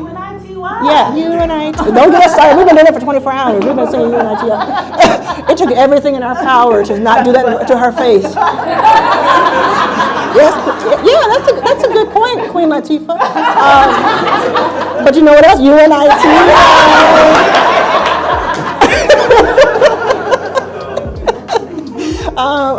But she's inspiring for many reasons. A lot of it is because I was saying to my family, I don't know, well, except for everybody in this room, I don't know anybody who has as much charisma as she has. She has an incredible amount of charisma, and she's very down to earth and very kind and really whip smart, really fast the way she thinks about jokes and responses. And so I just love that she is an institution of her own. Can I hear the pitch? Sure. Would you like to share? Come on up. You don't have to if you don't want to, but I would love to hear it. The pitch almost everybody. Okay. So, you know how most people, they're sleepy and they're sick and they need mental health? Yes. So, I was thinking that maybe you know how people, like their helpers, they'll come, but what if they're sick? Who could come and help them?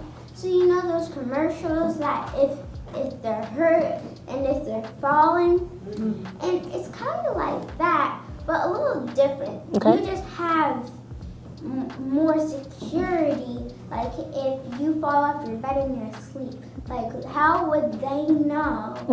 And then when they wake up, like they automatically got in their bed. How would they know that something's not wrong? So I think we should have people or robots, a type of robot that can help them.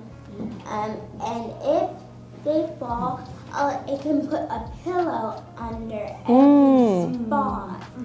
Amazing. They don't get hurt. What is your name? And what's your, I don't want to know your last name because you're a child. Okay. And then what school, you go to school?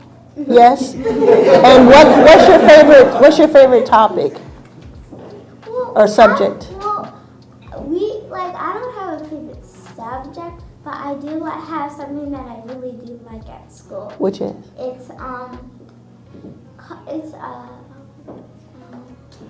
It's this after thing, like you get to skip your recess. Yes. And you can learn about other things, and we help cradles to crayons or something like that. So it's like a volunteer type of thing, and you help that, and you like that. And what subject would you say you're the best at? Probably art. Really? What kind of artist are you? I paint. I do most things that an artist would do. Yep. But I would probably like sketching. Sketching. And is your parent here, or did you drive here? Because I mean, she would have. Y'all know that. Would I drive? I don't have A license. I was just saying that you're so smart that you probably know how to drive already. So I love your idea. Can I tell you a secret? I failed today. I did fall. I hurt my foot. And so it's very, top of mind. Yeah. So was there already like a voting thing that happened? You got some investments? Oh, yeah, look at you guys. Oh, wow. she got a knot. Yeah. Wow. Well, that's amazing. I think that you are incredibly smart, very bright, and you have super high potential. And I definitely, do you know what you want to do when you grow up? Not really, but I kind of think I want it to be something helpful. Yes. Can I tell you something? You already are. You already are. Probably because of all my ideas. Yeah. Yes. Mom, protect her at all costs. Okay? You are so special. You are so special and wonderful, and just, can you be my life coach? Okay, I'll call you. Okay. Just get my mom's number. Okay. And you'll call her. Yeah. But not during work day. That part. What's your age? What's your? I'm 9. I'm gonna turn 10. 10. Wow. 9 gonna turn 10. Okay. You're hired.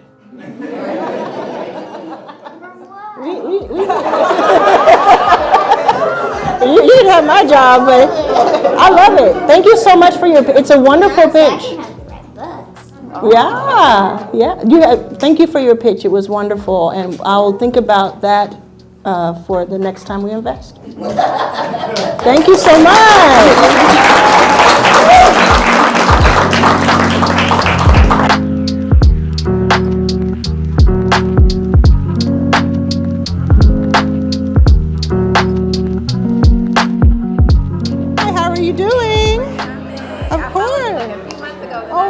Awesome. I love that. I love that. Nice to meet you. A-L-L-E-N-E. Can I ask a question? A-L-L. Yes, you can. On your journey, who did you listen to? What books did you read? It was a lot of white men because that's what was available. But there's also Oprah. So Oprah has a book called What I Know for Sure. Okay. What I Know for Sure, and I listen to it every year. for the last several years, because every year it changes for me where I am in my life. It affects me in a different way. Also, Shonda Rhimes' Year of Yes was very helpful. I have that in my Audible. Yes, so And you those said a lot of two. white men. There's a lot of white men. It depends on what you want to do. So I was looking at venture stuff, and so there's a book by Brad. Is you're a founder or an investor? Both. Okay, so Brad Feld, Venture Deals. Venture Deals. That's like a 101, but it's not 101. It's kind of complex, but it's like a good reference book. Venture Deals. Yeah, and it'll teach you about both. Venture Deals. Yes. Got it. Thank you. Good to see you. Of course, thank you. You signed it to Misty Millions. Misty Millions?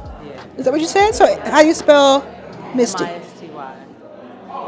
Is that your name? Misty Millions? Yeah. No, you just crowned me. Oh, I love it. I love it. I like that. VC. Yes. I feel like there's a lot of us in here. Yeah. If you don't have your own idea, like business, yeah. In my mind, I thought it would be a good place to kind of look into being a venture capitalist, Yeah. being an investor. Is that the right way to be thinking about it? It is a right way to think about it. I would say, though, what has helped me as a VC is having worked as a founder or with another company. So you don't have to have your own idea, but you can be the third person hired. Think about the people who were the third people hired at Uber, Facebook. I'm telling, those are so important hires, such important hires. Then you go work there a year or two, get some equity, learn a ton, get a network, and you are setting yourself up. And you can do this. I did this interview with Valerie Workman, who is a black woman who was at several places, including Tesla. Took Tesla from 50,000 people to 100,000 people. And she said in our interview, people thought I was flighty because I would leave a job every 2 years, but instead I was stacking talent and skills. And now she can just go anywhere she wants to go. So that's what I would do. So yes, you can get into venture, and I wouldn't hold that, stop you from doing that. But I think what might be more stimulating for you is to work at a company to see what it's about, like an early company, not one that's just started, because they won't have their money. Right. But one that maybe has some funding, or they figured it out on their own. They're going into, let's call it Series A or something like that. They've raised a couple $1 million, or they have generated that, where you can have a really profound effect on what they do and their trajectory. Okay. Thank you.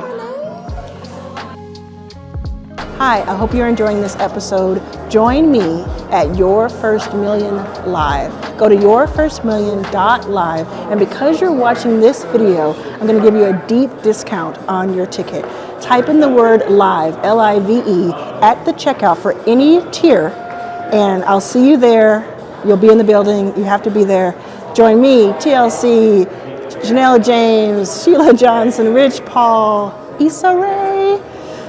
Check it out. I almost gave up on it because life is so hard. But I need to be here to hear this. And I'm actually going to redo my thesis and get some things together. Yes. This is the moment. Remember I said earlier, we gotta wake up. We've been sleeping a little bit. Yeah. You're awake now. It's good.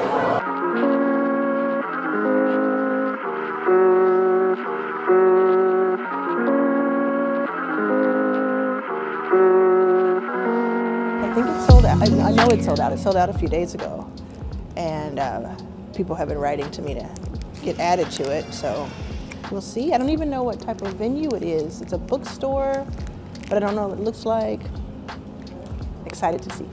There are a lot of Black-owned bookstores that died out during COVID because they just couldn't. I mean, it was already kind of a lower profit margin kind of model. And then when you don't have people coming into the store, what do you do? So the fact that we are standing in this Black-owned bookstop and the ones in New York and Philly, it's even more special because it's not a given that it would still be thriving. I think that's what makes it special. Hi, how are you? So happy to see you. Good to see you. Thanks for having me here. I saw Carol. I didn't know you were still here. How are you doing? I'm so happy to see you in person. Too. Yeah. Yes. You've got the very look. Thank you. I don't know you, but I feel like like I know you from the interwebs because of Arlan. You do know her. Have we met? No, but you know her. I feel like I know you. Yeah. Can you sign all my books for me? I signed you. Are you hungry? I'm Ashley. Arlan, nice to meet you. I have some questions I'm going to ask, but Great. I want to make sure that we have plenty of time for the folks. I see founders in the room. I Yeah. see business women in the room. Yeah. And so I want to make sure that they have an opportunity. So I'm going to kind of set the stage. If it feels like we don't have people, I got more questions. Okay, great. When I was like, Arlan needs to be in Tulsa. Like my community needs her. Well, here I am. Like it really means a lot. Are you you're not interviewing, but you're gonna intro? I'm gonna intro. Okay. So I'm gonna say who I am, how I know you. Yeah. Why I wanted you to be here. Yes. And like share your bio and Ashley's, and then let you all just talk. We can do that. Hello. Hi. Good, how are you? Good to see you. Christopher. Nice to meet you. Arlan. Hi. Nice The to Build meet a Tulsa you. team, both of us. Build and Tulsa team. Great. That's awesome. So a lot of your people are here. That's great. We're all in Tulsa. I love it. I love it. Well, thank you for having me here. Yeah, of course. Appreciate we're it. very excited. A lot of the founders are very excited. A lot of them have read your book. So Yeah. they're really excited. Oh, that's amazing. Thank you. Yeah. This is beautiful. It's a beautiful place. Yeah. Is this like stop? What stop is this? Third. Okay, awesome. Yeah, we did New York and Philly this week, and we did Philly last night. Oh wow, so you're on the run. Yeah, we got up at 5 this morning, and well, actually 4 this time. It was 5 in Philly. Yes, right. Haven't stopped. Wow. Yeah. Wow. Kudos to you. Thank you, but it's so worth it. Yeah, It's so worth it. I'm just I gotta get my energy back up. Yes, you got it. Got it. Shoot, you need some coffee? I feel like you want something up. We're good. I'll be okay in a minute. Okay. There's nothing like having something that's brick and mortar, something that you can walk into and see, touch and feel. There's something very special about that. I know anytime I'm driving by something, in my city and most other people's city, if I see it for lease or for sale on a retail location, I don't know, maybe the last 25 years, I have wanted to just pull over and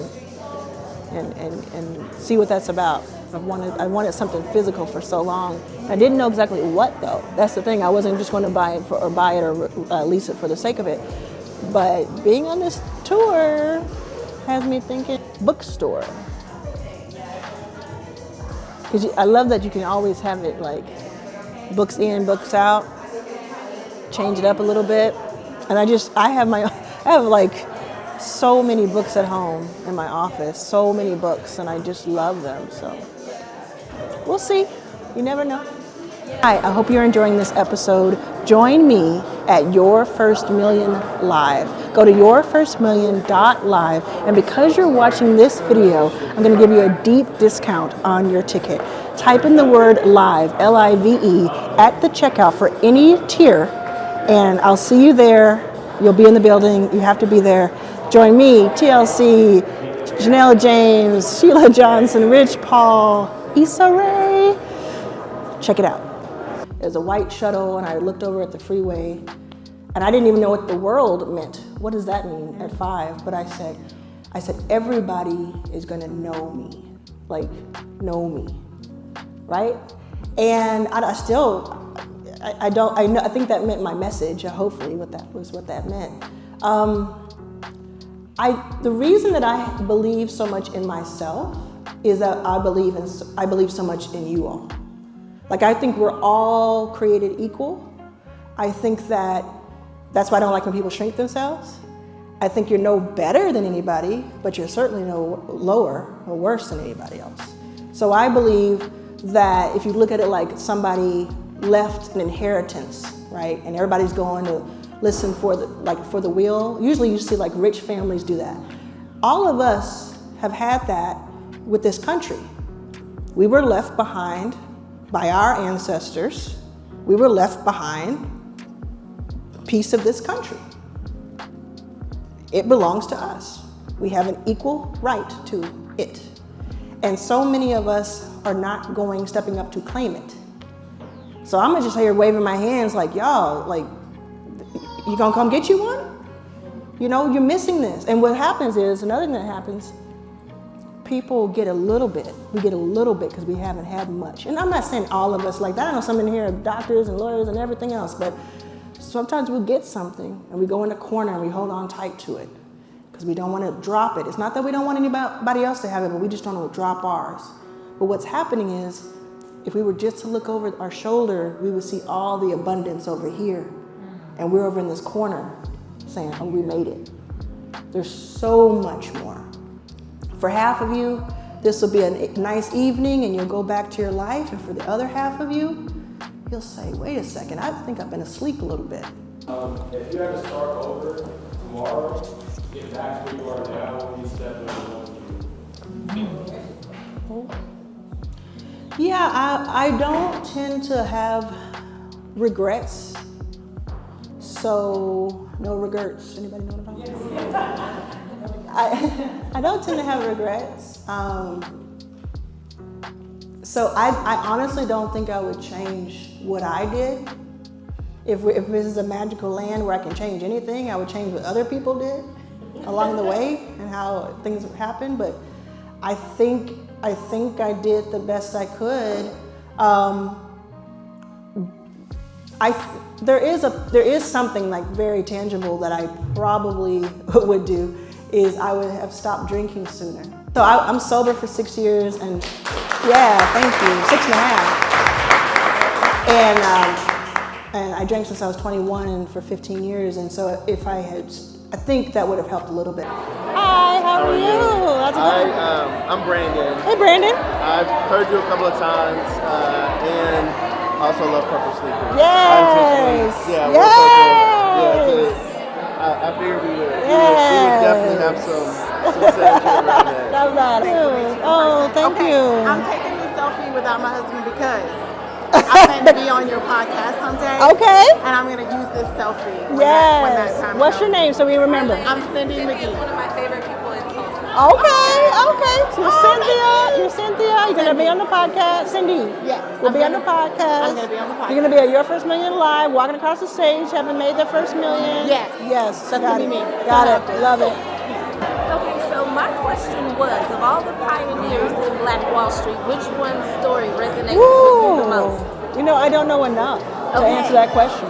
That's why I had that question, because you have Edwin P. McCabe energy or O.W. Gurley energy.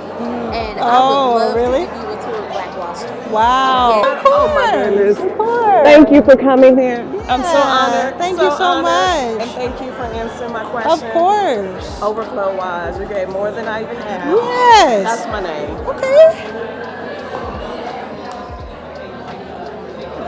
Thank you so much. You should have that for sale.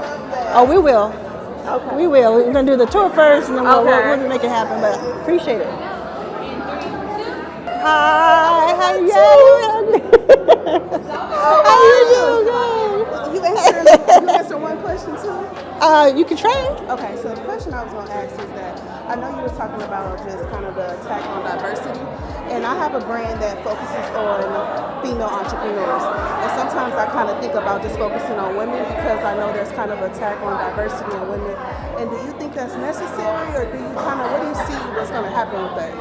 Should I be considering it, or? I think you should consider both. You consider both. One is, you know that there are going to be women who need what you have, and so if it's like a business decision, it all has to be a business decision.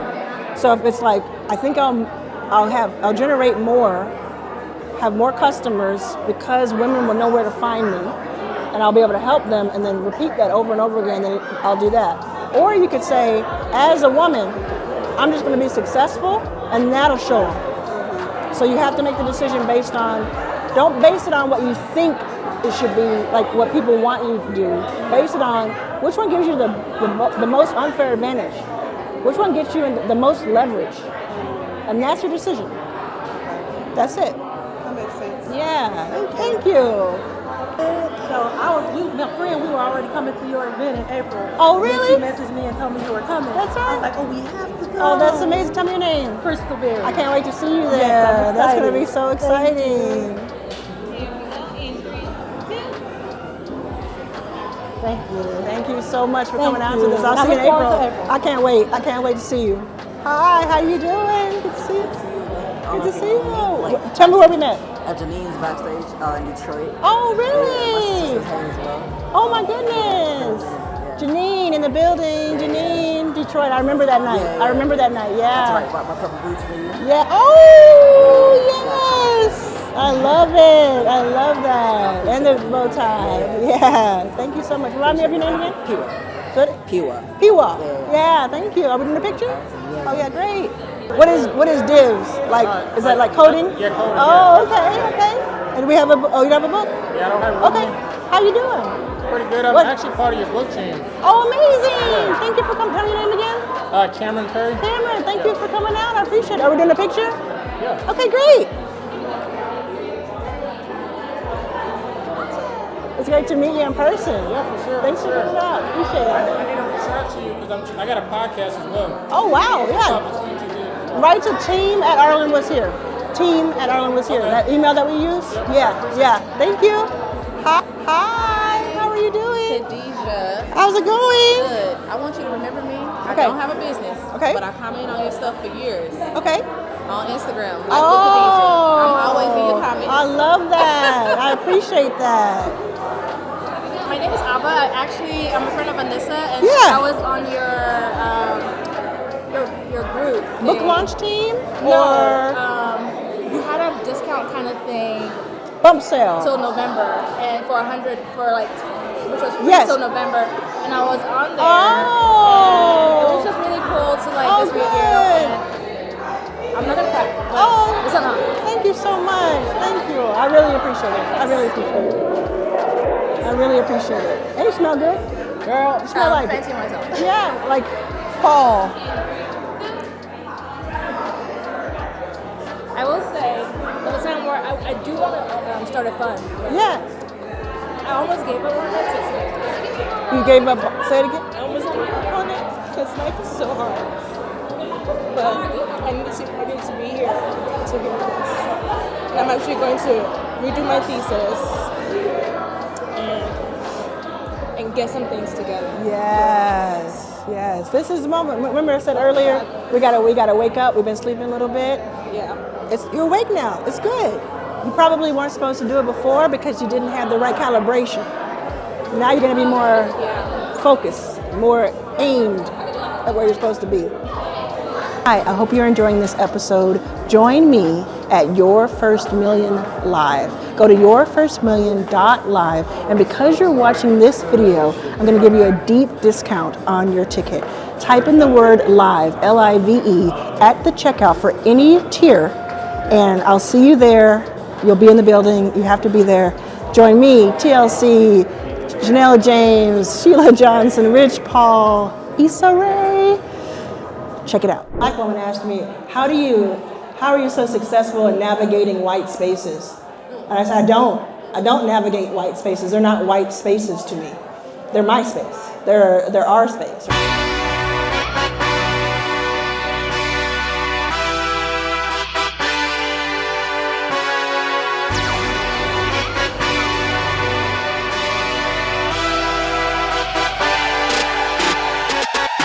I actually got my makeup done at 8 a.m. today. 8 a.m. today because something impromptu happened where I needed to be in the room for something for one of the companies that I've co-founded that I have not announced yet. And we found out, my co-founder let me know that there's going to be somebody speaking at 9 a.m. that I needed to be. We all felt I needed to be in the room. And I posted today this Mark Cuban, Elon Musk video. I posted about 3 hours ago because Elon Musk called Mark Cuban a racist, which is really stupid, but he meant racist against like white people, which is even dumber. And I posted three hours ago. It has 37,000 views on Instagram, and it's across all of my platforms. It has Mark Cuban why he invested $6 million into my fund when he does not like to invest in other people's funds. 2,500 likes on Instagram, which only really means that you put things out there and then you use the data that you see in your numbers, like Instagram, YouTube, all of these, TikTok, they all give you the data. They tell you how many people watched it, how many people liked it, how many people rewatched it, which is a good metric too. And you take that and just as one more data point to say, okay, this audience and audiences like it react and want this type of information or want this type of content. And what I learned from a Twitter poll that I did recently is that I asked people of the 4 following, what do they get from me or learn from me the most? And they said, I had the options of how to invest, how to get investment, how to generate revenue, or why diversity is important. And I talk about all 4 of those things all the time, but it was interesting to see the number 1 was why diversity is important. The number 2 was how to generate revenue. The investment side of what I do was the back burner. And I love that. I'm so happy that I saw that because although I've invested in more than 200 companies, I don't consider myself an investor first. I consider myself an entrepreneur first. And I consider myself a key maker first. So if I'm already helping people generate revenue, which I hear about every single day, people tell me that I do, then my plan and my goal to help create 1,000 new millionaires over the next decade, you really have to understand that it's coming from how to empower people to generate their own revenue. It's not going to come from how do I teach 1,000 people how to raise capital from outside investors. So you can always have a little bit of both going, of course, and there's a nuance to it and there's depth to it, and that's what I talk about in my other YouTube videos and things of that nature, and my books really, and my courses, but it was really great information. And then you have that survey that says that the most thing I teach is the importance of diversity. And then you have a video that gets more than 30,000 views in 3 hours on Instagram alone that talks about diversity and talks about it from a perspective that nobody else has. Nobody else has invested in 200 companies, has been invested in by Mark Cuban, has started this company while homeless, etc. So you take those 2 things and it's really interesting that it's just proven out that way. Now to give you reference, normally I'll get anywhere from 2,000 to 10,000 views on a video, on a given Instagram video. Sometimes it's been as much as 100,000, but it kind of varies. So I take that information that I just learned minutes ago while in my hotel room, and I think through and strategize, okay, how do I take that and remain authentic, because I don't want to just do clickbait or things that are just trendy. I have no interest in that. But how do I take the things that I know about and care about and react to them and comment on them? Because it's obvious that some people, not all, but some people want to hear my opinion. So how do I take that, choose the right topics, grow the platform so that more and more people can hear the message? If they hear the short message, many of them will convert to listen to the longer message. And the longer message is where you learn how to generate revenue and you learn how to become a millionaire. And you're one of my 1,000 new millionaires. Hi, I hope you're enjoying this episode. Join me at Your First Million Live. Go to yourfirstmillion.live, and because you're watching this video, I'm going to give you a deep discount on your ticket. Type in the word LIVE, L-I-V-E, at the checkout for any tier, and I'll see you there. You'll be in the building. You have to be there. Join me, TLC, Janelle James, Sheila Johnson, Rich Paul, Issa Rae. Check it out.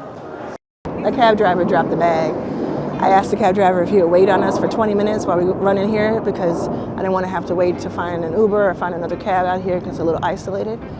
And he told me, he's like, oh, it's too expensive for you. It's too expensive for you. And I said, how much? And he said, I said, for 20 minutes, how long would it cost just to wait? He said, $30. And I was like, okay. Because to me, it's worth $30 to do what I got to do because time is money. And he's like, oh, it's too expensive for you. So he wouldn't do it because it was too expensive for me.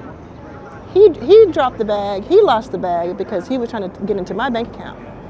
Y'all don't count yourselves out like that. Don't sabotage yourself. Let me be the one to say I can't. That's too expensive, right? You never know what your customer has. You never know what resources your customer has, and if they can't pay, don't force them to pay. Don't try to bamboozle them, but don't be the person that lowballs you, right? And especially if somebody offers you money. If someone offers you money to be just a little bit better, please say yes.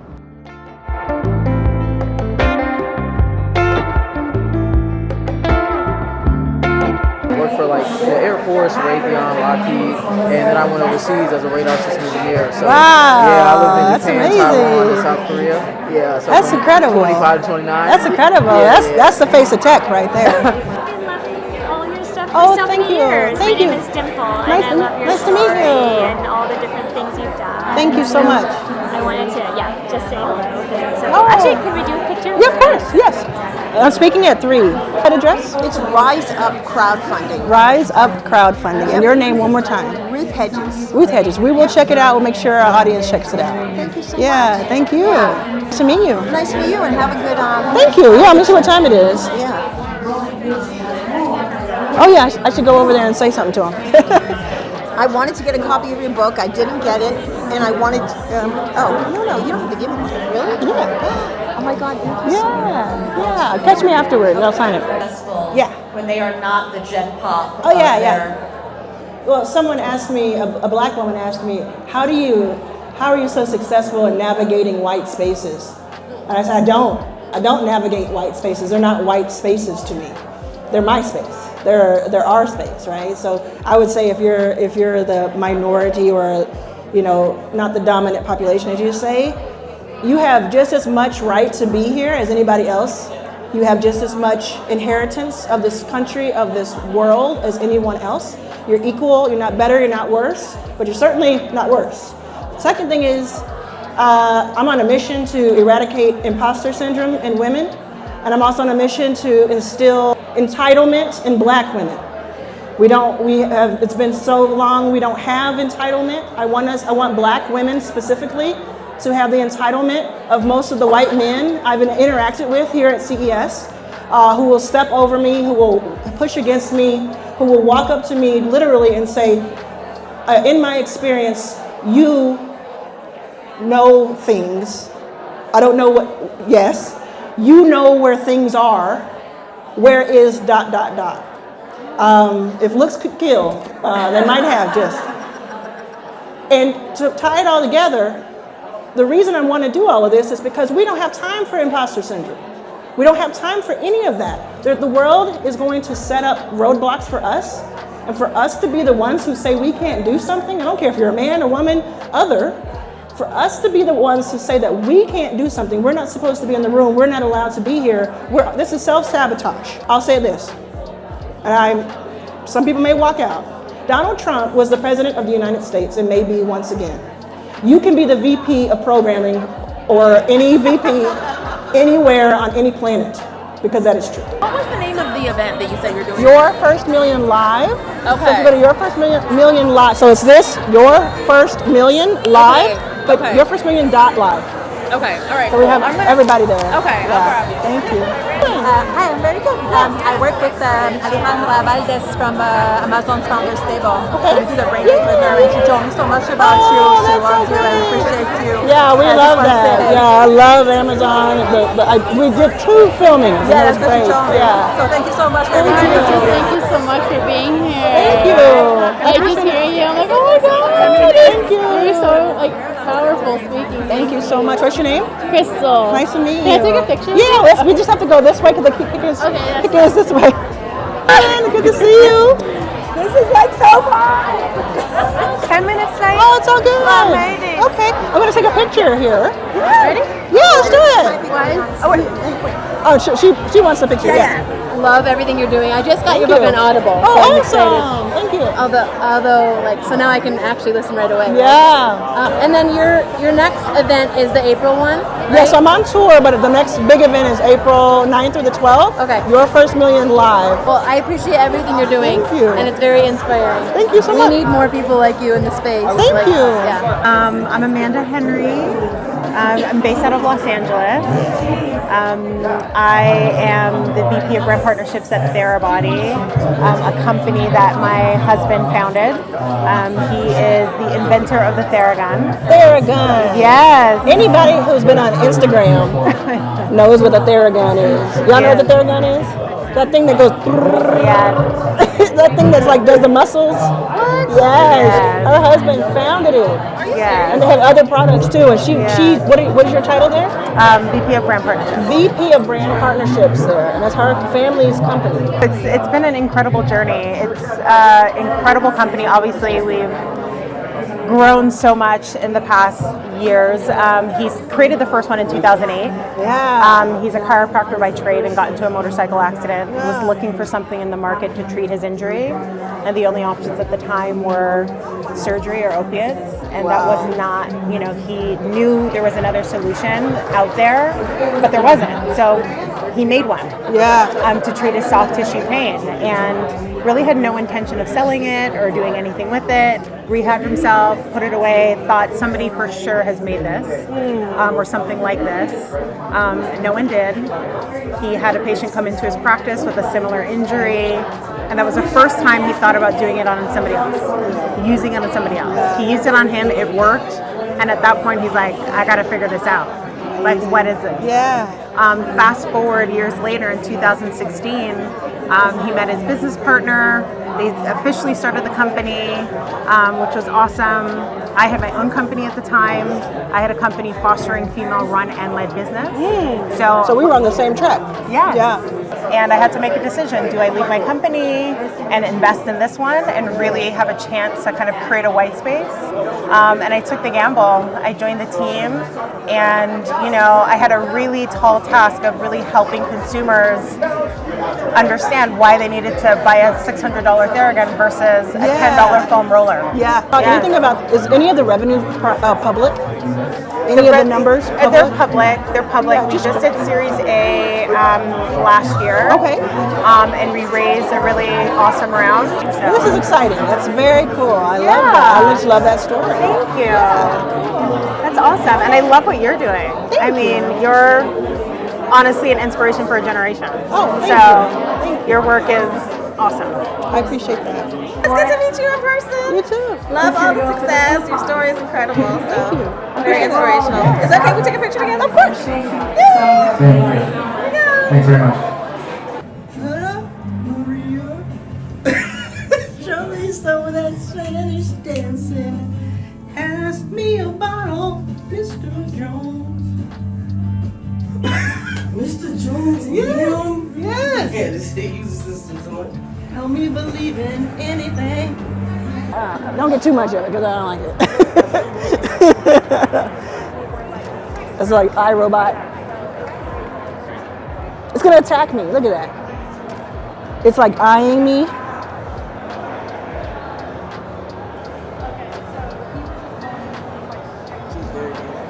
It's very dangerous right now. It's cool. I don't want to spread fear unnecessarily. Although I do think at any moment it's going to attack me.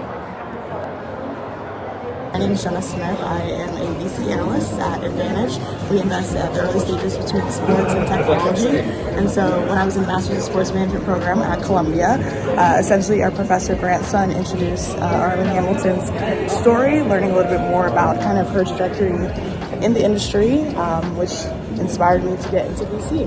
So it's truly an opportunity to be able to meet her and connect with her today. That's so cool. I love that. Thank you all. Anyone who is a professor using the Harvard Business case study at your school, this is the results of it. She's now in venture. That's amazing. 2 years in?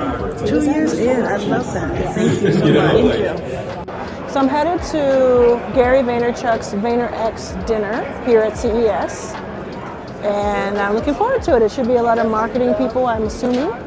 I hope you see Gary. I don't know if he's here or not, but I'm sure he is. He did a lot of his content from CES when he first started his vlog, so I think that's kind of cool. And Gary's going to be at my event, Your First Million Live, dropping gems like always. Join me at Your First Million Live. Go to yourfirstmillion.live, and because you're watching this video, I'm going to give you a deep discount on your ticket. Type in the word LIVE, L-I-V-E, at the checkout for any tier, and I'll see you there. You'll be in the building. You have to be there. Join me, TLC, Janelle James, Sheila Johnson, Rich Paul, Issa Rae. Check it out. Thank you. Hello. Are you Claire? I am Claire. swear from high school.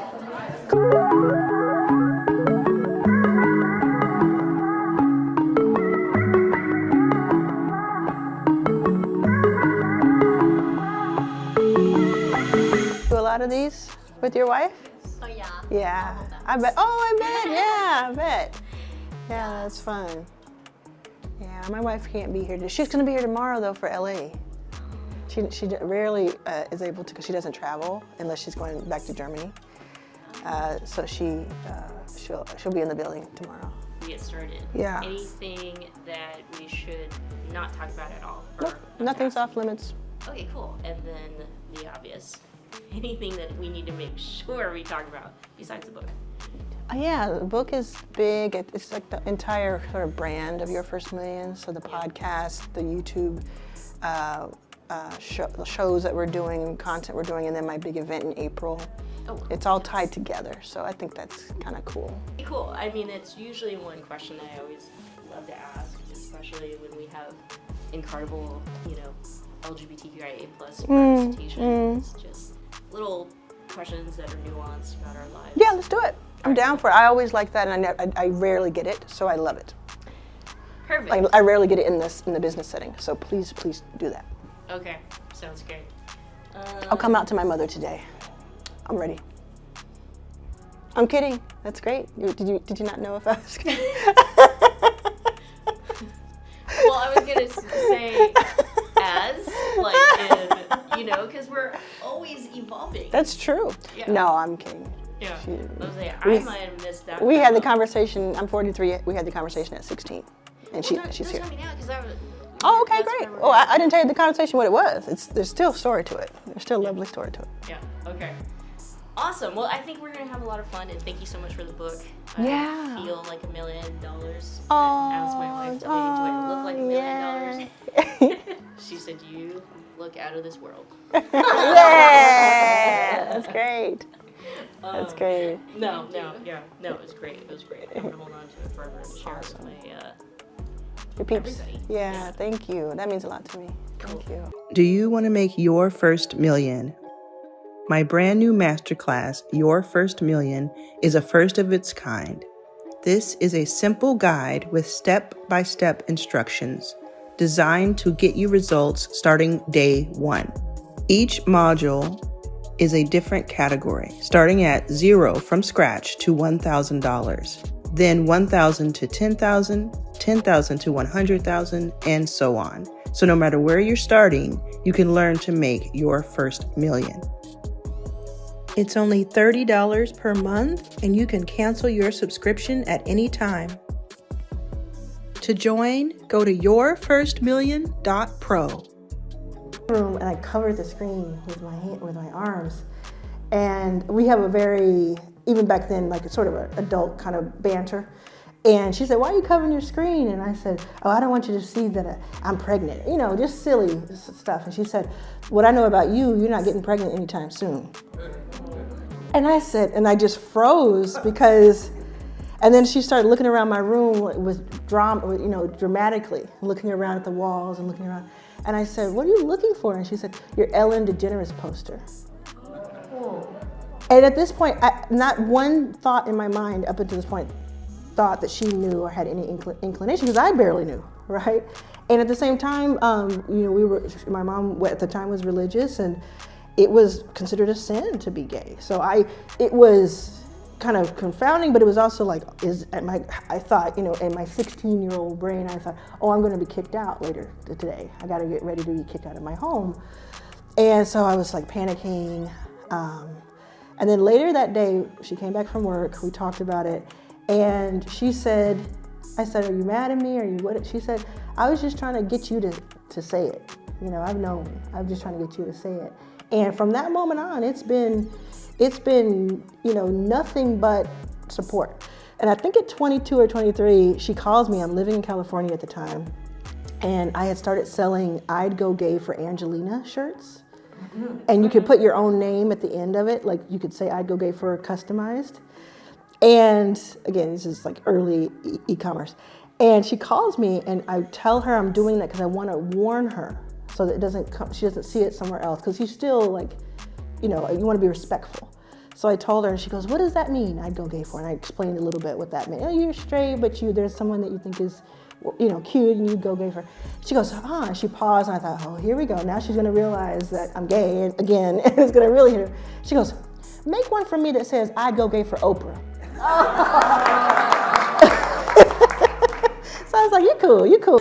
Oh, thank you. Even though I'm in a whole different industry, I'm in hospitality, I don't know if you remember, but you really helped me and encouraged me as being an underestimated person in my industry to request and charge what I want to charge, what I deserve as a speaker, which in turn made me able to charge more for my weddings. And I've also sponsored another wedding planner of color to go to a conference. Wow. So even though it's not like $1 million, but still, you've inspired me so much. Yes. Tell me your name again. Shonda. Shonda, that is so cool. Thank you for telling me that. inspired me Thank you so for telling me much. that. Thank you. Amazing. Thank you for being here. Oh, well, no. Thanks for sharing your knowledge. I first time saw you at the startup grind, like 2018, I think it was, and I was like so inspired. You're so inspired. So I appreciate everything that you do for everyone in the underrepresented communities and whatnot. So, thank you. I appreciate that. Tell me your name again. Brad. Brad. Thanks for coming out. So nice meeting you. You're such an inspiration to me. Thank you so much. What's your name? Kita. What's that? Kita. Kita. Yeah. Cool. I like that. Yeah. I not just love your story, but also I think a lot of people talk about impact. I think you made so much demonstrable impact, such big impact. So thank you. I hope that I can make as much impact in our community as you have. Thank you so much for saying that. Yeah. I appreciate it. I have one question for you. Okay. Just quick. I'm in a community of 40 black men. Yes. Called Black Executive Men. Yes. And you're our book club book for Really? this month. Wow. And I was wondering, what would it take to have you spend like 20 minutes or 30 minutes on the call with us? Is it Zoom? It could be Zoom. It could be just a conference call. Yeah. Melanie, right here with this coat here. Okay. She's my COO. She can get you booked. Okay. She can get it booked. Great. Tell her I want that to happen. Great. Thank you so much. Thank you. Have a great night. Thank you too. Hey! How you doing? I don't actually have a book to sign because I'm doing it on Audible. Okay, fair. I brought you your T-shirt. Oh, So we were yes! super excited. And a couple Oh, of yes. extra Yes. that we Blackfulness. Hey. Yes. Wonderful. Oh, got all kinds of stuff. Oh. Thank you. Wonderful. Yes, for bringing all the Thank magic. you. Yeah. Yes, we're super excited. Excellent. And we're so grateful. I just started on Audible, so let's go. Let's go. Yeah, Audible too. So Let's go. Let's go. We're already in the house for April. Love it. Yes. April. We'll be there. Yes. Your first million live. I love it. Good to see you.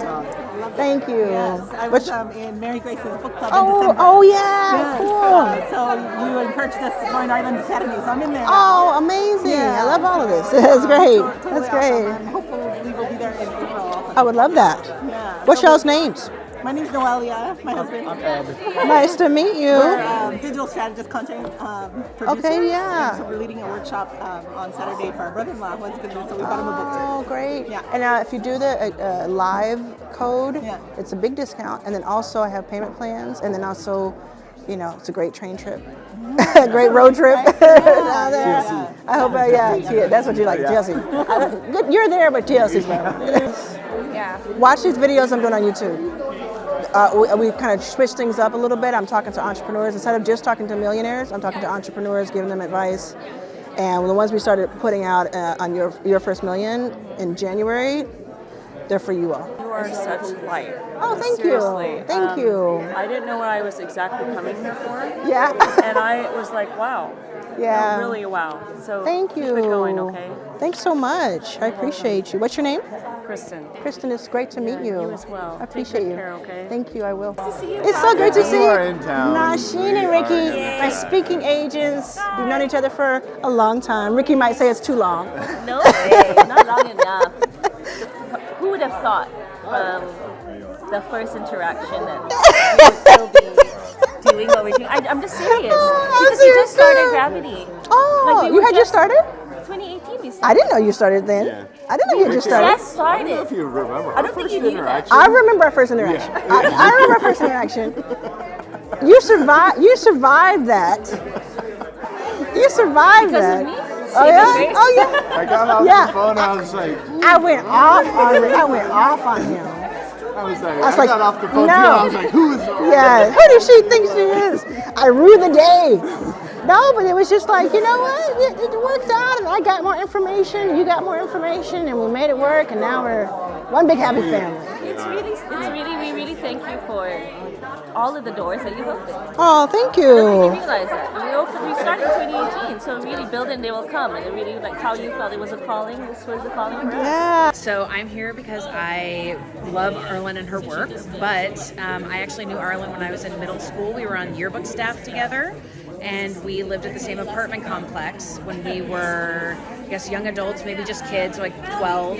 And a memory that I have is always seeing her and Rook leaving their apartment, and he would always stop her before they walked out into the parking lot. And I just remember seeing that as a really caring motion, and I love seeing that he's here today. It's really beautiful. Hello. Are you Claire? I am Claire. What? Claire from high school. Claire Junior from high, yearbook oh my- staff. You're taller than I remember. I am. I actually Holy cow. totally hit puberty late. Oh my gosh. I'm tripping out. I'm losing my mind right now. I'm tripping out. Yeah. Let me talk to other people. Can you stay for a little bit? Absolutely. Yeah, stay for a little bit. got up with your mom. Yeah. Oh, great. That's amazing. I mean, I can. So you're good. You good for a few minutes? Later. Do them first. Perfect. Interview. I'm glad I got to see it. Yeah. You're doing an amazing job. Thank you. And yeah, it's really exciting. Cool. Are you? I can't remember if you said you're going to be here in April. You're going to go to the event. Is that the one in LA? Yeah, I'll send you a guest pass if you're able to go. I would love to go. Yeah, let me send you a guest pass. Will you text me and just remind me, and I'll send it to you? Absolutely. Yeah. And then I'll let you have your meeting. Yeah. Good. Hello. I see why you wear tennis shoes now. You're standing all day. Yeah. Oh, yeah. How's it going? It is going well. I have a new masterclass called Your First Million, where I take you step by step through 0 to 1,000, 1,000 to 10,000, 10,000 to 100,000, and so on, step by step, every step of the way to get you there. The very first module starts with how to make $1,000 in 7 days or less so that you can make your investment in yourself back almost immediately. It only costs $30 a month, and you can cancel your subscription at any time. Check it out at yourfirstmillion.pro. Basically, after my dad died, I came across this book, and it was really difficult for me to handle it the same way. Sorry. No, you're fine. You're fine. But what happened was through this book, I realized that I can build a business to teach people of color how to handle their estate plans and how to do that. And I haven't given up. And you really put me out of a tough time, and you made me believe in myself. So thank you so much. Thank you.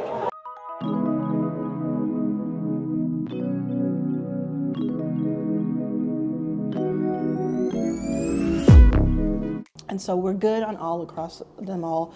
We're not at a red point of any of them being like sold out. Because what you want to do, obviously, premium, you want it to be a certain thing. And then, but they said on the site the first 2 to 5 rows of the orchestra, because there's a pit and then there's the orchestra.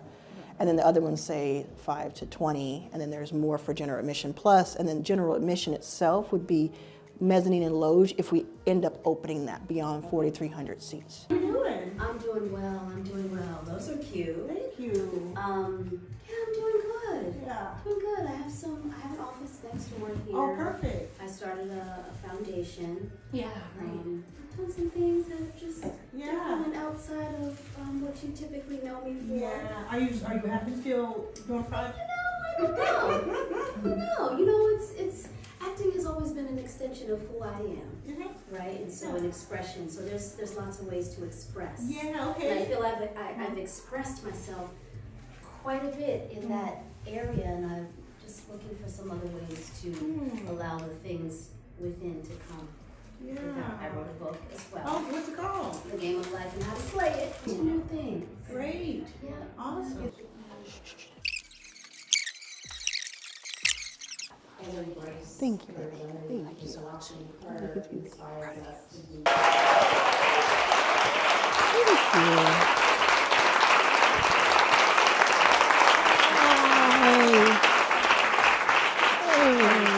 you. We all need to be able to fish, because we all need to be able to, at the drop of a dime, I need 10,000, whether it's to pay the bills, something came up, or it's simply to go on a fabulous vacation. I need to be able to generate that legally, ethically, and quickly because I want to. And I'll tell you why. Because I've been in these rooms with wealthy people, the abundance of wealthy people. On a drop of a dime, they will spend what some of us make in a year on the most frivolous things, and they're living their best life and they're moving on. And we are still, should I do this, or is it okay? We're still battling imposter syndrome, some of us, and we're playing on a different game board than they're playing on, and they know it. And they're like, good, more for us over here. So we're doing all these things that are against self-sabotage and limiting beliefs and all of that. We're not even on the right game board. So we all in this room, every single one of us in this room, in 2 years, if you're not already, could be a millionaire. Or well on your way. Could be. And if you're someone who's like, I don't want a million, I don't need a million, do it just because you can, and then give it away. And then give it away. It's your money. You can spend it on whatever you want, right? But do it just because you can, because there are a group of people who are doing it just because they can. Right. And we need the power, control, all the things collectively that we can do with that. Do you want to make your first million?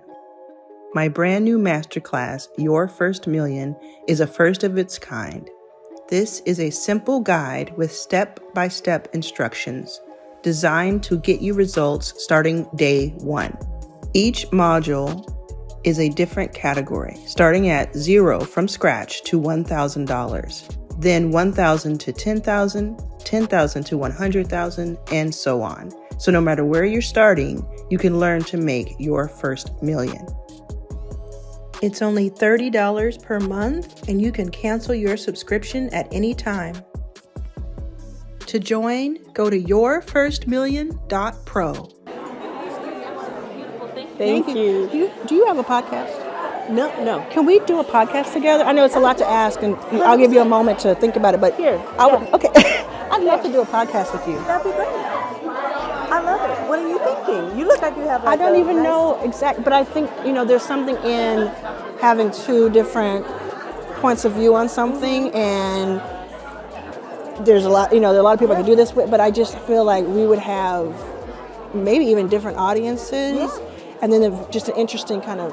I'm in. Okay, cool. Okay, we'll talk about it. Thank you. This was great. Okay. Oh, Yes. Good to see you. How you doing? I'm You too. good. Nice to see you. Nice to see you. I talk about manifesting. The end of last year, beginning of this year, I said I am going to make my first million this year. Then the Birdhouse did this. Yes. Black Birdhouse did this. Yes. I bought your ticket immediately Wow. to come see you, and I started your book today.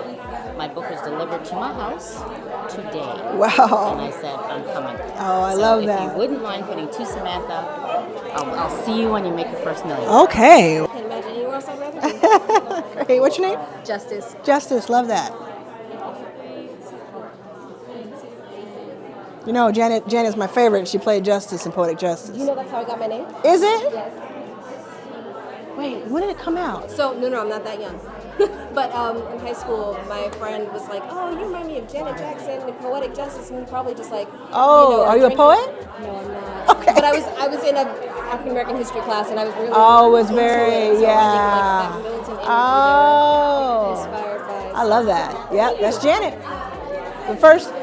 The introduction talks about Janet. That's the first thing I talk about. Very cool. Yeah, thank you. I'm looking forward to signing up for the live. Oh, I love that. Yeah, I can't wait it's going to be amazing. Yeah. So I can't wait to see you there. Yeah. Yourfirstmillion.live. revitalized, recharged, I love and ready that. to go. I love that. Thank you. That's amazing. Tell me your name. Candia. Candia. Thanks. Like I can dance. You can dance. I love it. Okay, what perfume is this? That I'm wearing? Yeah. All that and more? All that and more. Yes, I have a It women's- is all that and more. I have a women's clothing boutique. I'll give you my card. Okay, is this your perfume or someone else? This is your perfume that you created? Yeah. No, someone made it for me. And then But I'm saying it's your scent? It's your brand? Yes. This smells amazing. Thank all you. that and more. Yes. Okay, I'm gonna get the perfume. I collect perfume. How are you? Good. It's good to see you. You too. I'm not. Oh, I love this. I love this. That's actually really cool.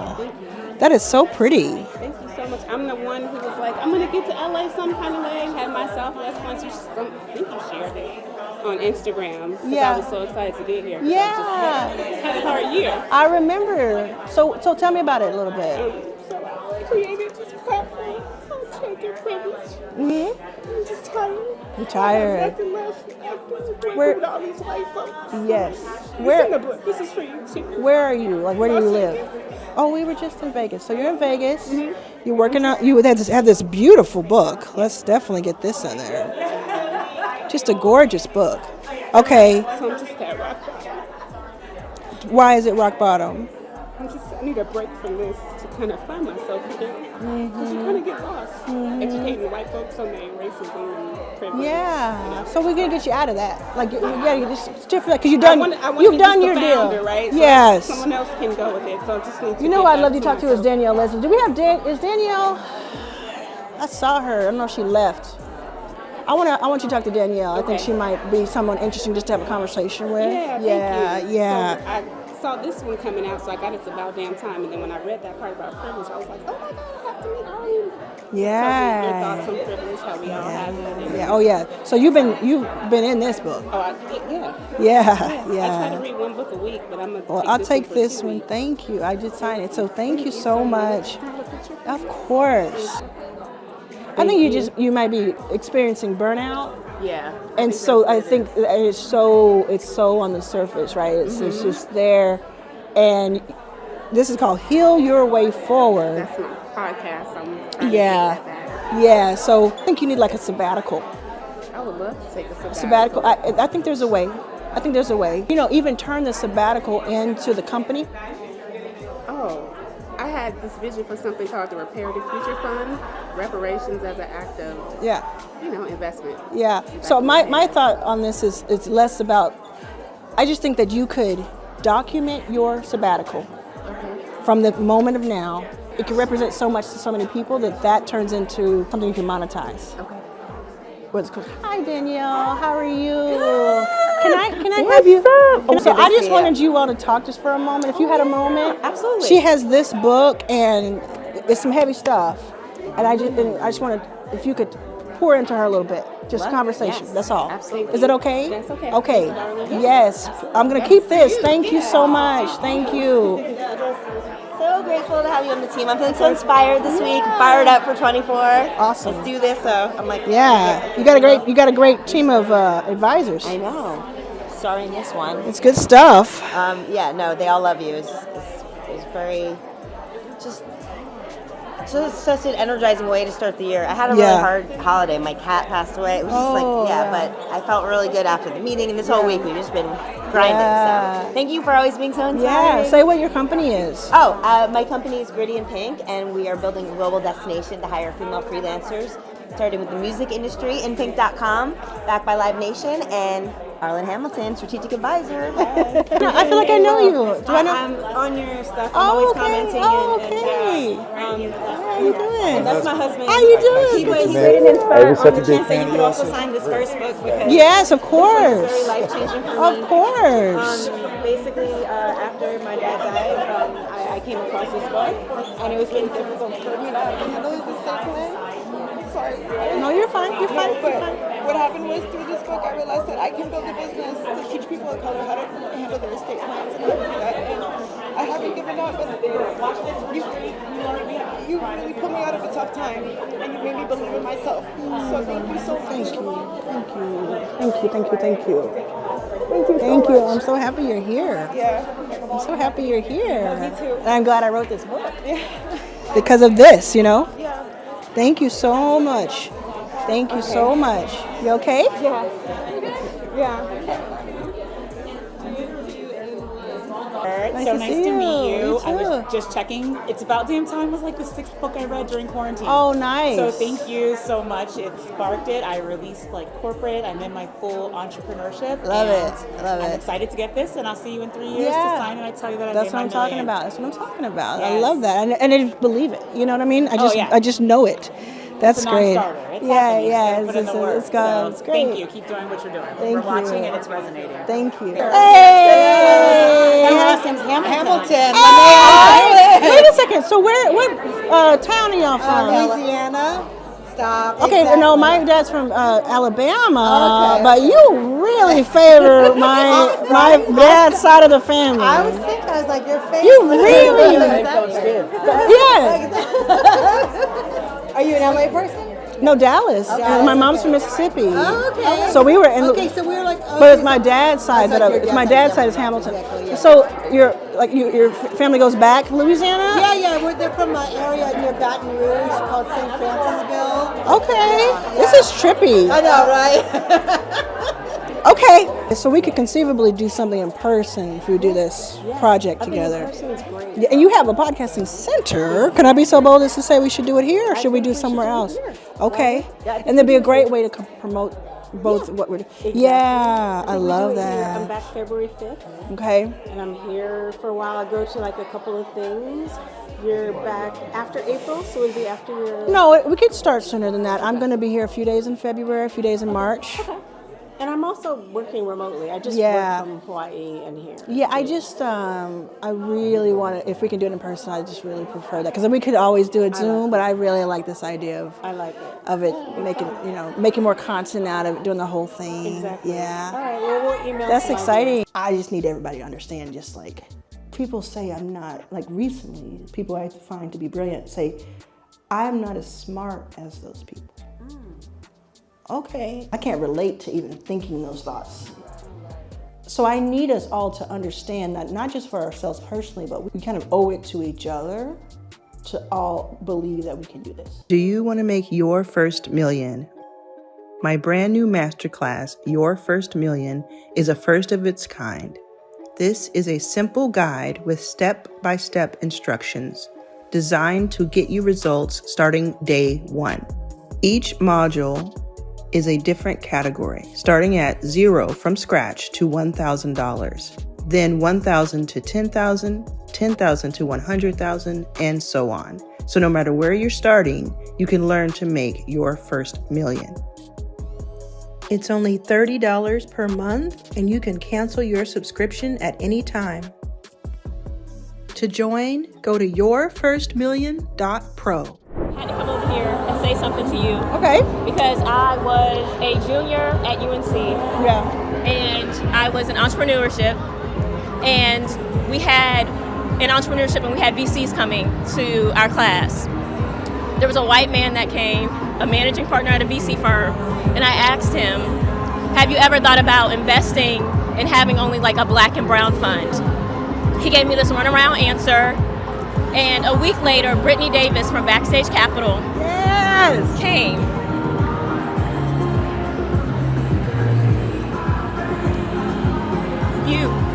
Thank you for your vision. Thank you for the work that you're doing. Because I am now working for Kim Lewis at Curl Mix. Because I went to Backstage Capital. I looked up your fund. I looked at the people that you were working with. And I just trusted you. I was like, if you're working with them, then they're a good bet.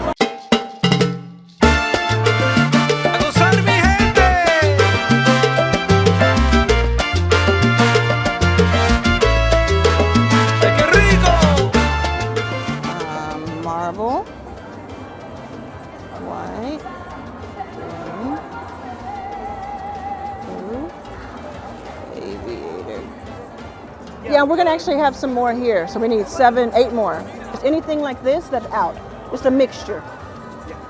So if you take them out of that, yeah, exactly. Thank you. I've been following your work for a while. quite a few years. Oh, awesome. I'm a member of Tech Ladies, and I first found out about you through there. So I've been there for the last 5 years. Yeah. And I came to the conference specifically to meet you. Wow. Well, here we are, first day. Here we are. And she made me come up and talk with you. Good. Very nervous. I was like, go say hello. Yeah. Having a panic attack right now. It's okay, you're good. We just have a couple cameras, don't worry about it. What's your name? I'm Tamu Grade. Nice to meet you. Really nice to meet Tell me you. your name one more time. Dede Tetsubayashi. Dr. Dede. Dr. Tetsubayashi. Thank you for saying that. Thank you. Well, this is great. I'm so glad you're here. And I'm on Friday, I'm speaking twice. And this is just already an amazing event, right? This is so beautiful. And then my mother has her glasses here.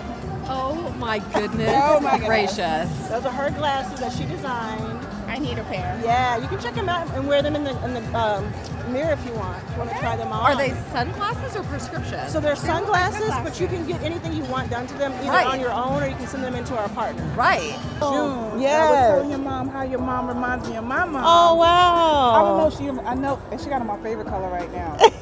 Purple. Your favorite color? Purple. Purple. You remember? She has purple, 2 purple pair of glasses. I'm gonna get them. Yes. I'm gonna get one. You two look like Disney heroes.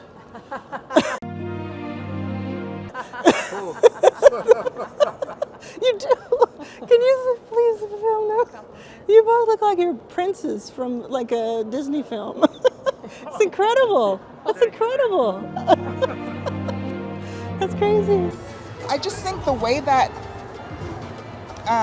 you show up for your customer, you're saying something about who you see them as. Yes. And so the packaging, she's sweet. But the packaging, the fact that she's wearing them, the fact that she's colorful and so on, especially as an older woman, it means a lot. It's not. And this is her. This is authentic. This is her every day. That's why I asked her name, not you, because I know your name.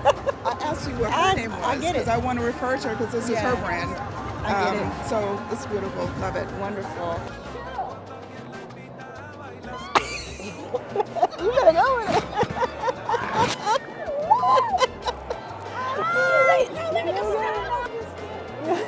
Yes. Yes. That's French Riviera right there. Hey, we're loving it. We're loving it.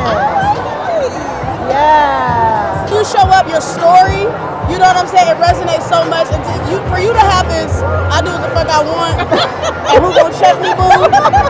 And standing on business, like Courtney's like, yeah, you trying to go? I'm like, we in there. We're there. We're there. You know, he's gonna be there. He's a right. Never get you in the room You know, anywhere. you see what I'm saying? Yes, done. This is the first one I grab. I know, done. I don't have to try on everything. Done. Let me tell you, here, go here. You're like, go here.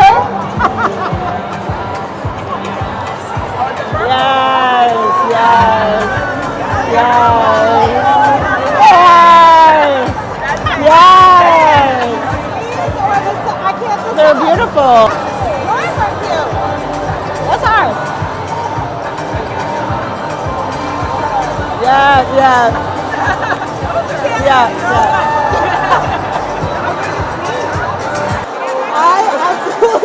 I love all of them. Okay. I mean, you can't lose. You literally can't. These are so cute. Do you want to? Because they are so fabulous. You see how cute? Listen, you are so talented. This is fabulous.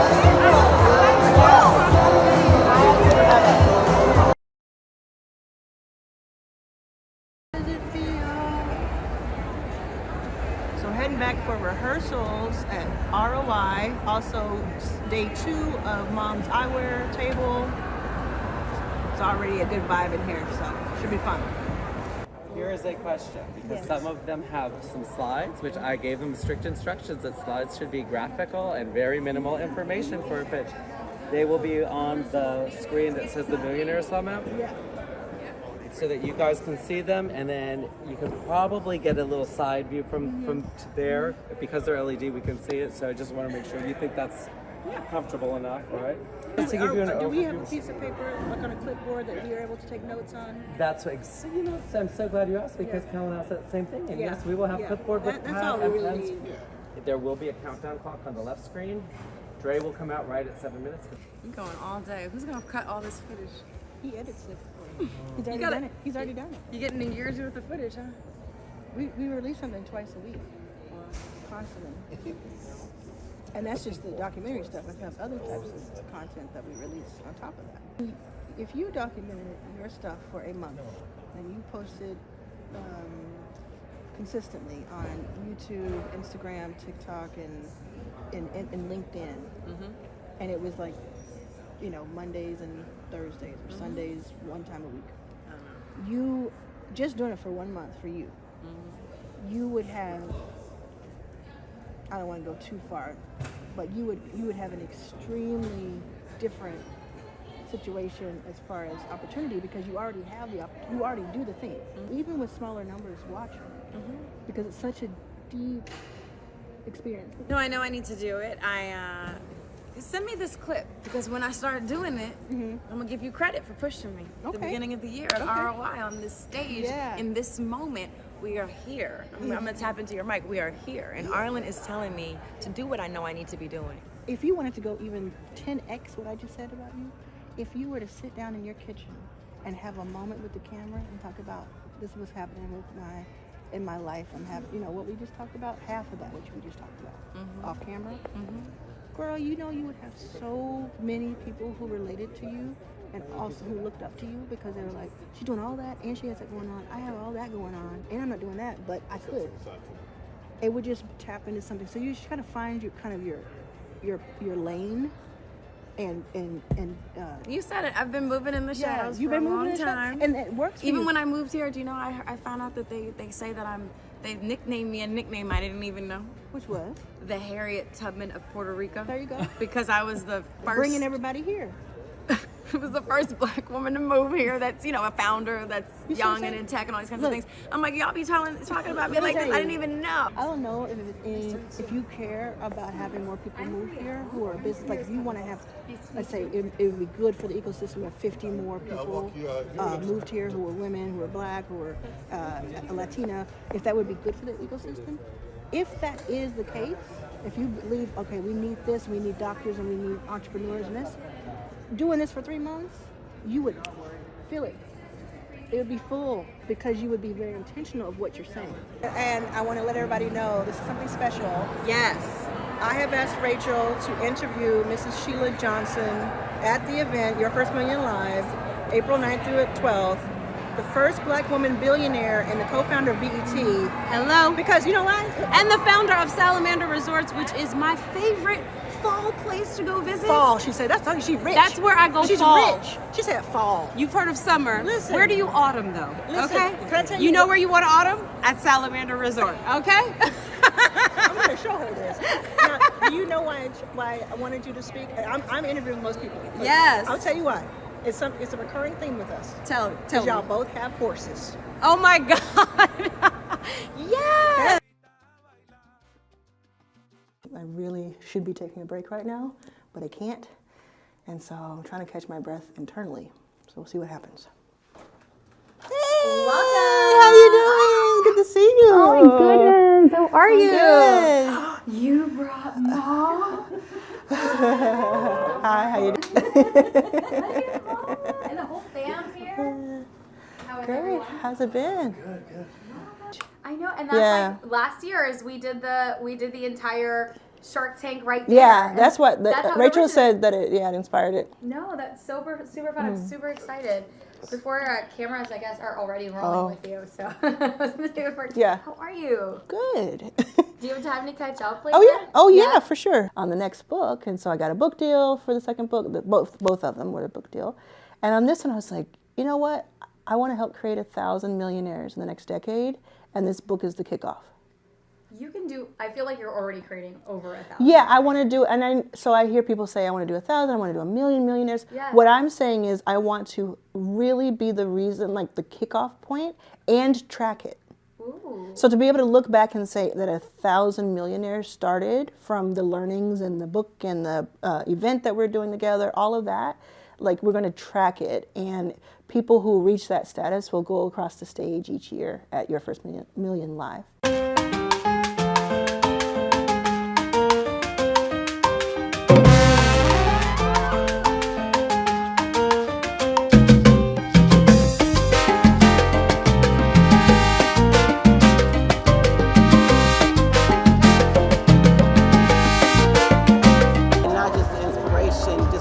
That you have taken in your story, so it helps me. So you're helping other people as well, not just people in that space that need Well, this book is 90% about not taking venture capital. Okay. So it's about everybody else too. Yes. So that's what I'm most interested in and focused on. Very good. I was in your session last year. Oh, were you? So you saw when the woman pitched? Yes. So now we're doing the Schmilly Tank because of that. Awesome. That's why we're doing Schmilly Tank later. Oh, okay. Yeah. Did you guys end up funding her? We didn't fund her, but I did have a meeting with her, and I gave her a lot of my time, and both of them, and I think I convinced them to try to do more on their own without taking outside funding, so they can hold on to more ownership, which is what I really wanted her to do.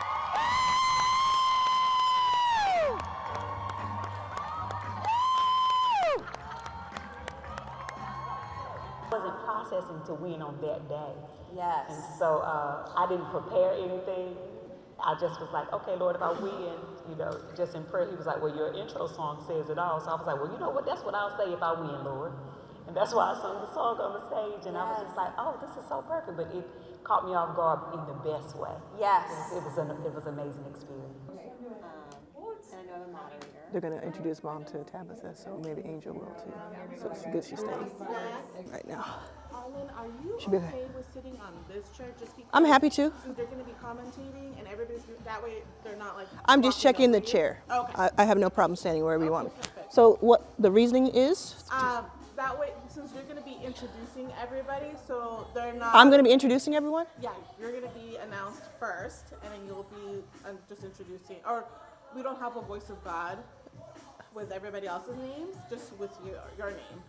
So. Okay, let's talk a little bit. Introducing everybody? I don't mind it. I just mind not being told that. Like okay, I didn't know that was going to be the case. Okay. So kind of walk through a little bit. Hey, get on the dance floor. Kit Kat and this and that. So on the ones. We can run it really quick before Shannon and Yadira get here. I mean, this is like something like what, 4 names, and I have to. Arlan. El tercero. So we're gonna fade it smoother, and this is what you're gonna hear. Arlan Hamilton. So that's what you're gonna hear. Great. And then we'll play your intro song. Pon el energy. It'll be obviously smooth. We're just you'll give your intro. Well, that's what I'm saying. I haven't been told any of this. So I'm told that I'm on a panel. I'm happy to do anything, but I wasn't told any of this. So I don't. So kind of take me through. Why am I moderating this panel? We have you as moderator.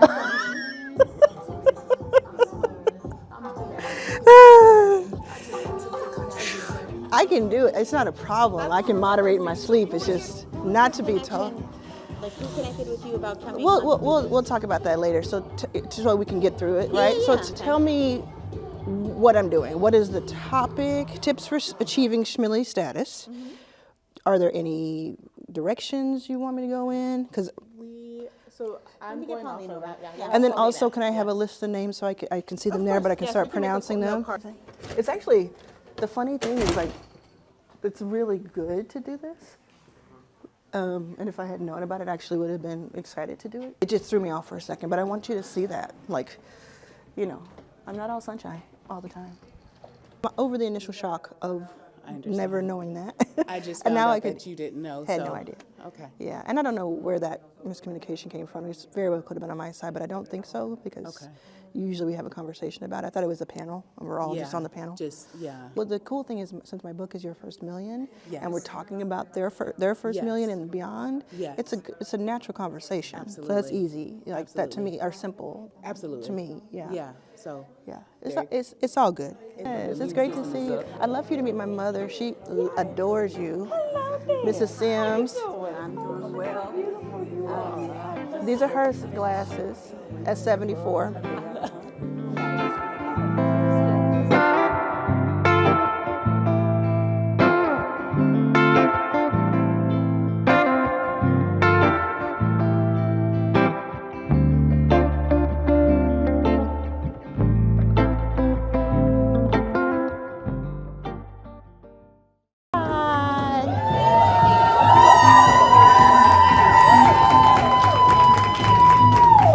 I just want to give a shout out. My mother just met Tabitha. Yeah, my mother, she just met her and they had a moment. She fixed her earrings. It was really cute. And if you don't know, my mother, last year we were talking about her eyewear line. It had not been launched yet. It was a thing in the making. And I think everybody thought it was kind of cute and like, oh, that's really nice that you're going to have yes, Mrs. Sims, yes. Don't you know she has a whole table here with all 6 designs of her eyewear? A lot of it is like having the audacity of like a 30-year-old white man named Chad. Several of them I have in my venture groups. And, you know, they're not losing sleep. And I'm not saying every single white man. Come on, y'all. I'm saying Chad. But they're not losing sleep about a lot of this. And we don't want to emulate the mediocre, no matter who they are. We can also learn from them. And some of the stuff that we take on as women of color and women and non-binary, we take on so much that we really should not take on mentally for one reason or another. I did think it's like, there's so many people on the panel. Well, I get to talk. I got to talk. So much. So inspirational. So you should do comedy also. Because you're funny and you hit all the points today. That was amazing. Thank you so much. You're natural and everything, like comedian. Thank you. Thank you. Led by emerging and underestimated managers. Y'all give it up for Arlan Hamilton. Each Smiley will come out, pitch their business for 4 minutes to the judges, and then it's their chance to ask questions and give feedback. How does it keep its soul as it grows? So one of the reasons why I've kept 5-Minute Bookkeeper the way it is because of the user experience. And whatever platform I create, it would have, the stipulation is that it has to stay. The user experience has to remain the same.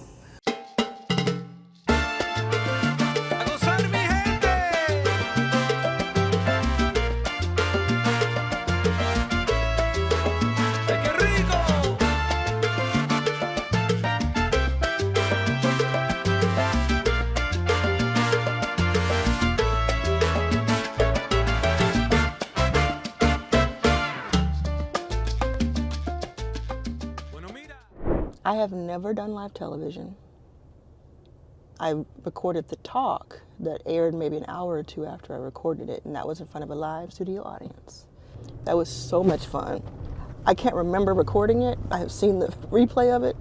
It goes by so fast. So I imagine that's what this is going to be like. Since this is live, you ever get that deer in the headlights where you can start hearing yourself and it echoes and you kind of like forget where you are feeling? That is the only thing that could take me down when it comes to live. So I'm going to try to stay really present. I'm not nervous.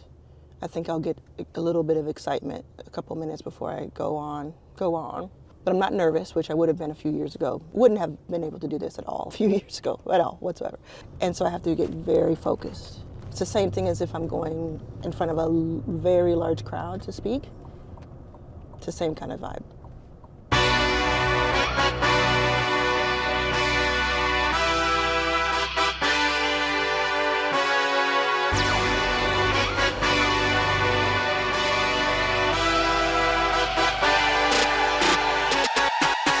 says ABC up there.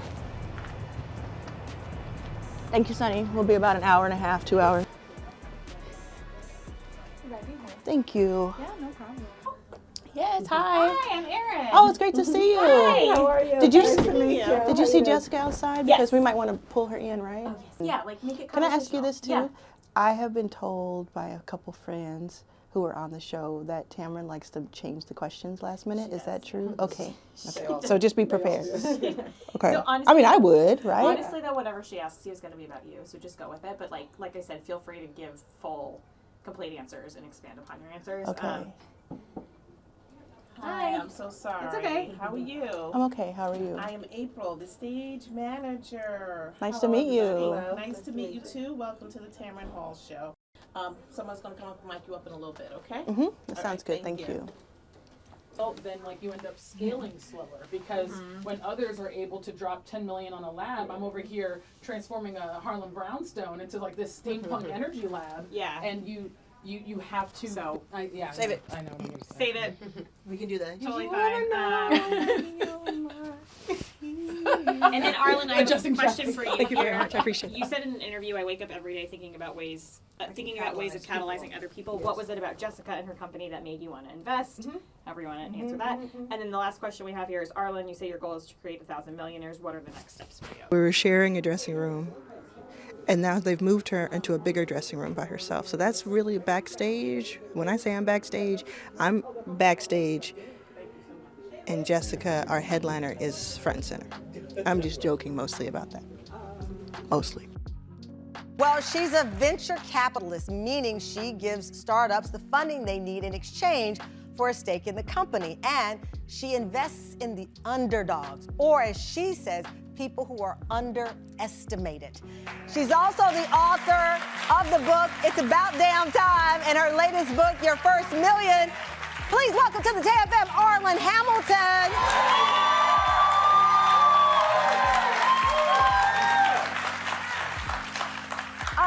Arlan, I have to tell you, your story is absolutely incredible. I mean, it reads like a movie. I mean, I picture trading places with Eddie Murphy. It's like a movie, but it is your life. Yes, it is. Yes, I can't believe it sometimes, but it came from a lot of hard work. Yeah. And a vision and seeing something people couldn't see at the time. Here's a glimpse of Arlan's vision. Take a look. My name is Arlan Hamilton. I'm the founder of Backstage Capital.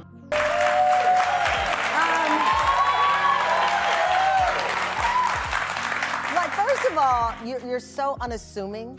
You're kind of blushing right now. I know your mom is in the audience sitting by.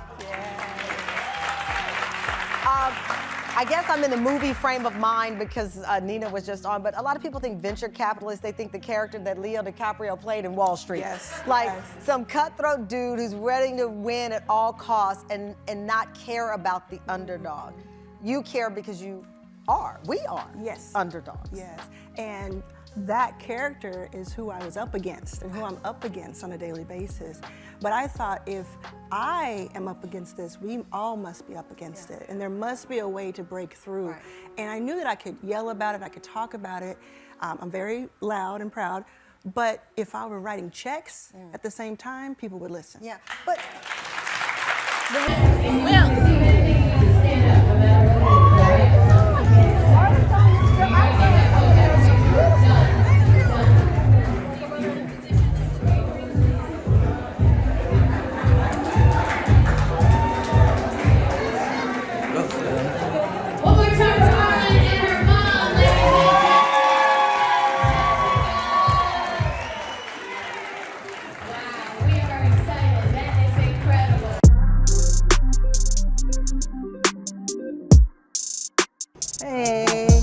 Hey, how you doing?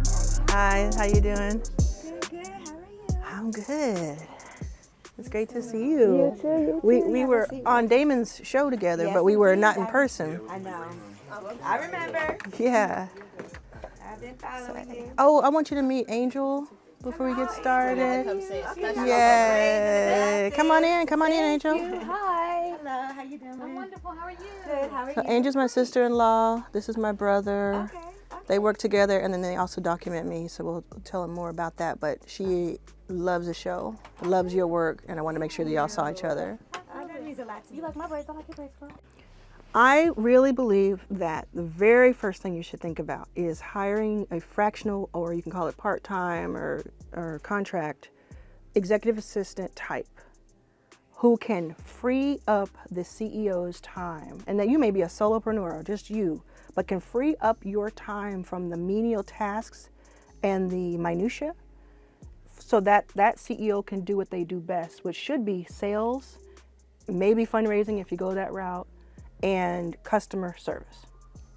So a lot of people, and I've studied this with a lot of companies, they'll spend 20 plus hours a week invoicing or talking to someone on the phone or doing things that, or like posting or doing things that, very important things. And I said menial, but probably the wrong phrasing. They're very important things, but they're tedious, and they can be done by someone who loves doing that stuff and can do it all day long. But you can hire them for 5 hours a week, 10 hours a week, little by little, right? And you can start taking that off your plate so that you then can put the same 10, 5, 20 hours. Imagine if like the thing that brings you the most opportunity, if you're able to do that 20 times the amount of times you can do it today, or 2 times the amount, it would just bring more opportunity back. Yeah, being able to delegate is also an important quality, because sometimes you feel like if I don't do it, it's not going to get done right. Like those. It's true. Can I tell you that that's true though? Yeah. It's not going to get done the way you want it to because they're not you. But as multiple people have said that I've studied, isn't it better to have somebody do something 80% as well as you do, if it means you can go out there and do what you do best at the full capacity? And Arlan, your brother's here too, and I want to make sure that we acknowledge that this is an important time for him. You must have a very happy mother. Oh yes, and she's doing her thing too. So we wanted to, but your brother's here, and I just want to acknowledge why this is an important time. So my brother, say hi, Rook. Hey, what's up with it? Hey, Didn't you just have a few downloads or something? Yes, I'm gonna say what happened today. Shout him out. He just reached 250 million views on YouTube through his show Real Life Street Stars. 200 Real Life Street Stars. Y'all heard about it. Y'all know Real Life, and so yeah, you want to say anything about it? Come sit. You can Hey. sit in the camera. Where y'all? I need to be at. Right here. Okay. Where you want to? Where you're in Dallas? Yeah, Just Dallas, tell us Texas. about your show. Real Life Street Stars, famous blue couch with the light wall in the background. Yes. Well, who are a couple people you've had on recently? You know, Charleston White, Mark Cuban, Yeah. Jaguar Wright, you know, famous interview with Jaguar Wright. Yeah. The whole gamut. Okay. They do the whole gamut. Soon to have It's a lot. Charleston White to Mark Cuban. I would love to see y'all on that show. We went too. Yeah, y'all just come down there in Dallas. Yeah. On the famous light wall Yeah. anytime y'all Because we hear your voice in the background, but we don't. What's that? I'm sorry, I'm taking. What's the decision to be off camera? Like, why did y'all make that decision? so nobody can mess it up. Oh. If someone gets the big head or something, no, the show's always gonna go on. Yeah, so it's not about y'all, it's not about your them. guests. Yeah, it's about the guests at all the time. I think that's a real good key for success, right? Because you figured out what exactly it needed to be to reach the 250 million. And I have to say, it took 13 years, but the last 2 years is where you got most of the views. That consistency really matters. People never know when that's going to happen. Did Backstage Capital, and I know somebody from there she that putting can on the spot. She putting us on the spot. Get an investment. Well, I think one of the biggest investments was getting Mark Cuban on the couch and that. That is an investment. I did that, yeah. I got him on there, and we've talked about it before, but they've stayed independent because I try to tell as many founders as I can, including my own family, stay independent as long as you can, so you can have more control. You can sell pieces of your company for more, rather than when you first started. You're at the mercy of the investor. Right. So they've built up something they can ask for anything right now. Yeah. Because if you try to get that investment too early, you're giving up a lot for very little money. That's it. That's it. Yeah. Well, congratulations. We're proud of you, bro. I appreciate it. And tell people your handle so they can find at you. Real Life Rook, and you know, Real Life Street Stars. With a Z. With a Y and a Z. Yeah. Real Life.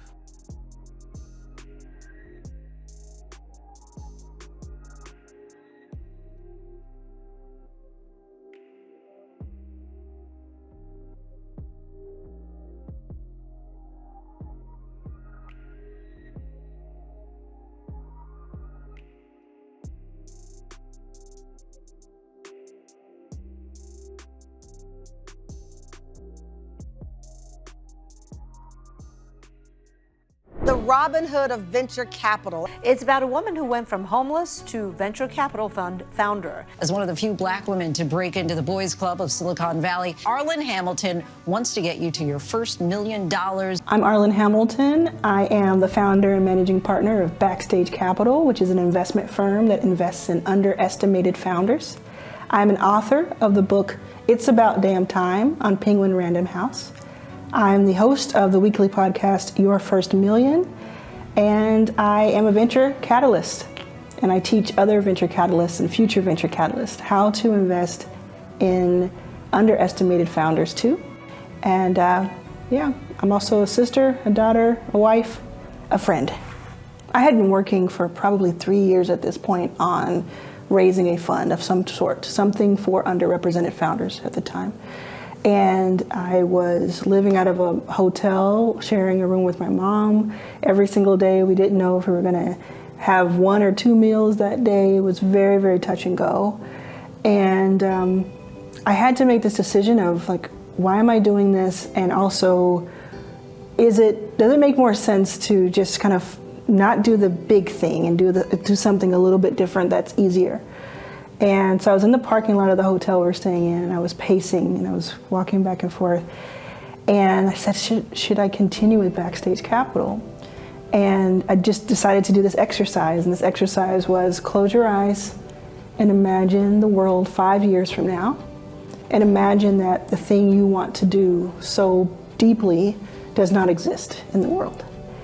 And I did that, and I still remember to this day the feeling of my eyes shooting open. And I said, I can't imagine a world in 5 years where Backstage Capital does not exist. It just doesn't make sense to me. It doesn't work. And to make it even further solidified that this is what I was supposed to do, I felt that even if I wasn't the one who made it happen, even if I wasn't there with it, that it still needed to be there. So that moment really taught me, go all in, and you have to try. So that's the day that I decided, okay, have no money, ran out of food stamps, barely have a place to stay, but I'm gonna raise millions of dollars for underrepresented, underestimated founders. And not only that, I'm going to invest in 100 companies within 5 years or so. And ended up getting to that goal, that milestone, in 3 years instead of 5.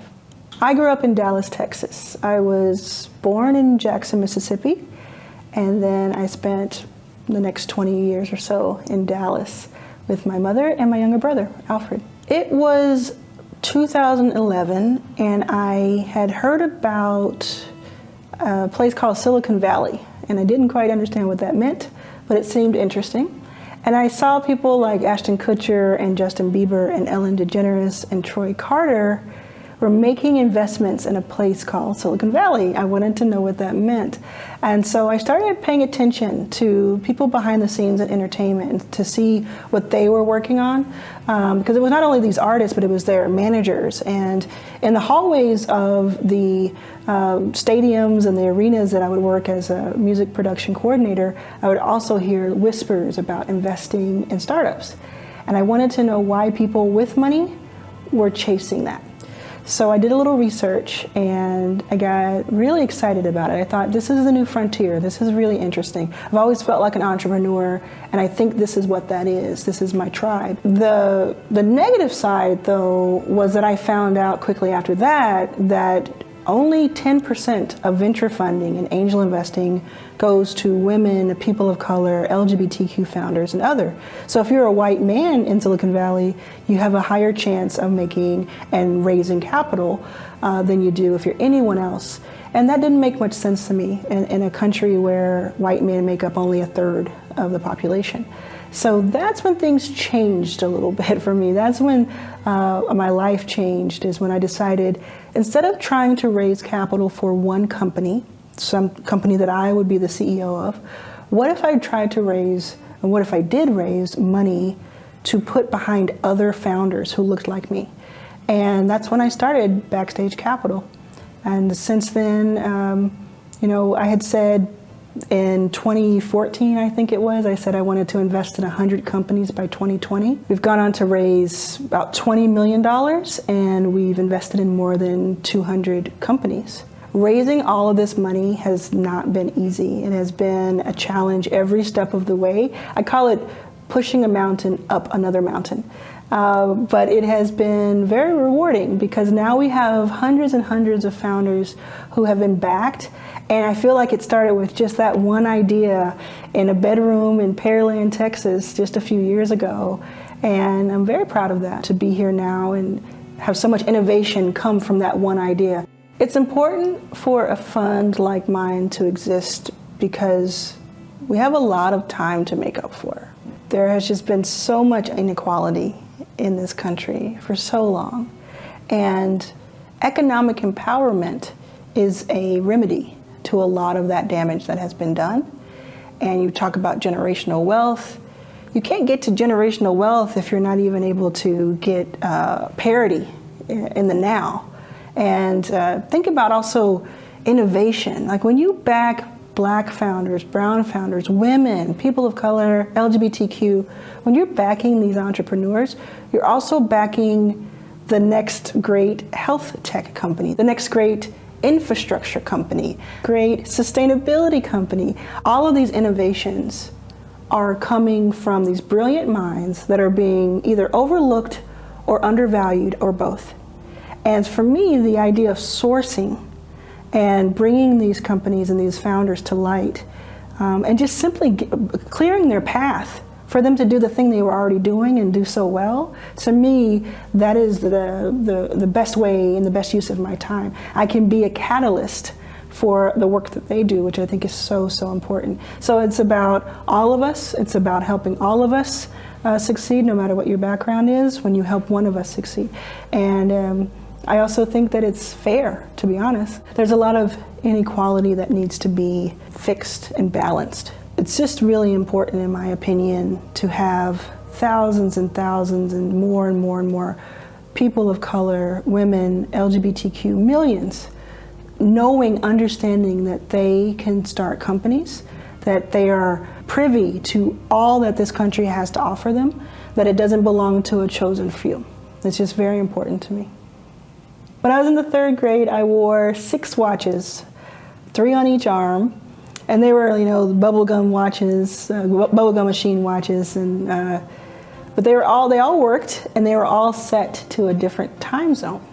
And I had just learned, I got an encyclopedia set. My mom got an encyclopedia set from a traveling salesperson, and I had just learned about time zones, so I was just so enthralled and fascinated by the fact that someone in a different part of the world, it could be a different time for them. It just blew my mind, really. So I wore 6 watches to kind of keep up with what everybody was doing. I would be at school and I'd look down at my watches and I'd say, okay, well, in Hawaii, it's this time. In Australia, it's this time. In Kenya, it's this time.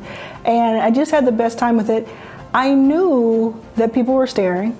I knew that people thought I was weird. They called me weird. This is 3rd grade, where people can be very cruel. I was called names, I was made fun of, mostly just laughed at. But I didn't care. I thought it was the coolest thing in the world. I still do. And I think that sort of off the beaten path, weird kid, seeing things in a different way, and also being hyper curious and actually caring a lot about other people, I think that has actually really helped me as a venture capitalist, a venture catalyst, as I say. And it helps me look at things in a different light. I don't have this very traditional way of looking at investments, for instance, or what will be the next best thing. I don't look at trends because I don't care about trends. I care about what moves me, just like art, really. It's like when you look at art, art is about what stirs you. And that's what I do when I look at companies. So I'm very happy for the little girl who wore 6 watches, because today, they called me weird, they called me disruptive. Now I get paid to do both.